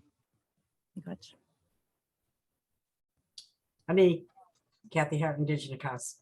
I work at the Saginaw Chippewa Tribal College as the Equity Program Coordinator. And Lisa is one of the interns that is under a program that I offer through the grant. And this was our first year working on the research hemp project, which was definitely a learning experience. We learned so much and didn't realize how much work it involves, but I just wanted to say I really respect farmers now. Thank you, Kathleen and Elisa. It's great to have you today, and you've been great partners on this project, so thanks for all your contributions. So I'm going to, let's see if I can share my presentation and start the slideshow. Okay, is everyone seeing my slides? Yep. Wonderful, thank you. Okay. So I want to talk a little bit about the project that we've been working on the last couple of years here in Michigan. The project, as you saw, the title slide is called the Hemp Tribal Research Initiative for Michigan, or Hemp TRIM for short. And this is just a quick breakdown here of the partners that we've got on the project here. So you've met some of our partners from Saginaw Chippewa Tribal College. We also had another tribal college, Bay Mills Community College, also here in Upper Peninsula, Michigan, and Waishki Bay Farm. And then our other tribal partner was Ibamijuwang Farm, which is affiliated with Little Traverse Bay Bands of Odawa Indians in northern Lower Michigan.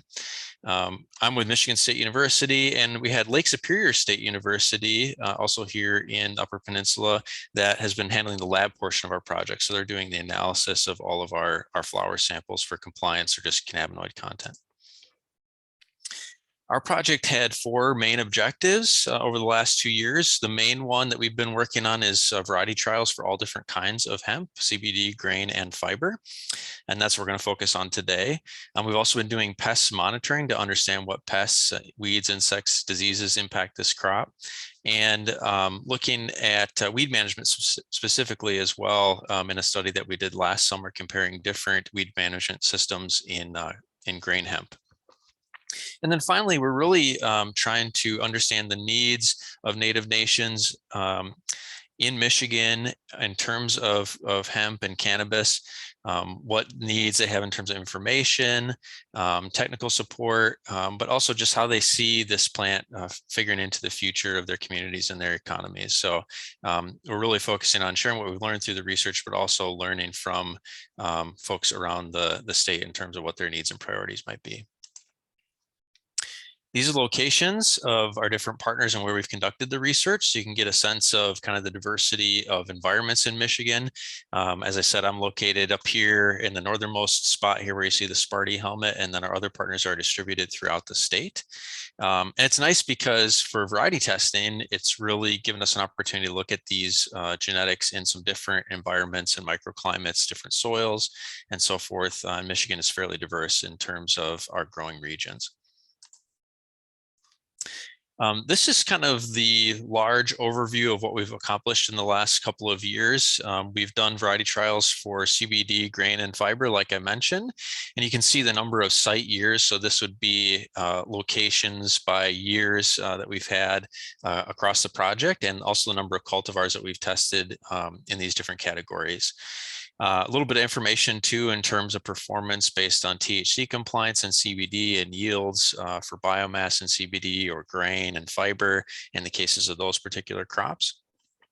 And also you can see here the basics of kind of what those trials look like. So we saw some pictures before from the Minnesota work on grain and fiber variety trials and other research. You can see that sort of drilled, broad acre approach there for that grain and fiber crop versus a much more horticultural model like we heard about from Legacy Hemp regarding CBD, beds with plastic mulch, transplants, wider spacing, and so forth.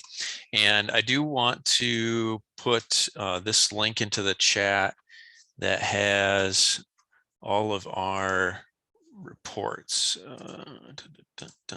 So if you're interested in accessing all this data, you can see it at the link that I just put in the chat there.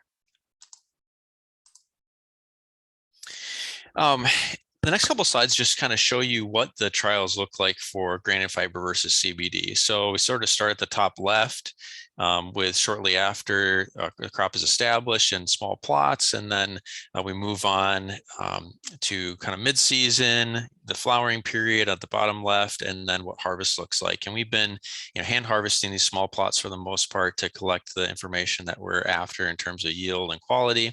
That has included bundling small samples for redding. So we've done field redding of this, and we look at redded versus unredded yields of the fiber, for example. And then our CBD trials that Kathy and Elisa participated in this last year look quite a bit different. So we're laying out beds with plastic mulch. In the case of Saginaw Chippewa, they really wanted to look at avoiding the plastic mulch as an input for the trial. And so they ended up using landscape fabric and straw mulch as some maybe more renewable or reusable alternatives, which ended up working out great. And you can see as the crop matures and then to the point of harvesting and drying in a dairy barn at one location, and we've used pole barns, we used hoop houses, just depending. And then we have bucked the CBD using a machine designed by a Michigan company called Capital Creations to strip the leaves and flowers and get our biomass yields at the end. The next two slides are focused on some of our pest observations over the years. So we've seen white mold. It's a fungal disease both in CBD and grain and fiber hemp, quite bad this last year. So that's something to watch out for. Cannabis aphid, European corn borer, two insect pests that we've seen in both CBD and grain fiber hemp. And it seems like almost every year we found a new pest or disease that we haven't observed in the past. So, certainly pest management, integrated pest management approaches are going to be important for hemp, just like any other crop that we grow. We've also had bird damage in the grain crops and leaf hoppers in both CBD and grain. But one real highlight of grain and fiber hemp in particular has actually been beneficial insects, because we have the male plants in that system and we have pollen flying around. The bees and other beneficial or sort of incidental insects are all over that crop. So when we talk about kind of biodiversity and promoting habitat for beneficial insects, certainly grain and fiber hemp contribute to that. I mentioned the bird damage in the grain hemp. Something that we did this year is sort of a sustainable or non-chemical approach to controlling the bird damage was our air dancer. You may have heard of these or seen these tube men or air dancers. It's basically a big tube filled with air. There's a fan at the bottom and it flops around, and was incredibly effective to protect the crop against bird damage without using any chemicals or any other means. So that was a nice innovation this year. We can thank Cornell for doing that work in other crops like sweet corn. I think I'm going to stop there for a second and open up to Kathy and Elisa just to share any comments that you have reflecting on your experience this last year in growing the CBD trials. What do you felt like was challenging or rewarding? What were some of maybe the big things that you learned over the last year regarding the CBD trials? Well, thank you, James. So first off, you know, I am a gardener at home. I've been working with cannabis for going on 12 years now, but in a different way. So this was really new to just, you know, do research on them and building a relationship, a different relationship, a good relationship with cannabis. I have to say, when we first started, I felt frustrated that there wasn't water access. And that was a big thing for us, thinking, oh no, we need to water the plants. And so we never did. We totally relied on the rains of Michigan. And that was another piece of data that I took down, and watching the average rainfall, but and then just knowing historically, you know, where it's grown and how resilient that plant really is. It just, after a while, you know, doing more research, going, wow, this is just a beautiful plant, you know. So we don't necessarily need the drip line, but because we are working with our food as well, we share our plot with our food garden. This might be a reason why there is what I had mentioned earlier, the corn borer and maybe other pests. It could be, but then we've talked about it in our STEAM group we have at the school. Our group, we talked about, you know, adding beneficial plants, herbs, and that type of thing around the garden, just as part of another research. Another challenge for me, I drive, back and forth, 152 miles back and forth, you know, all summer long. That I was dedicated to the process. Towards the end, I'd have to say COVID, as always, has been a huge challenge. You know, I wasn't a part of the harvest. In fact, it was just this, you know, a lot of us weren't because of COVID challenges. But, you know, for the ones who did, for the ones who were there, you know, I can't imagine. I mean, it looked like a lot of work. As the farmer at Winona's farm had mentioned, harvesting was the hardest part. And I'm sure it was, you know, the growth process was a lot of work though too. So, you know, blood, sweat, and tears all summer long, but I loved every bit of it. Any other con? I mean, you know, the pro I would have to say is, you know, another woman mentioned having that relationship with the earth. You know, that's something that I grew up doing. So, you know, finding myself out there by myself, singing to the plants and just having this reciprocal relationship. I know that we were taking data and it felt like a huge science experiment, which it was, but at the same time, you know, there was a lot of gratitude put into those plants, a lot of love. And so I want to just point that out, that although, you know, the plants were a science experiment, we do want to use what we harvested. So I can't wait to do that. And then something that I would like to add on was that the learning experience, and I had no idea how much work and time was going to we'd have to put into this project.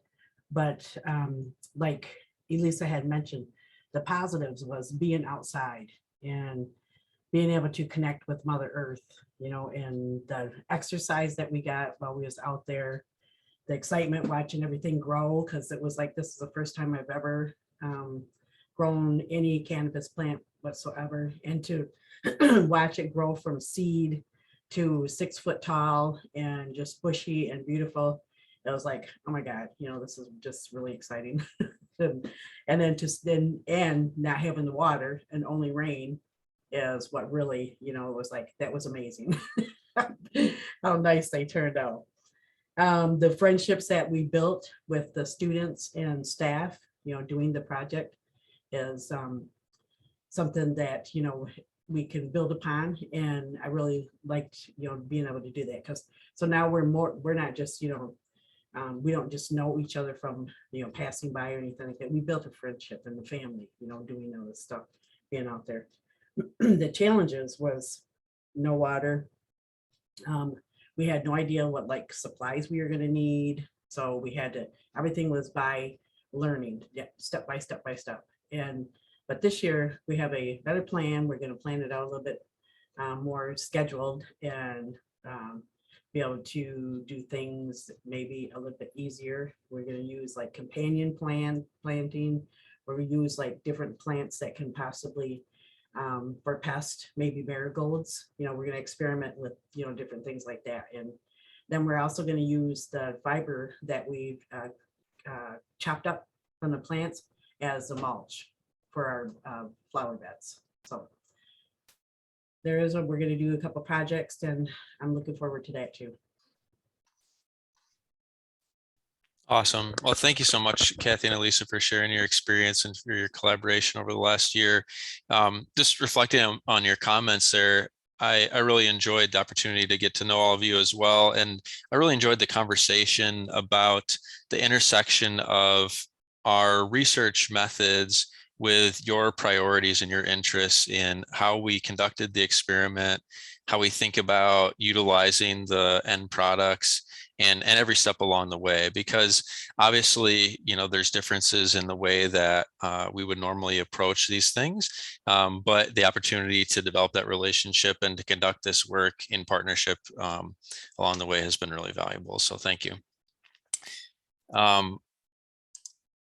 The next few slides, I've got quite a bit of data. I don't want to go into the details because I put the link into the report. So you can access this information, not only from this last year of trials that we've done, but from the year prior as well. But I do want to point out just quickly some of the things that we're looking at in terms of observation.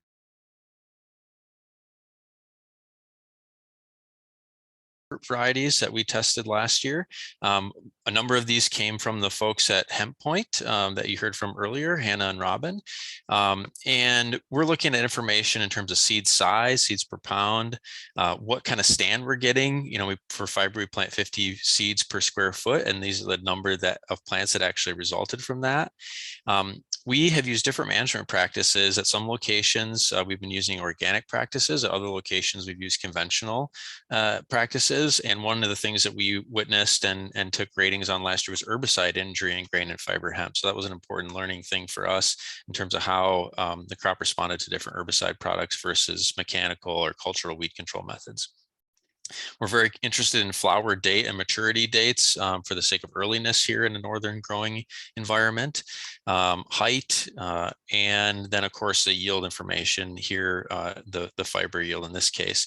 And then for compliance in grain and fiber, looking at THC and CBD, although we usually expect those to be fairly low in grain and fiber cultivars. We had one Bialobreski that did go over the threshold this last year, even in the fiber trial.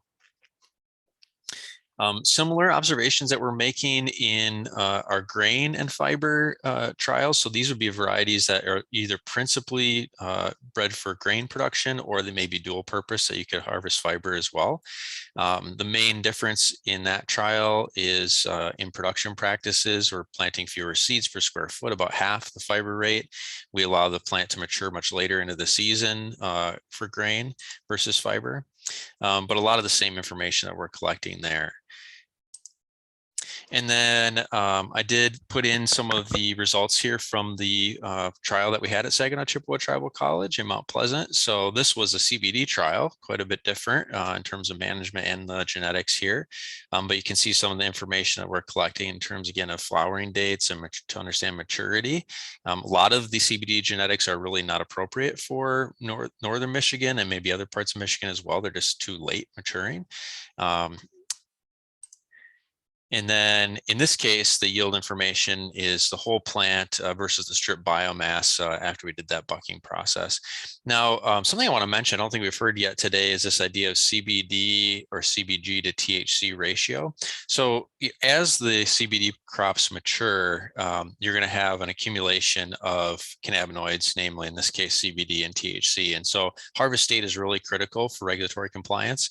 But something that's more maybe important for understanding variety differences is this ratio of CBD to THC, which is more stable throughout the growing period and across locations and so forth. So you want, obviously, in this case for CBD production, something that's high in the CBD to THC ratio.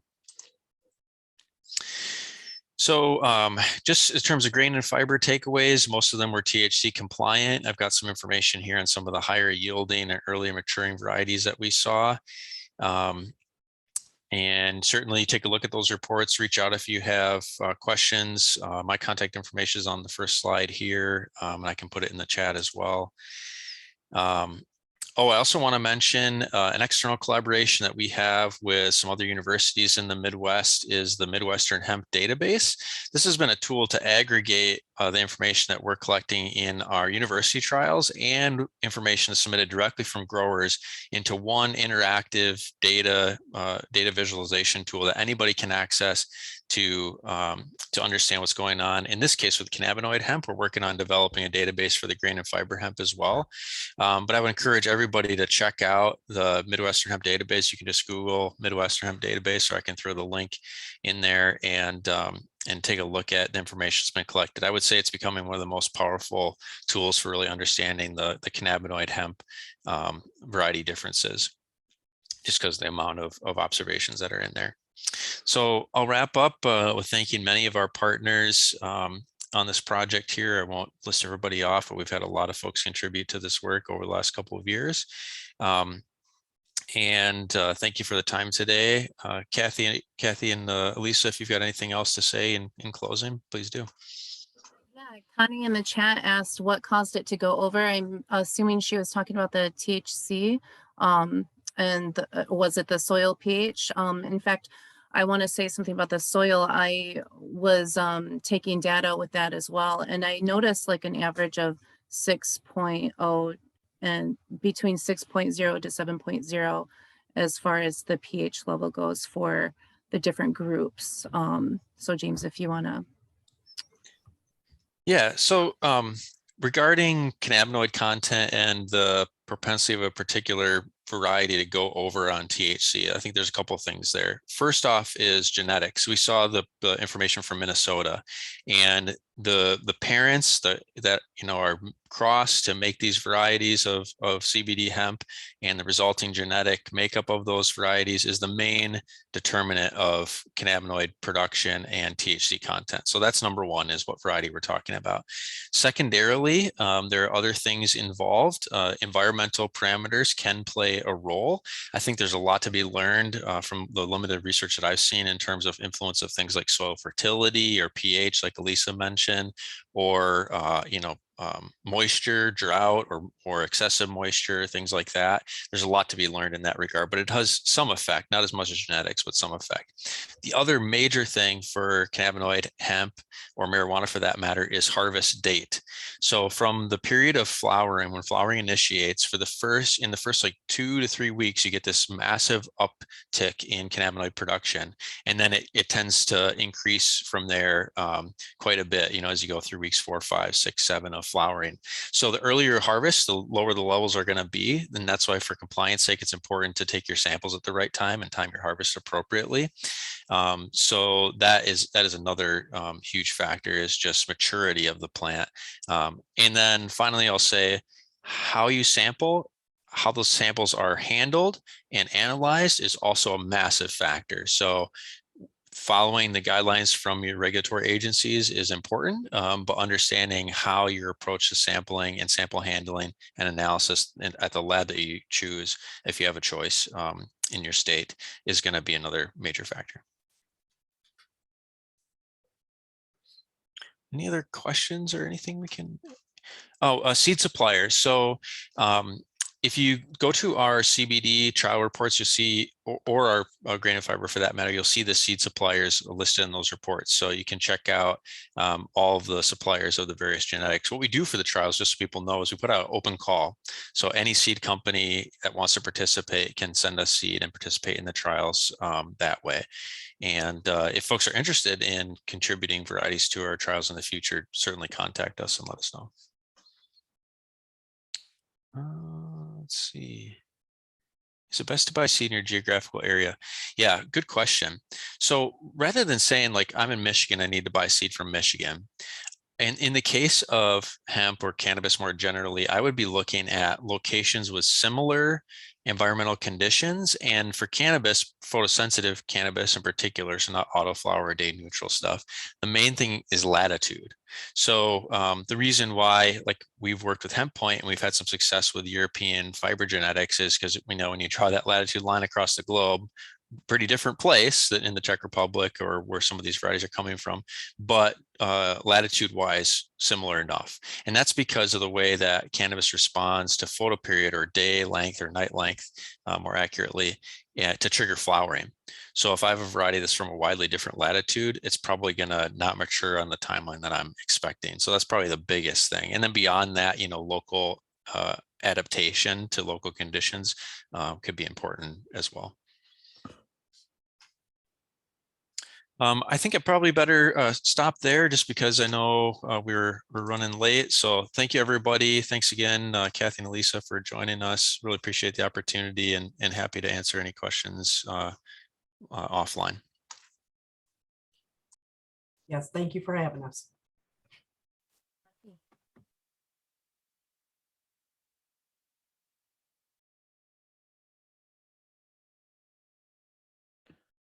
You're on mute. Winona, you're on mute. We can't hear you. Can't hear you. Winona, we can't hear you. You're on mute. You're on mute. Class can't hear you.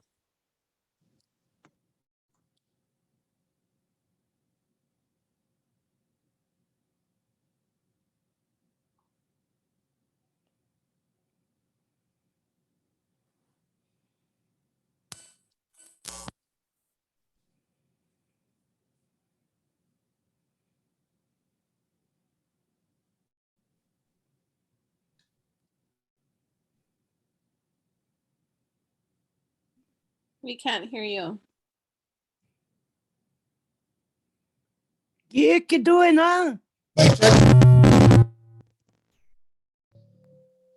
Michelle, read her lips for us and tell us what she's saying.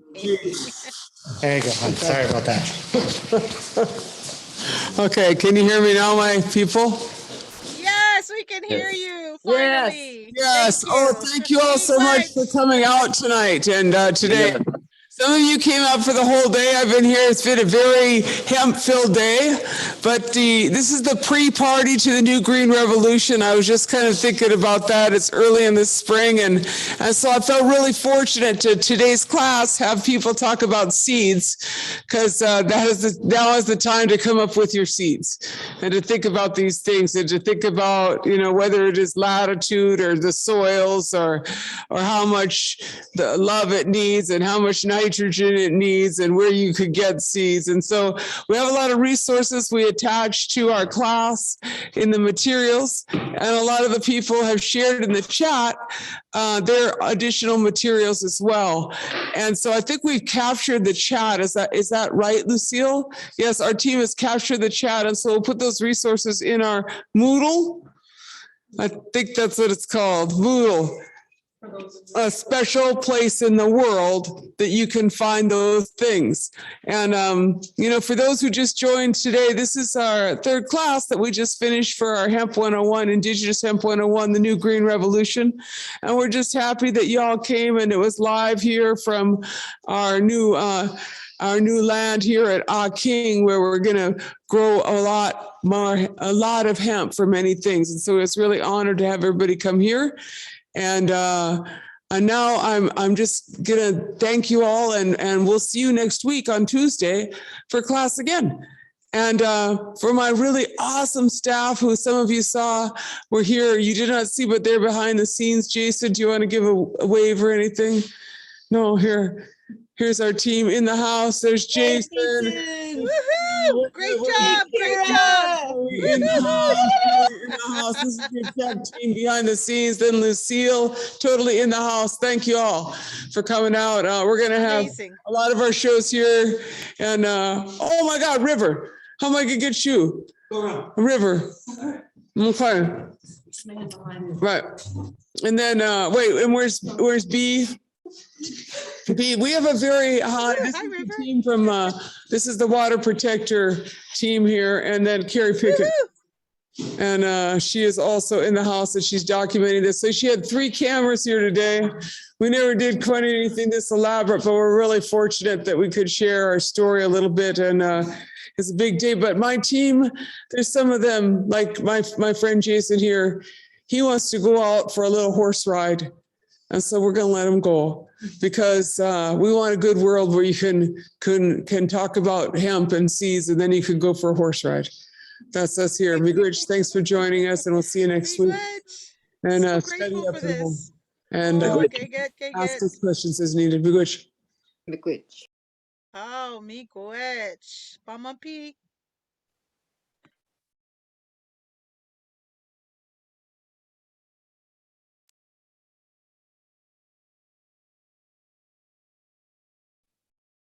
Thank you. Bye. Thank you, everybody.